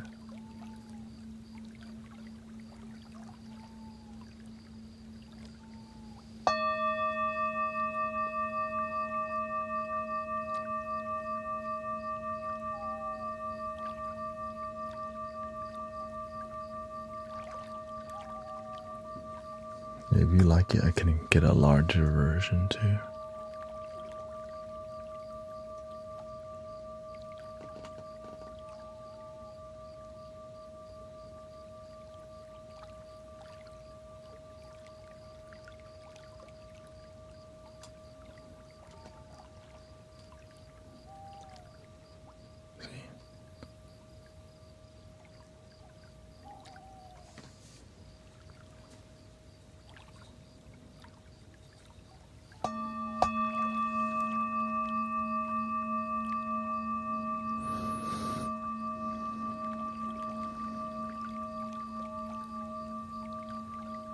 Thank you, Malik.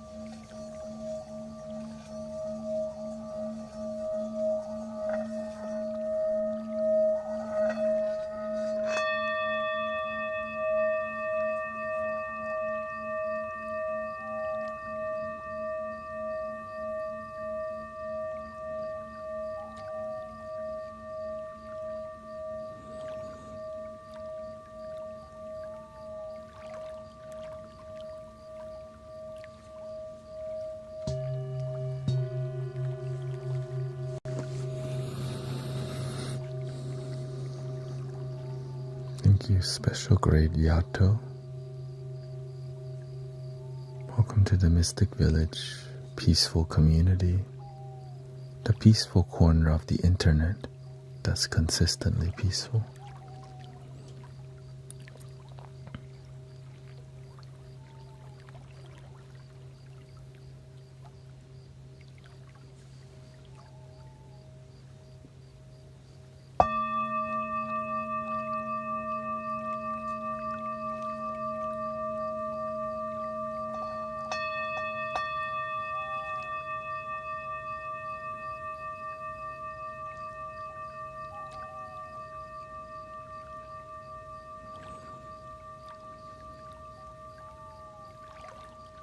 Welcome, Claire.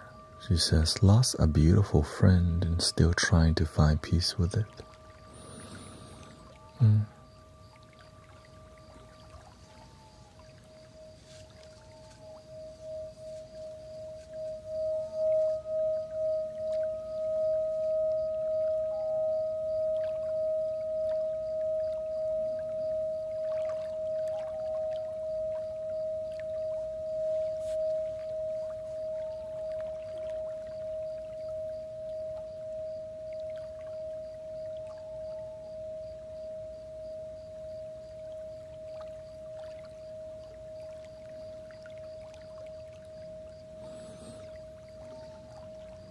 What would it mean if a monk was out meditating non-stop? Not eating or drinking, just sitting and meditating. Is this a punishment? It's different for everybody. There are practitioners called ascetics who just look to push the boundaries of the body and mind to awaken their kundalini or enlightenment.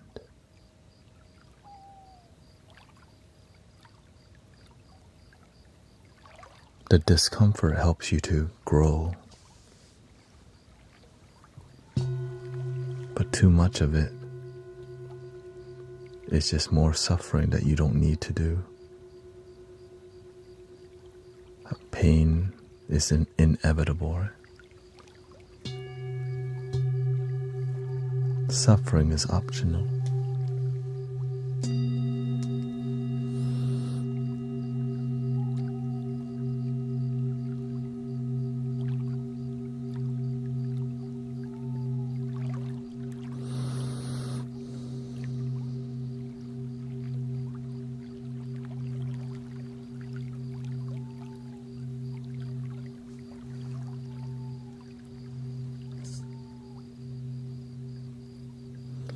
When you don't eat and just meditate, that's also called fasting. It helps your mind to be super sharp and clear.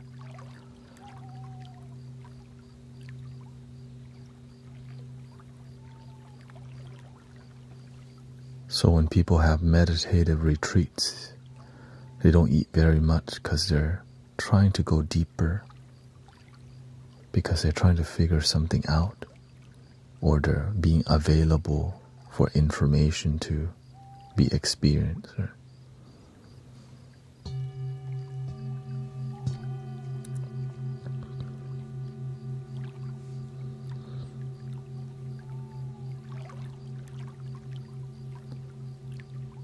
Yes, there's different types of practitioners. Like in India, they do a lot more extreme style of meditation, like sleep on a bed of nails, hang upside down on a tree, hang weights on their, different parts of their body to demonstrate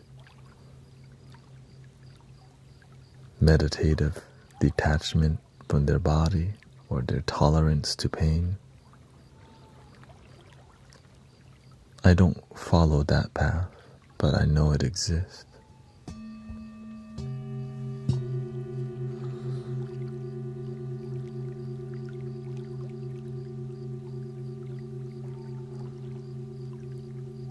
Happiness is enough for me. Don't need to demonstrate superhuman abilities to get following. Just teaching people to breathe and be happy is enough.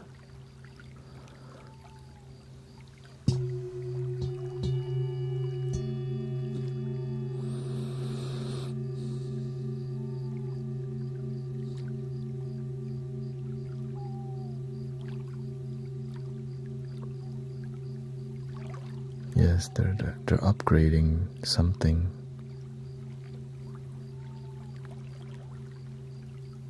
A lot of times the supernatural ability or seeking all these things are promotional things to show, look, I've devoted my life, I've gotten very far with this skill, and that's why I'm respectable. But it doesn't always lead to helping people transform their life, that you've achieved some sort of janya or ability, right, is cute. What are you doing to actually be a catalyst or promote peace in the world? But some part of the culture, that's what they look up to. You have that supernatural ability. I respect you now because you can sit next to the fire long time. But there is wisdom involved. But the hype around the teacher is less about the wisdom, but more about saying, see, my teacher has supernatural abilities. Rather than, see, the world's a better place. My family is happy, I'm happy. That's what we focus on.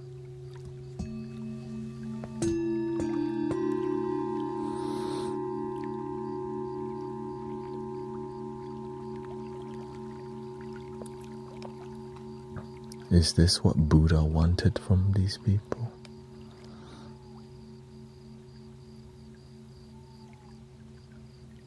Well, from the story of the Buddha, he tried going that direction where he starved himself almost to death and realized this ain't the way. And then somebody came by with food, ate it, he ate some of it, and all of his spiritual brothers judged him for eating. With the strength that he had, then he went to meditate and like, oh, it's not about starving ourselves to death. It's about enjoying life. It's about observing, paying attention, helping people. Not just meditate all day to try to get to different states of consciousness, but to be useful on the planet. Promote peace and love, and help people dissolve their suffering and find joy. Which most mystical teachers teach that.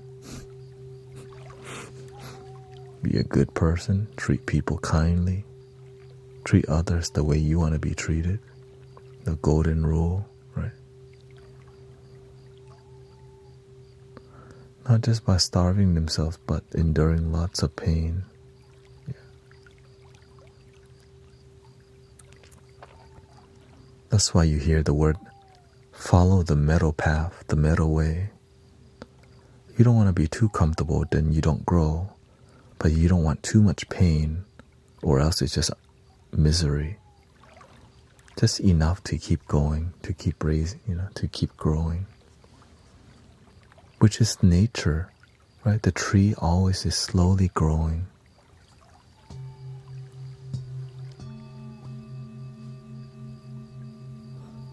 And we can slowly grow too.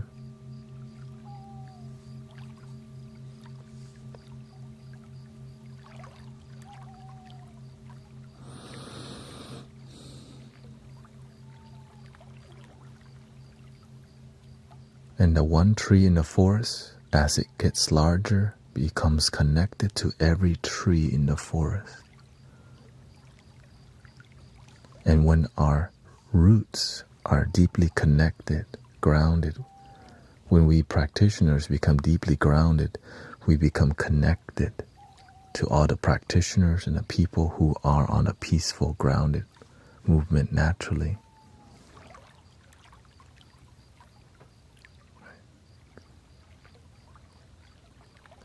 And so when your energy is calm, you attract more calm people in your life, and the negative people don't mess with you as much because you're grounded. But when you worry it too much, you attract a different type of people.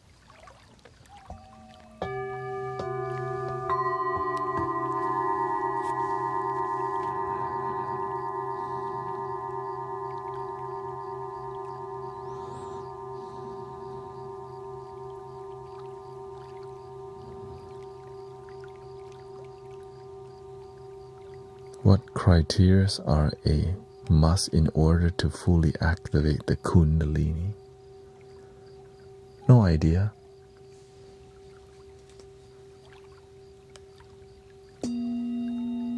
I just breathe and believe. If my Kundalini needs to Kundalini, then it will.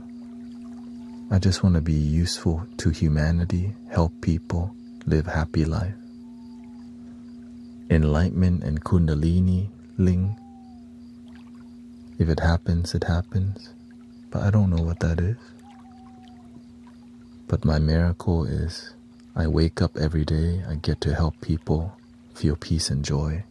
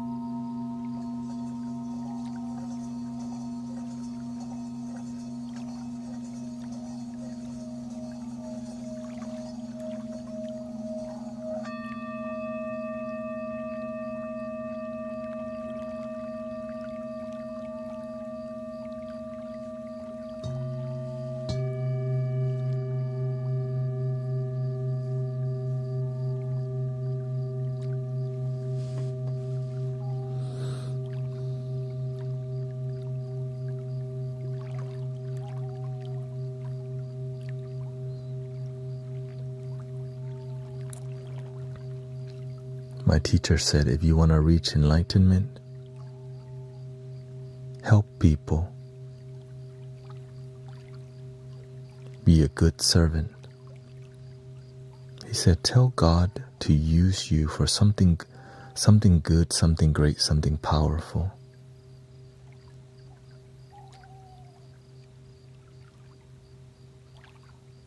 Tell the Buddha to use you for something good, something great, something powerful.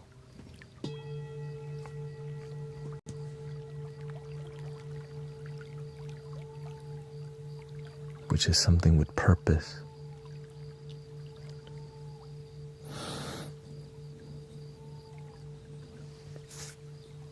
Some people don't even think they have a purpose.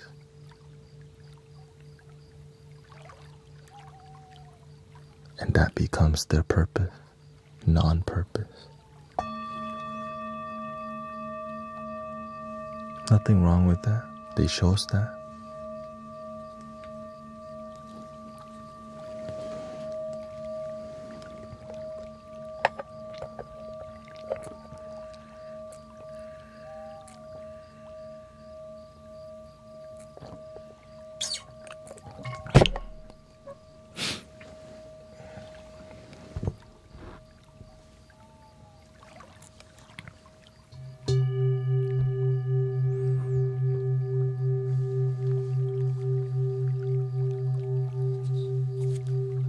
Welcome, Sister and Brands. Elroy, welcome. I'm surprised Sassy Mom's on right now.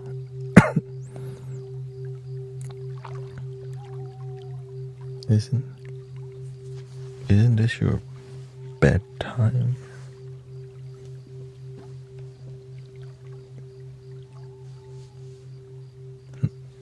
Not that I'm just kind of, Oh, okay. She said, I come here to sleep. I can't sleep.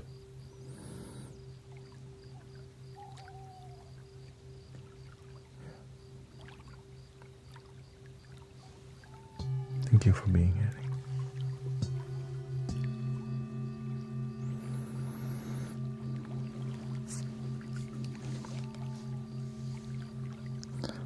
Well, I take y'all seriously. The more you're committed to being here, the more I want to invest back into you. That's it. Right. The more you show up, the more I say, oh, you actually like being here. I see you here. Oh, so I pay attention. Because we get to grow together.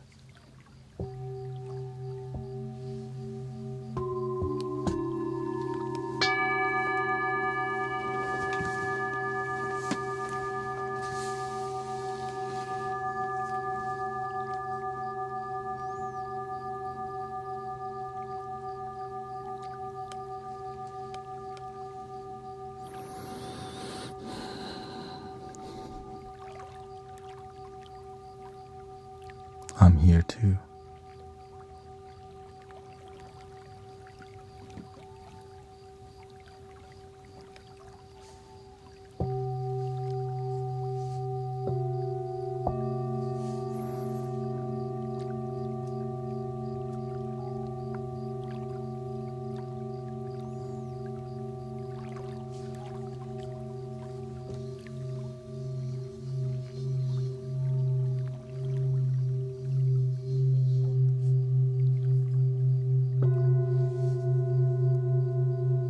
Do you notice the universe talking to you?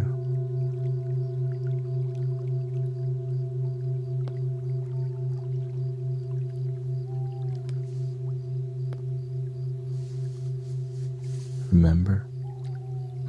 People sleeping 1 hour later today. Somebody can't sleep tonight. Universe talking to you.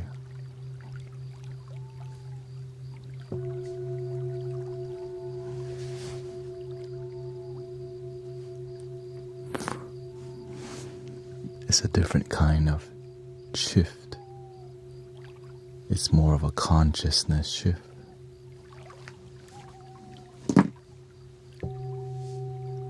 On the planet.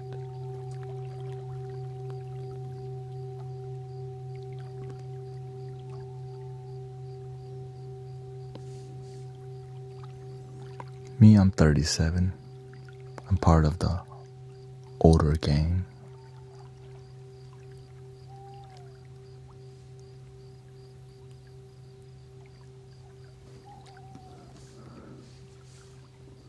He says, I'd say you're in your 20s and you're sharing a lot of wisdom as you're so much older.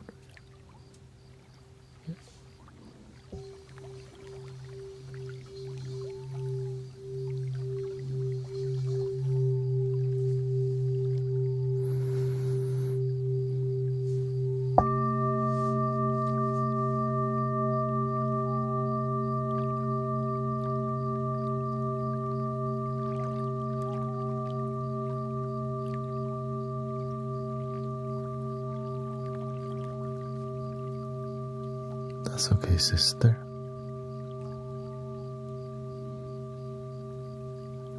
Follow your breathing if you can't sleep. Don't think about you can't sleep.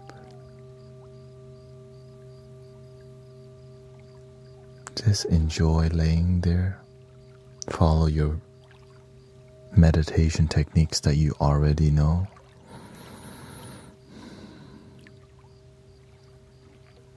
Do the best that you can. Your best is good enough.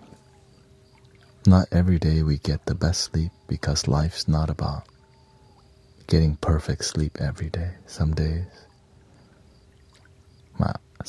my back hurts, my head hurts, my hip hurts, my heart hurts. But most of the time, I sleep like a baby.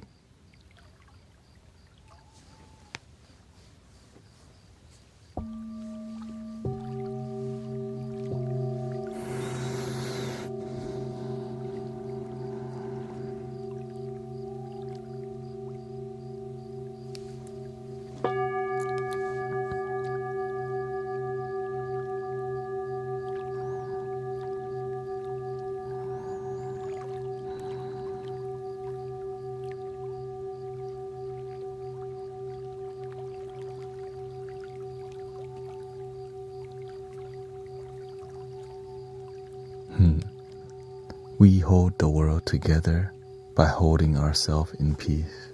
We nurture ourselves. And so as we all do that, the world learn to nurture themselves too.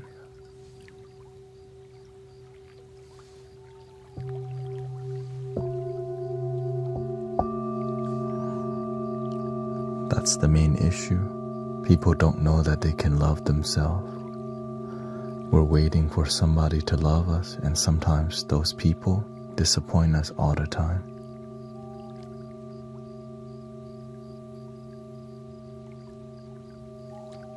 Please don't answer the phone when your ex calls, okay?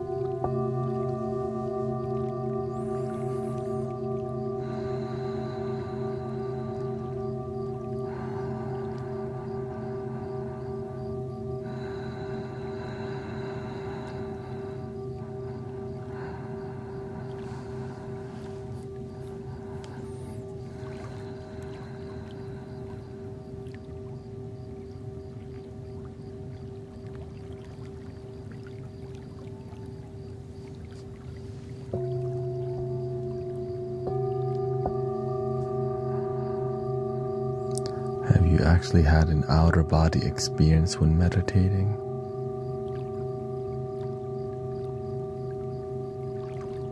What does it mean, outer body experience?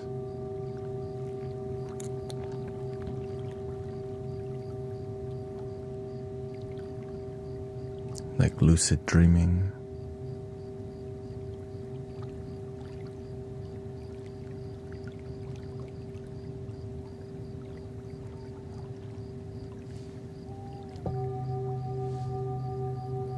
How do you really know you're out of your body? How do you know it's just not your perception tricking you, thinking you're out of your body, but it's just your mind projecting itself?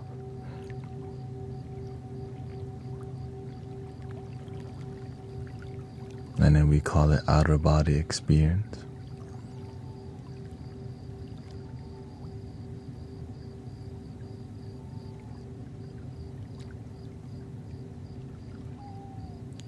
Right, but that explanation is so boring. Astral projection.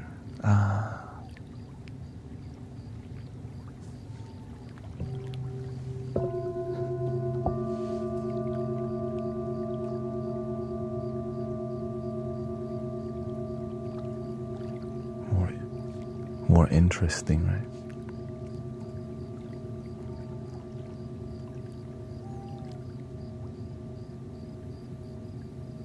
Instead of learning how to forgive and heal ourselves, we may be more drawn to flashy spiritual topics like lucid dreaming, astral projection, and all these things. And our life's still the same.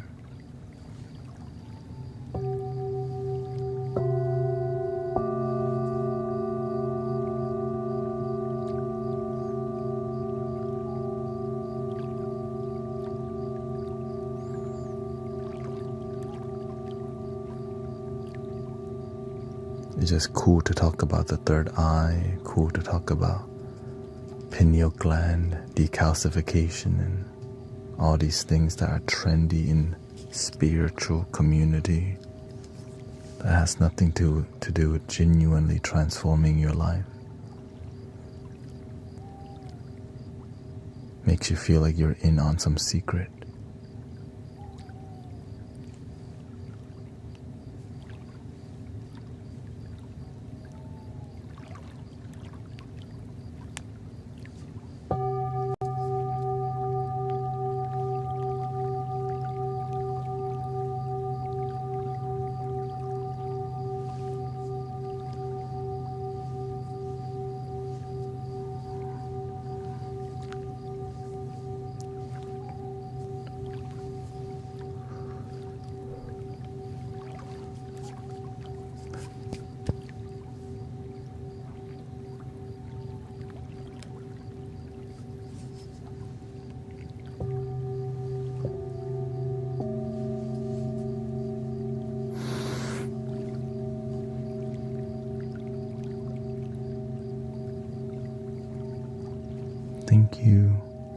Thank you, Star. Antonio Augusto Barbosa. Official. Muchos gracias.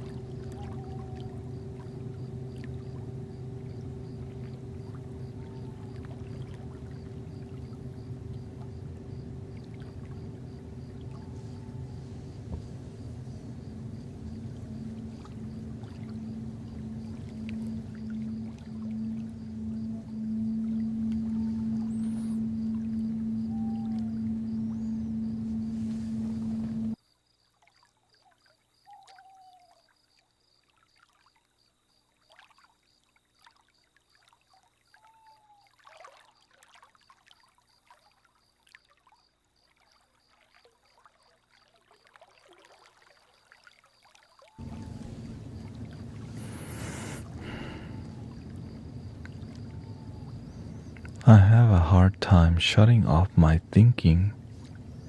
I overthink a lot and it turns to worry.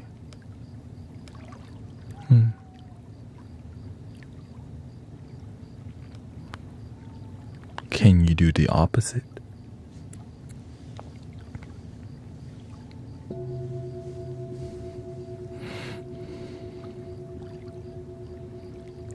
Believe in your life.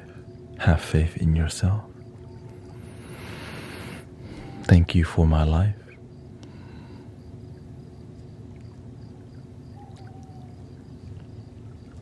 Have more faith in that, or else you have more faith in worrying, even though it's not good for you.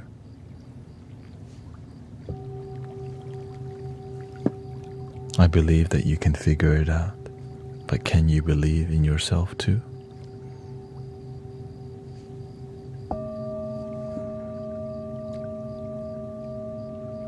I too used to be a worrier. Then I realized I don't want to live that kind of life.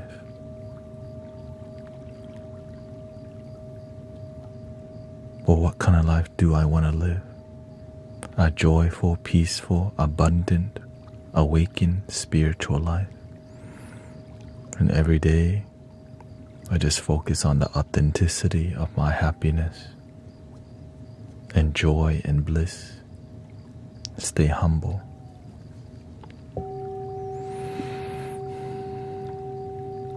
Put my happy little miracle under my nose. Not the boogers, okay? The breath.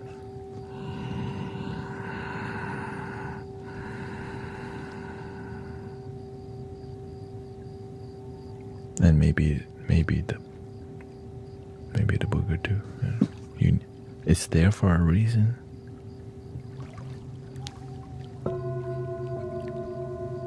Let it go.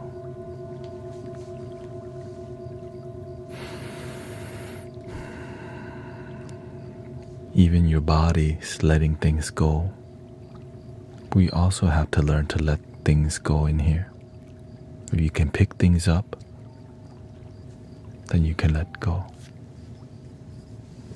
Your body, you can eat something and you release something. You can think, you can worry, you can ease your mind too. If you have a problem, just go consult a Bob Marley song. Don't worry about a thing. Every little thing is gonna be alright. Rise up this morning, smile with the rising sun. Three little birds.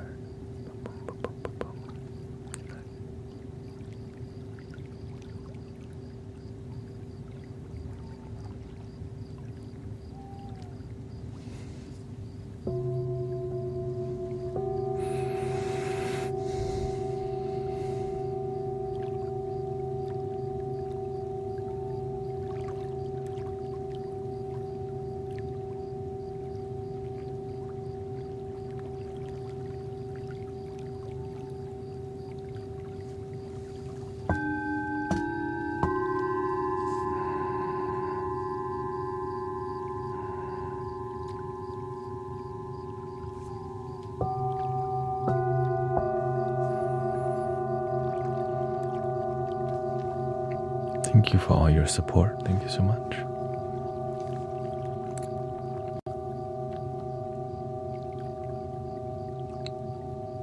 Tonight has been very, very quiet.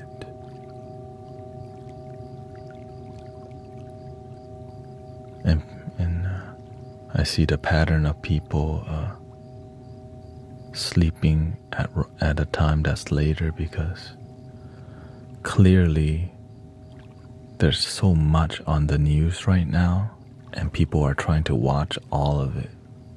We don't know how to stop.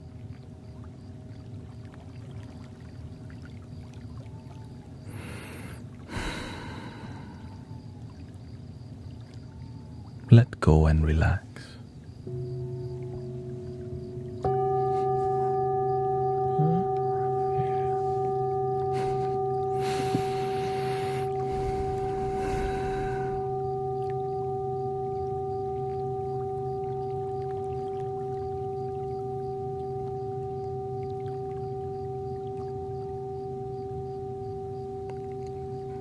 Thank you for your kind words, Jojo.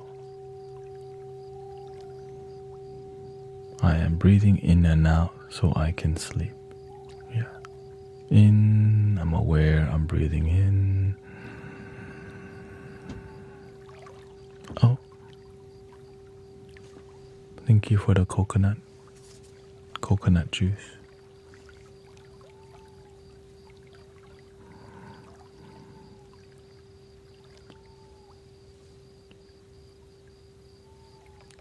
Thank you, sister. Got that side angle too.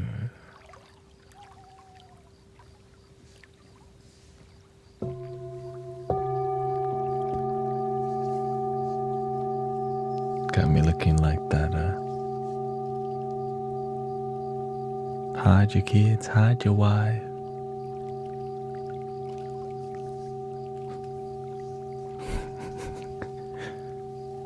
We're looking for you, we gon' find you.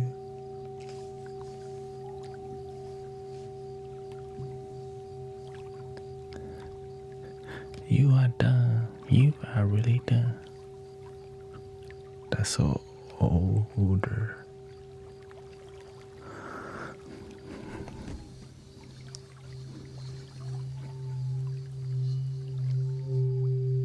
Thank you, Michael, by the way, thank you so much. Hope you have a wonderful night and feel better.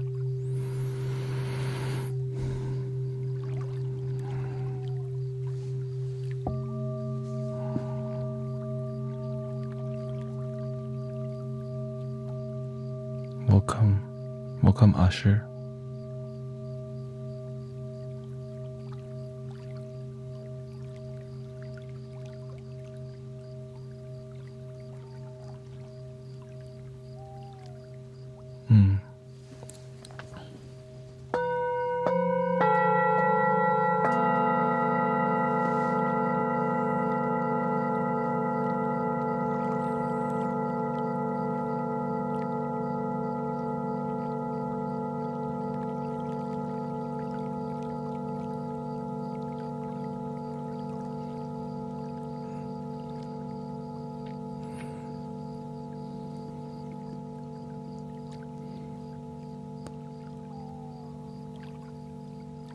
Welcome, Witchy. Yeah.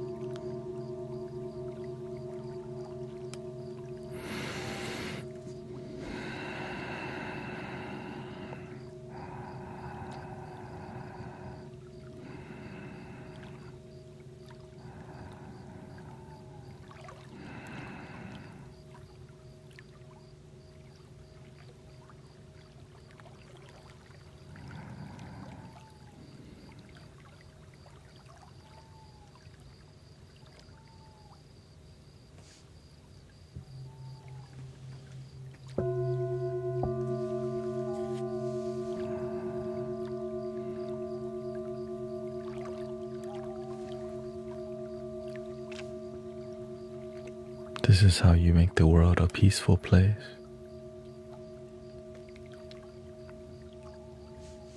You just gotta, when you have ability or gift or skill to help the world, help people.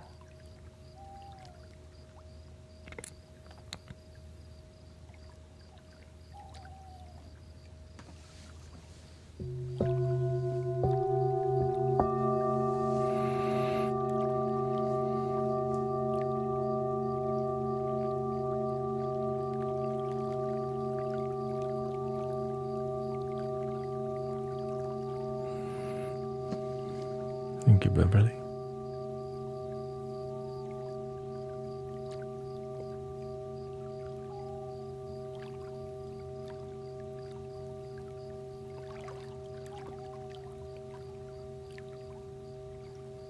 Is it heavy?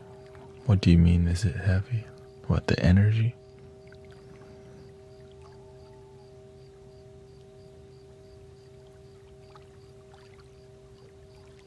It's not heavy yet, it's noisy. So energy comes in waves, right?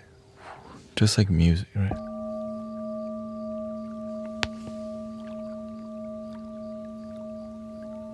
Before the next high come, the low is here. That's whenever it's low, I know what's coming next. The high is coming next. But if you stay centered, it doesn't affect you. But most people don't know, don't discipline themselves to stay centered. So they just get swept away with anything. So being here helps us to find our center and breathe. Or practicing.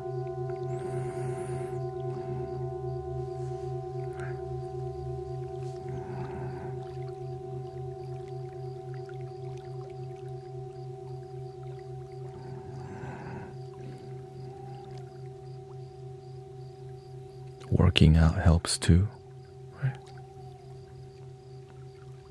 And being around people who are grounded, who knows how to stop. Many people know how to pick up, they know how to start, but they don't know how to stop. They don't know how to let go.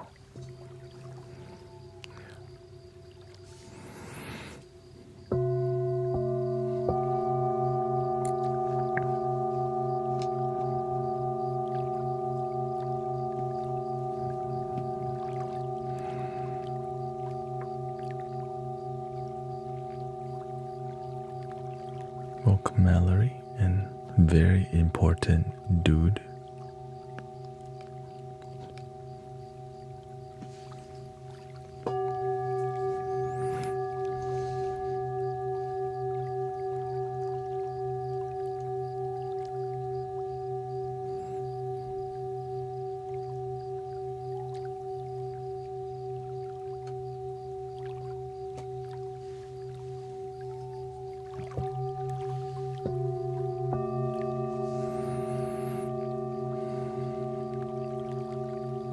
You're welcome.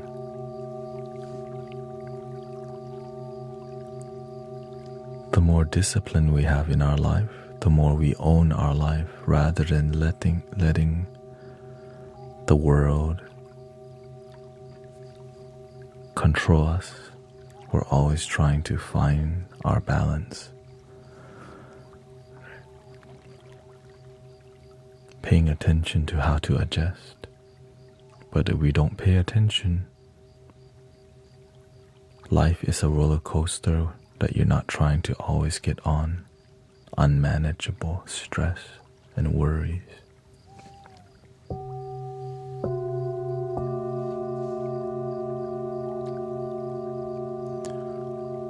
Are we inhaling or exhaling with our nose? Both.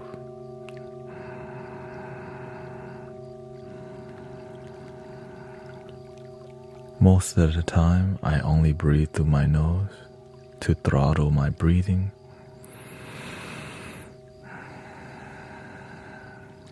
But when you begin relaxing,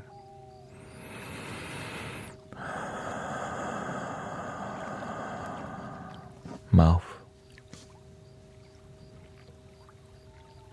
When I'm in deep meditation, I rarely breathe through my lips, but sometimes I do because it's not like a strict rule. It's just a discipline. Sometimes the flow inspires you to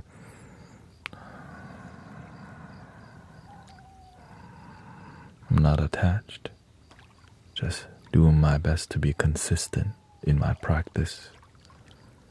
The consistency brings results.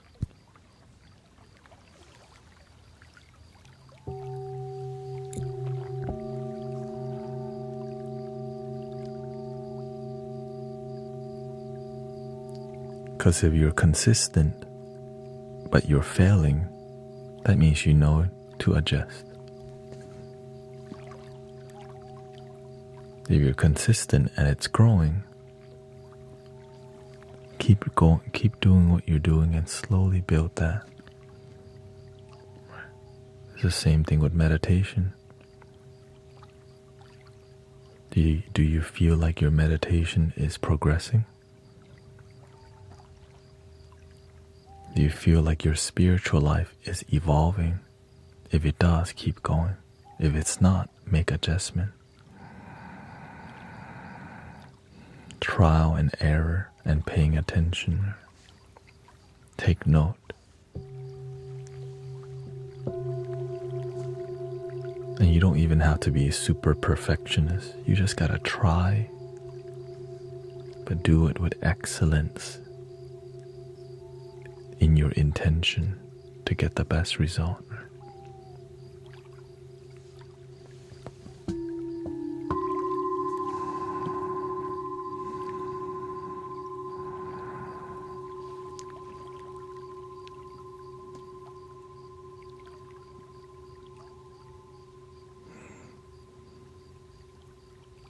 At least that's what I try to do personally.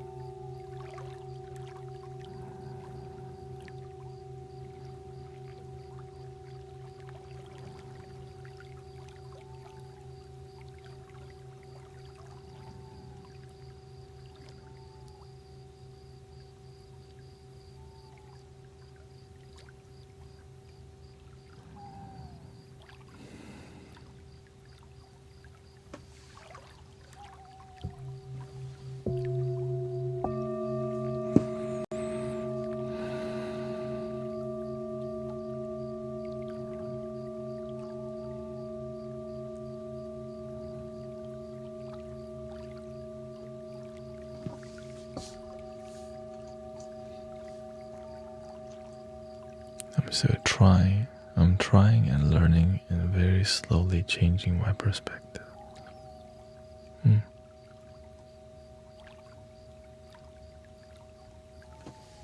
Shout out to Dogstar.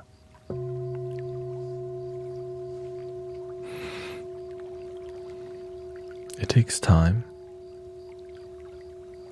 and clearly you're putting in the time because I see you here. Even Sister Diane is progressing. She's a lot less frazzled. At any moment, you're blossoming. That lotus can peek out of the dirt, of the mud, and just blossom. You don't know when. But when it does, you're like, that's so beautiful.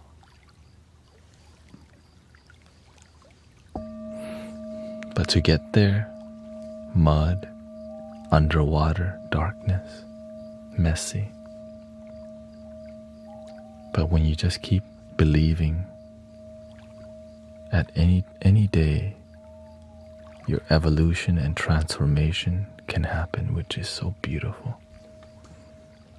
It just takes time to cultivate focus. And that's why I'm always here. If you want to help transform people's life, you don't just show up a little bit. You have to be super consistent. Or else, no transformation.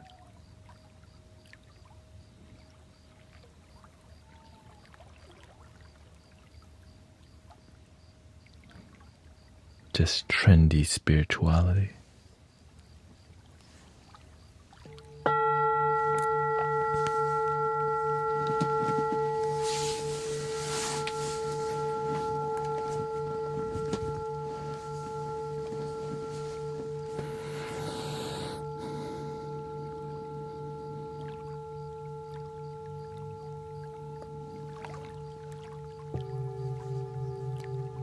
Unless you want me to switch to that style, trendiness. We'll talk more about astral projection and lucid dreaming and Kundalini awakening. Right. Do all the popular spiritual things everyone talks about. The Wim Hof, the cold plunge.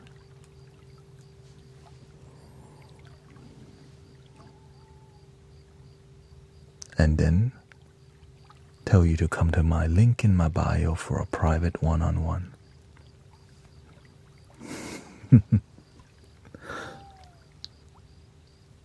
Don't tell you everything, just get you in the door.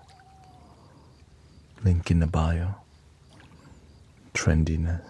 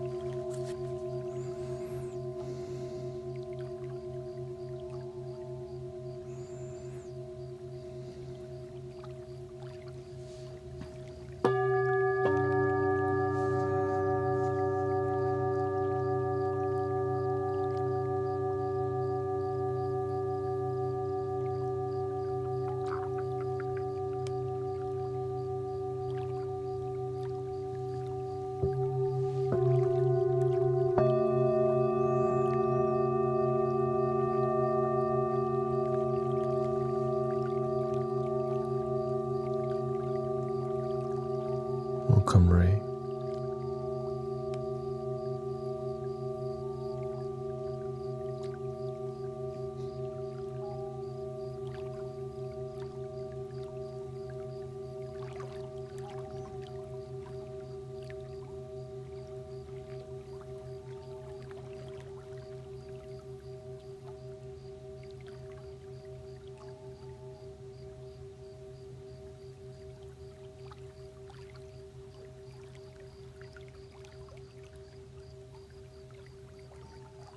Just walked 2 miles through town at 3 a.m. with my dog. With your dog.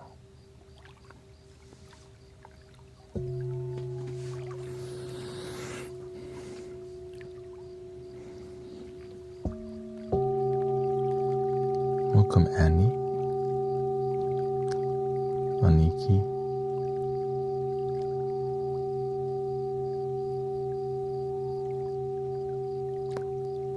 Or is it Anarchy?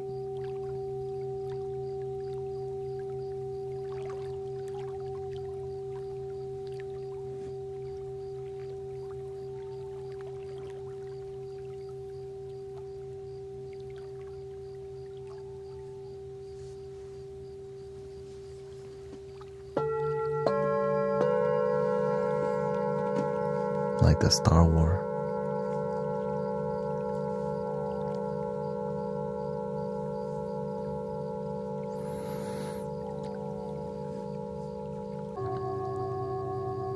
Welcome, Ronin Digital.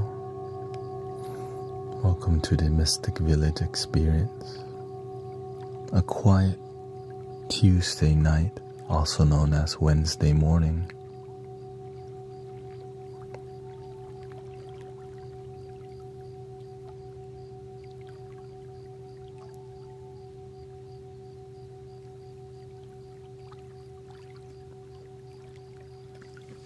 Thank you for relaxing here and being calm at a time where there may be seemingly more chaos in the world. But we don't have to be.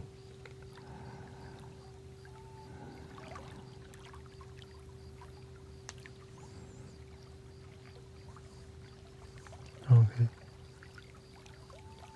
Shout out to Mexican Independence Day.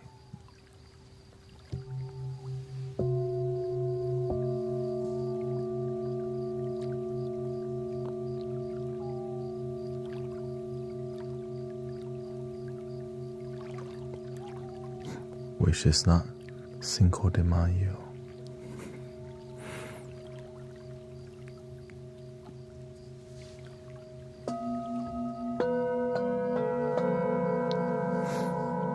But let's not go down that rabbit hole.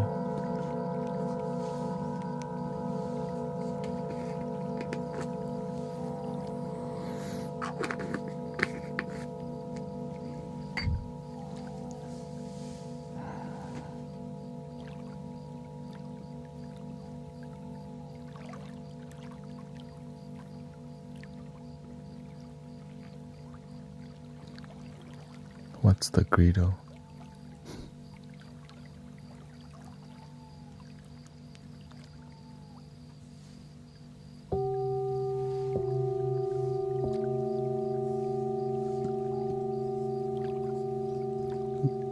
Welcome. Thank you for enjoying.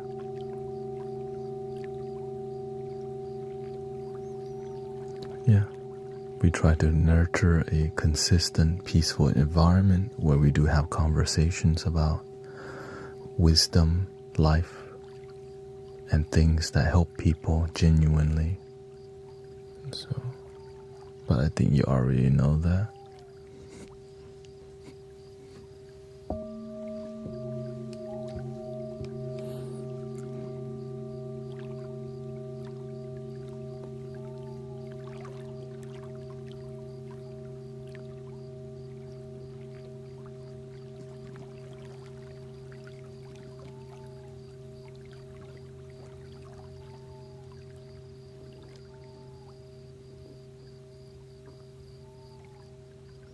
The CBK says, is being angry a generational curse that cannot be overcome, especially when it comes to romance?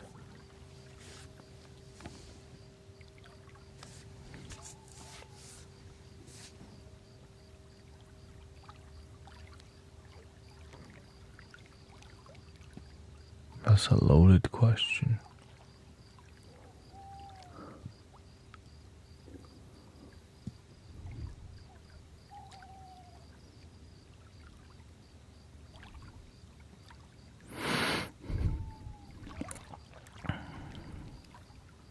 let's get to the core.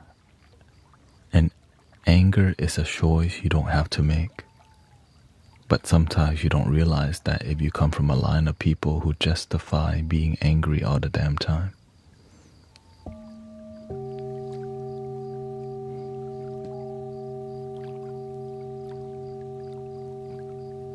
Anger and romance.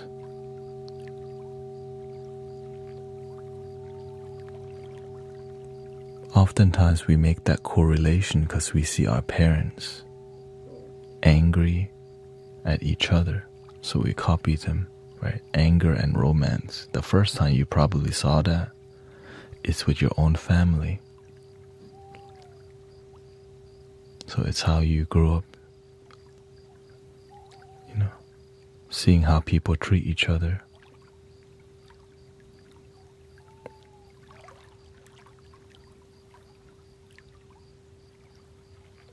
And as you get older, you just think that's just how it is, because that's all you know. But you can learn to make a change your mentality, change your attitude, and change your life. If you don't like being an angry person, you can change. That's for sure. As they say, 100.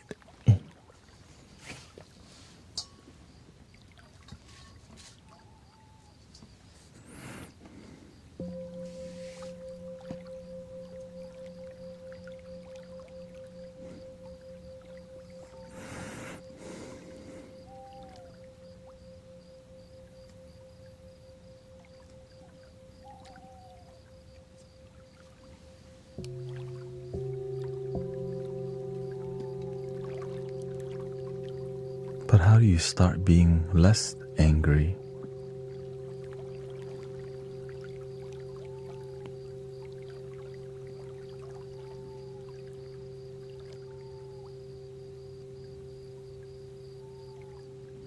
Stop focusing on the anger and focus more on the patience, joy, and happiness. We want to be less angry, but we still keep focusing on it because we're familiar with anger more than the happiness. Like the law of attraction. The more you focus on what you don't want, the more you get. Right? But it's not as easy as just shifting perspective. It takes little effort, like shifting your environment, making your environment feel more loving. Even the way you dress, the way you breathe, the people you surround yourself with is a huge part of that. Because those people oftentimes keep you that way. Because when you do make a change, they think it's weird. Wait, you're not going to be angry no more? So that's why it's good to be alone when you're beginning the transformation journey. Just be your friend. The one.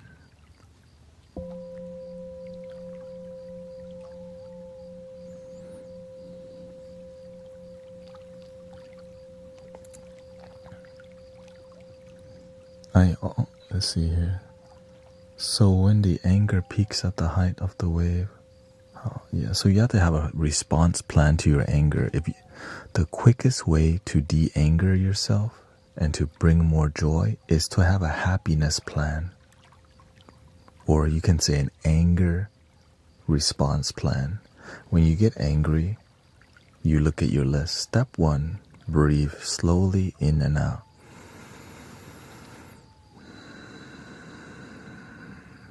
Step 2, have faith that you can be a peaceful person. It's who you really want to be, right? Yes. Step 3, positively negotiate with yourself towards peace and love rather than justifying the anger. I don't want to be an angry person anymore. Let me choose peace instead.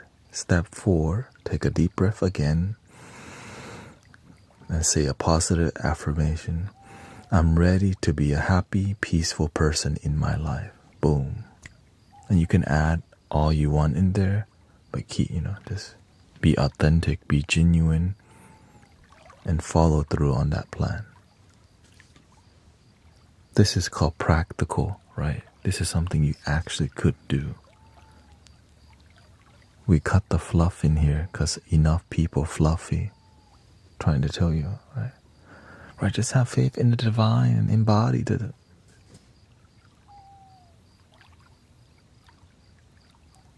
You need a grounding mat. Walk around with a singing bowl in your pocket.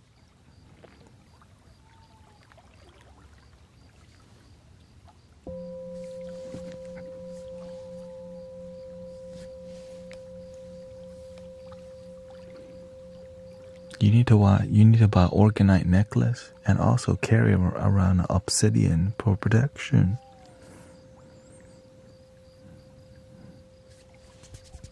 Good business.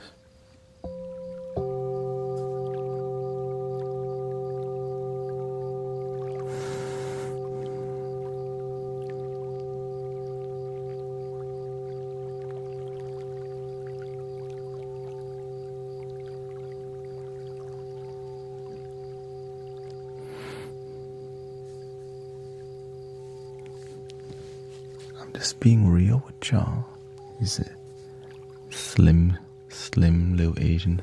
You're hilarious. I like to have fun. This thing can be so boring and like, let's giggle a little bit. You know what I'm saying?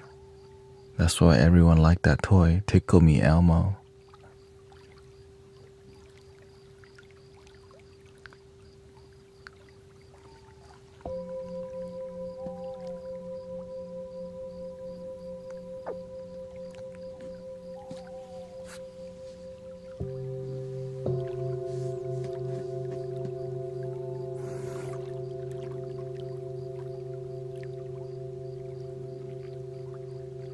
It may be creepy, but freaking it's popular enough for us to remember.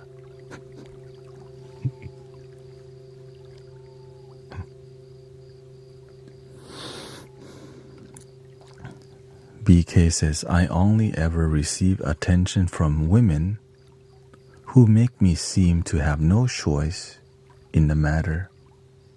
It's usually bothered me.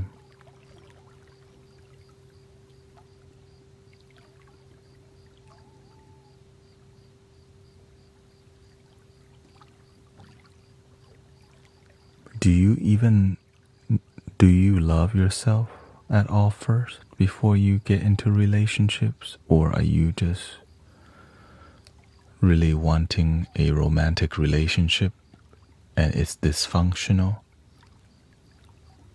but you keep focusing on it?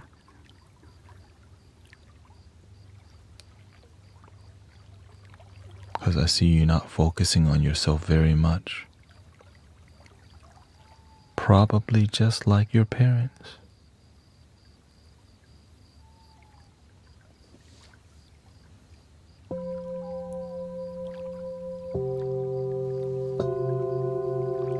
Like many parents, really. We forget to love ourselves. So we thirst for the love. And then we settle for toxic relationship. Let's see. Not really. I mean, I'm smart AF, but it seems to get used against me more than an asset.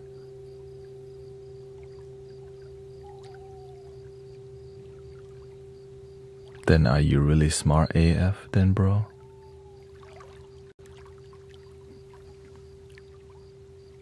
Or is it ego? I don't know. You're not telling us very much about the detail. We trying out here.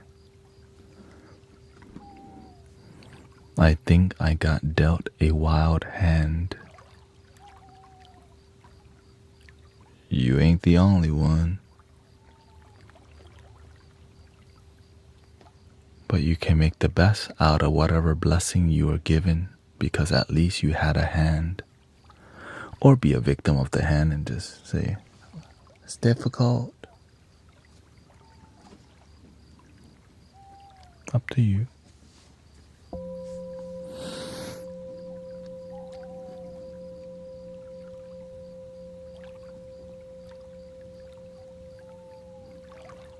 I had very important dude said I had to become Zarathustra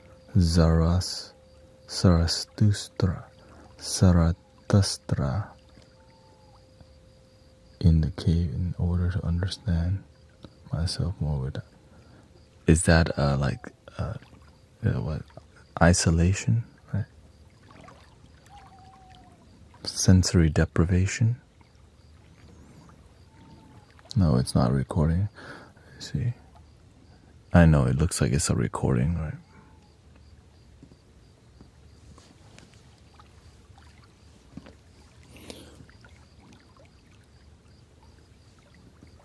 It took time to crawl back out of the cave. Yeah, so that's a sensory deprivation. Nobody else just used your anger for you.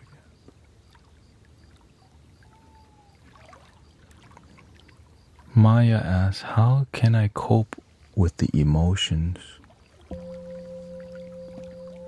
when I help and love someone so much, but they moved on after a day?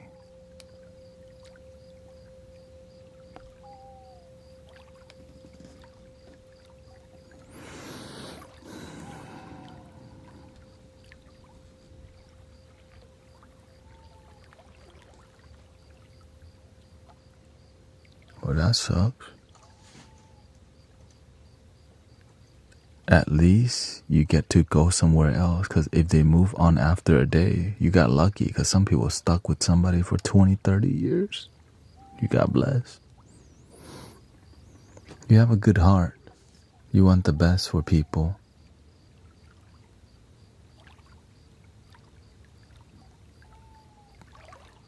But those kind of people sometimes are very clingy because they're looking for commitment.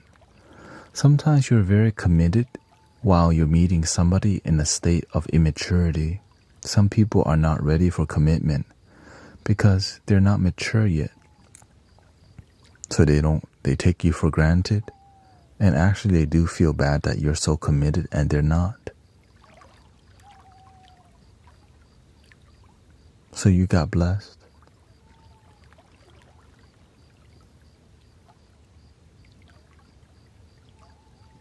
Right. Sometimes they don't want commitment. They just want a quickie. No bite marks, no. I don't wanna be loved. I don't wanna be loved. I just want a quickie. Those type immature people. If you keep settling for quickie, you never find quality. You just find quickie quality. No quality. Right? So you keep hanging out in low vibration people. You don't make room for it. There's more quickies than quality. So if you're saturating your life with quickie energy, because the quality, they need time to build and commitment, nurturing.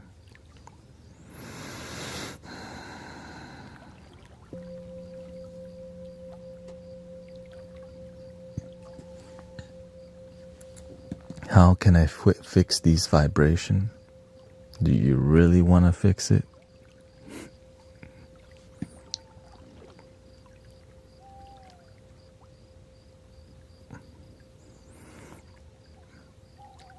You have good energy, so you need to learn how to love yourself deeper. You're trying to give of yourself too much.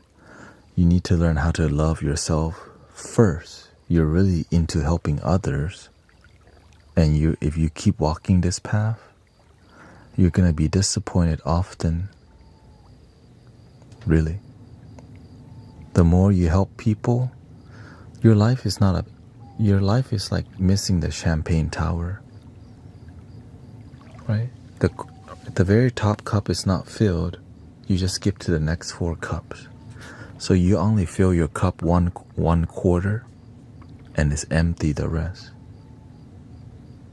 Right? So the rest You never really get fulfilled. You give to everyone else, but at the top cup, you're so empty. And you need to keep filling into everybody's cup to feel fulfilled, because you haven't learned how to fulfill yourself first. Because oftentimes self-love is seen as selfish in society, right? So when you learn to be complete with who you are and take your time to get to know you better and deepen your self-connection, you can attract somebody who has that similar quality. Not the same, it won't be perfect, but it's going to be way better than a quickie energy, right? I just want a quickie. Also, you have to stop hanging around with friends who are looking for quickie energy. That might be the hardest thing to do, because those close friends drain you. They want you to go out around quickie energy while you want quality, and it could be your best friend. Be careful out there. Sometimes the closest people to you limit you from quality because they're of different vibration. And if you're surrounded, I'm actually saving myself for marriage coming. Oh, okay, beautiful. Yeah, that's it. Just take your time. Keep improving yourself, your mentality, your devotion. No need to rush it. Nothing to prove. You're complete with yourself and your faith, whatever it may be.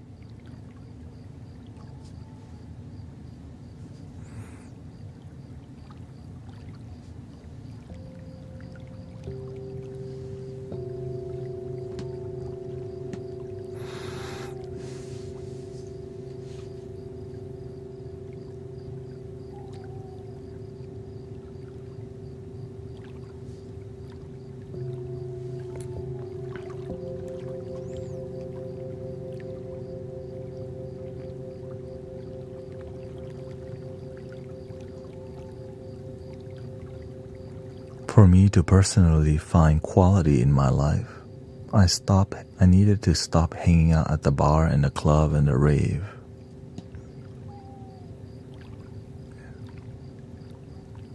Thank you, Affinity Leaf, thank you so much. Says, hey, I'm new to the channel, but I lurked the other day. I like what you do. Welcome.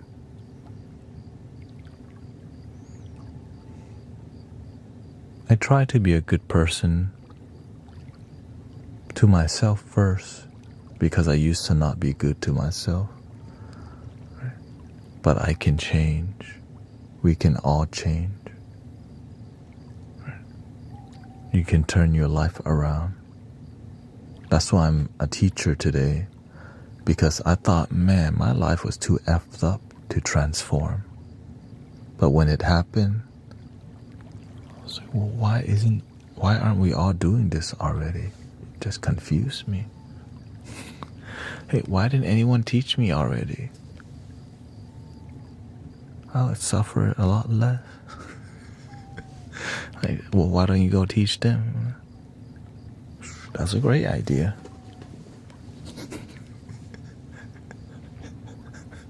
And here we are, 10 years later, still on the journey. Yeah. Well, it was really hard to teach people in the beginning when you're just beginning to be inspired to be mentor or visionary path or transformative path, because you're just right. I'm just another person who decided to step into the river of faith and love and healing, and I just get on my donut thingy and flow down the river. And it got rough sometime, you know.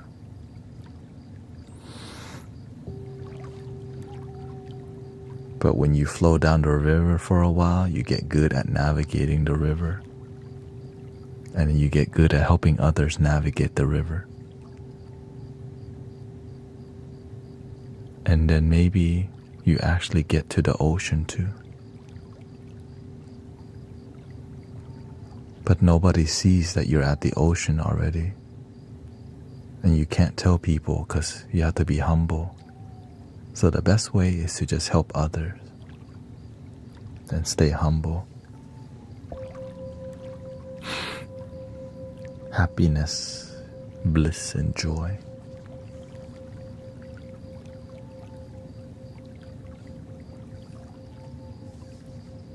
We can flow down the river together. It's a lot more fun.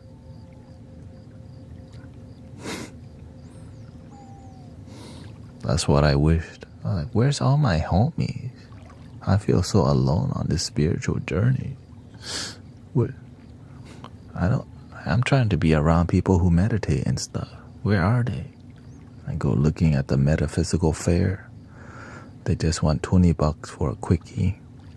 I just want a quickie. No. I'm like, okay, here, $20. Get a card reading. This is what spirituality is about. Okay. Ooh, you can take a photo of your aura for $30.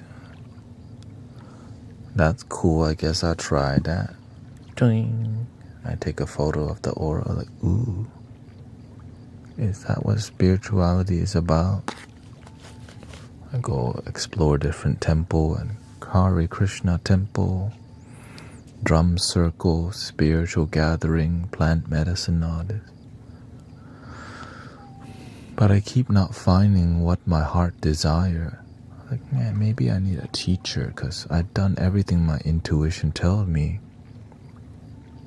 And the teacher appeared. And 7 years later, here I am with you.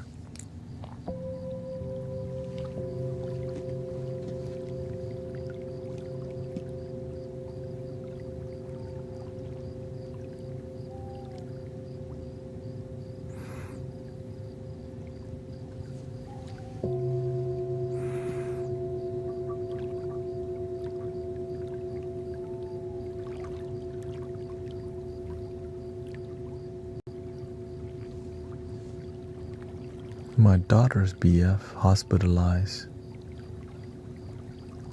My son still working on forgive. Oh, that sucks. Yeah, that's difficult to forgive.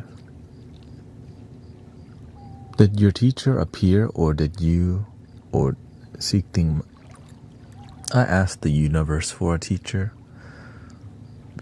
Right. Before I didn't find teacher because I just intuitively communicate with the universe, right?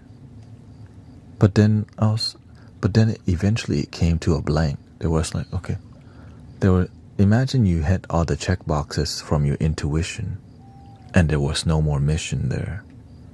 And you're like, well, why isn't there any more mission? So I just like, look, I think I need a teacher because I've done everything that the intuition checkbox tell me. But I noticed more. I guess so. I think I need a teacher. Within a year, a teacher appeared. But I didn't decide to be his student yet because, you don't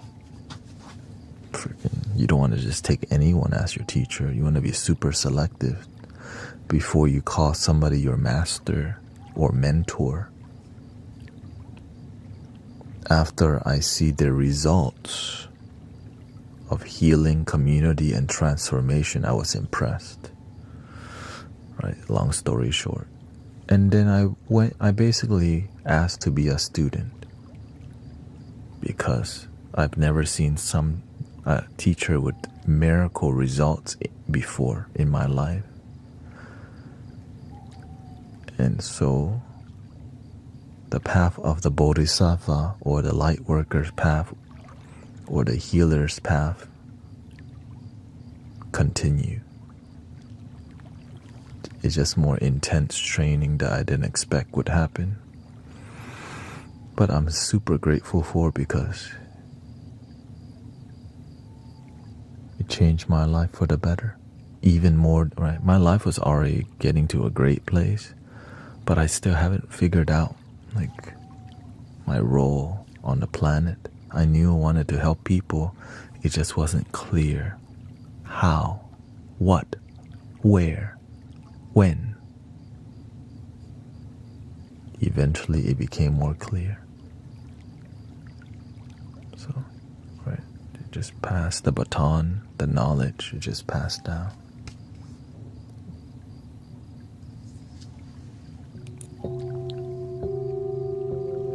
We do have 14 or 13 more minutes left here with you. Thank you so much for hanging out tonight. We've been streaming for 5 hours and 47 minutes so far. I hope you enjoyed today's experience. Thank you to all the blessing, and grateful that many people have been enjoying the time here.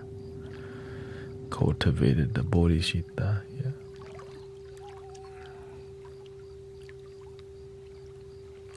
You know, when I tell these stories, I always keep it humble because it's something you must stay disciplined to. If you're not always checking your ego, it spreads to your community, right? It's more about how you, right? I'm just practicing what I truly practice. So that's why I always clarify. But sometimes you have to learn to be proud of yourself. Stand on business. That's what they say. Right? Sometimes you're too humble all the time. You have to have a little seasoning, you know. You gotta throw the seasoning in there from time to time. You don't want to cook bland food right? You want your food to have seasoning, but sometimes you want a little spiciness, right? Like emerald, you want to throw a little bam.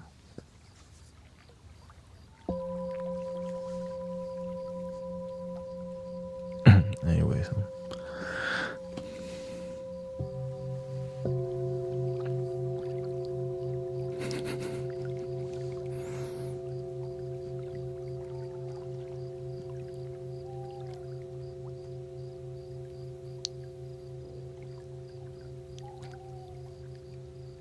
Yes. I need less BAM. Well, good luck with that, because I think you are full of spicy. Clearly.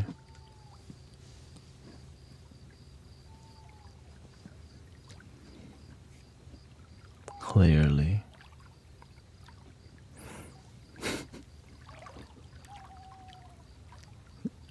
Just look at the name. Dog star trippin'. Wood grain tipping.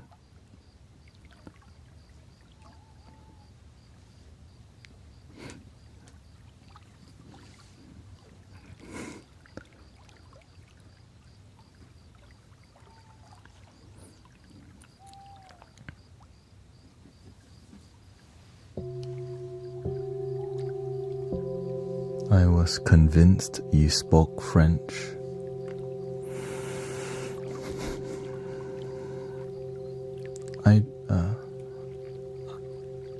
I don't yet, you know. There's been a lot more people from France coming to hang out with us every day. Many people speaking Spanish, many people speaking French. We got people from all around the world come hang out with us.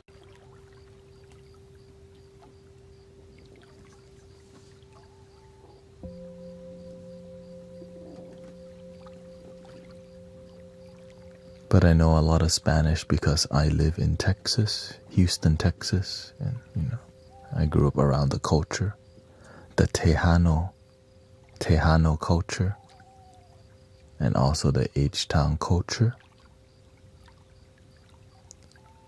The pop trunk swang and bang, riding on foes. Wanna be a baller, shot caller, you know.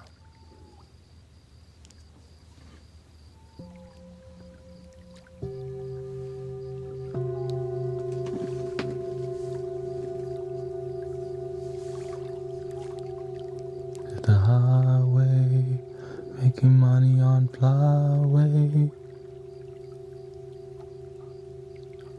You know, I'm a baller, I'm a 20-inch collar.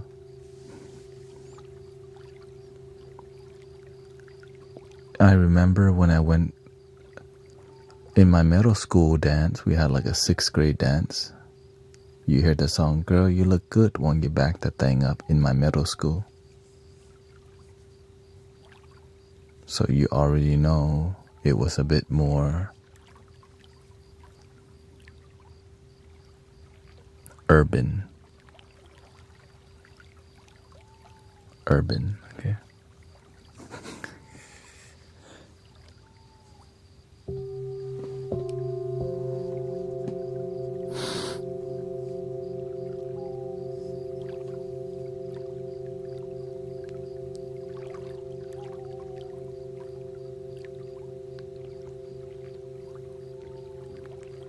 And trunks be popping down, be popping up and down Houston.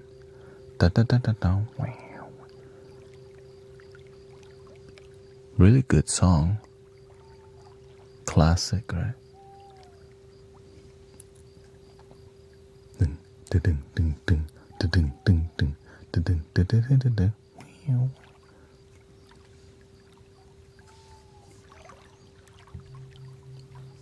I also had a coworker that I worked with.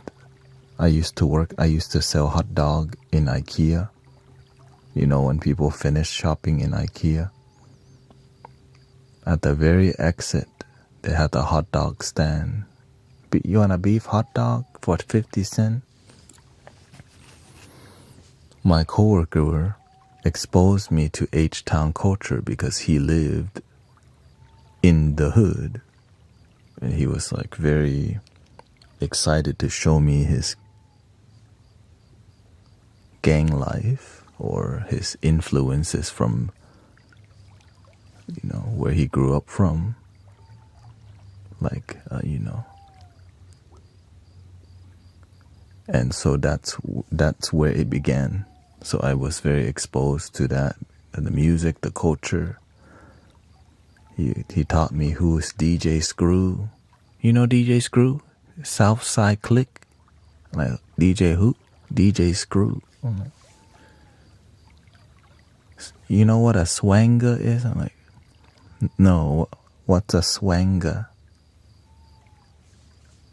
Yeah, so I had to learn all that while working at IKEA.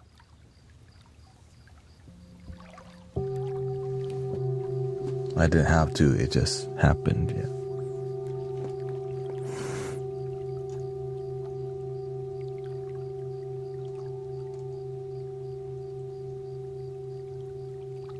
In May, I asked the universe who I should be helping. Instead, it sent me several tests. And then I realized it's me still. I'm glad you figured that out, Sister Claire. That's a good revelation.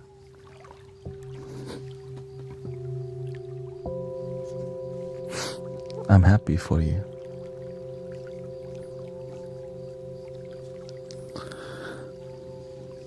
Tehana. Yes, so he said that, you know, if you get if you get an old Impala car and you put the wheel on there,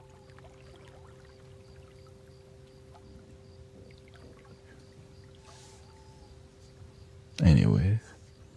So I explored the music my own. I ended up really listening to a lot of chopped music, right? Can you love your damn self in the moment now? And actually, I still listen to, you know, there's a song called Miss Jackson by Outkast. There's a chopped and there's a slowed down version of I'm sorry, Miss Jackson, ooh, I am for real. Never meant to make your daughter cry. it just hits differently when it's chopped and screwed. Oh, that's the H-Town culture, chop and screw. Right, chopping is when they do yeah.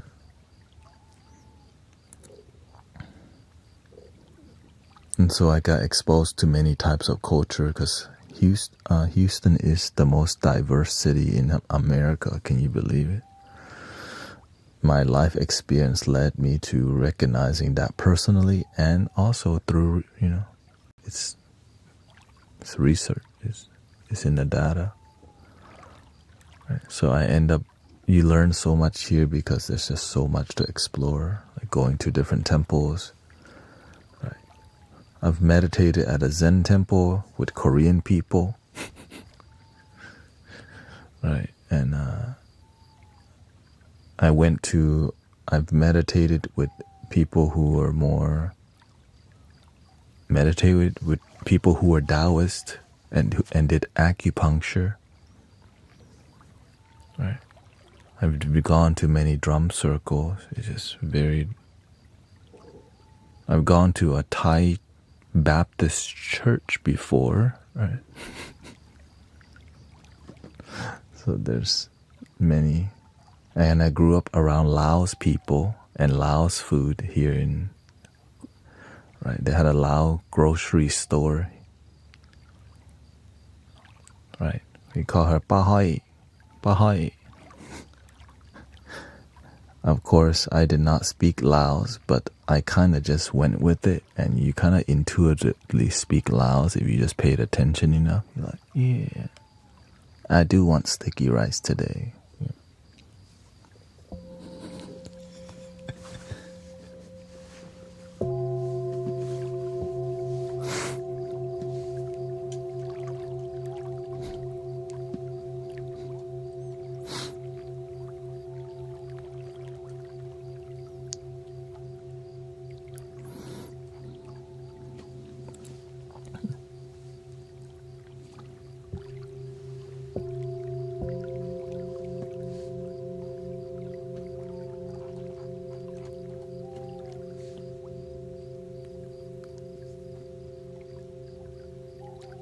So thank you so much for hanging out with me, brothers, sisters.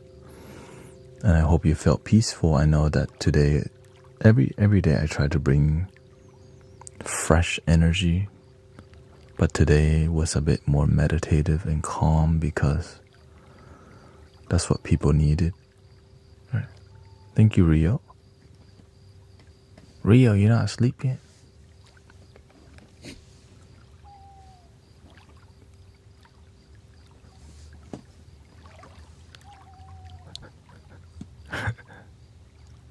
Oh, you just woke up. Okay.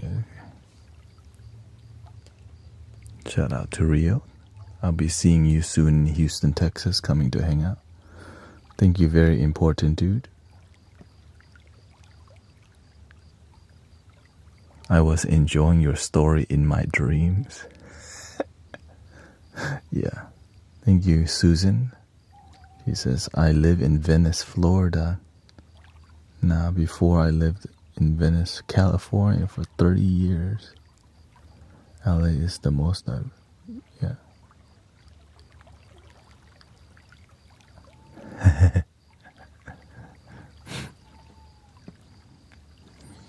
Welcome, Kali. I'm on the East Coast at 6:30 a.m. I've been watching you. Okay, let's see.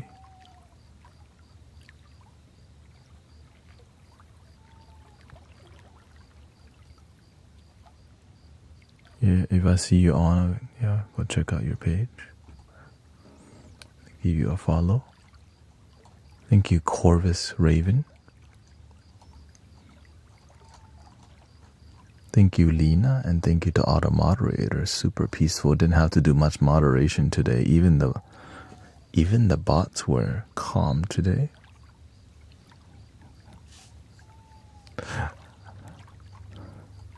I didn't post too much today either. Yeah.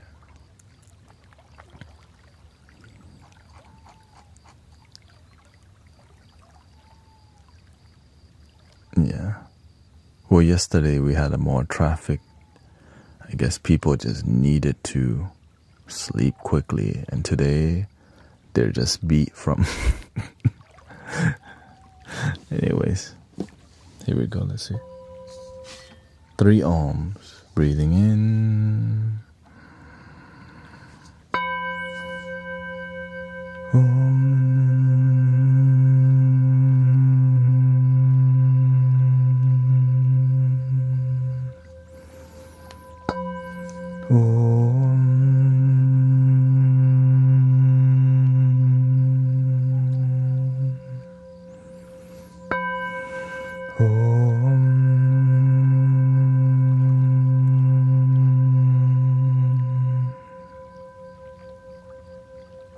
Please love your damn self.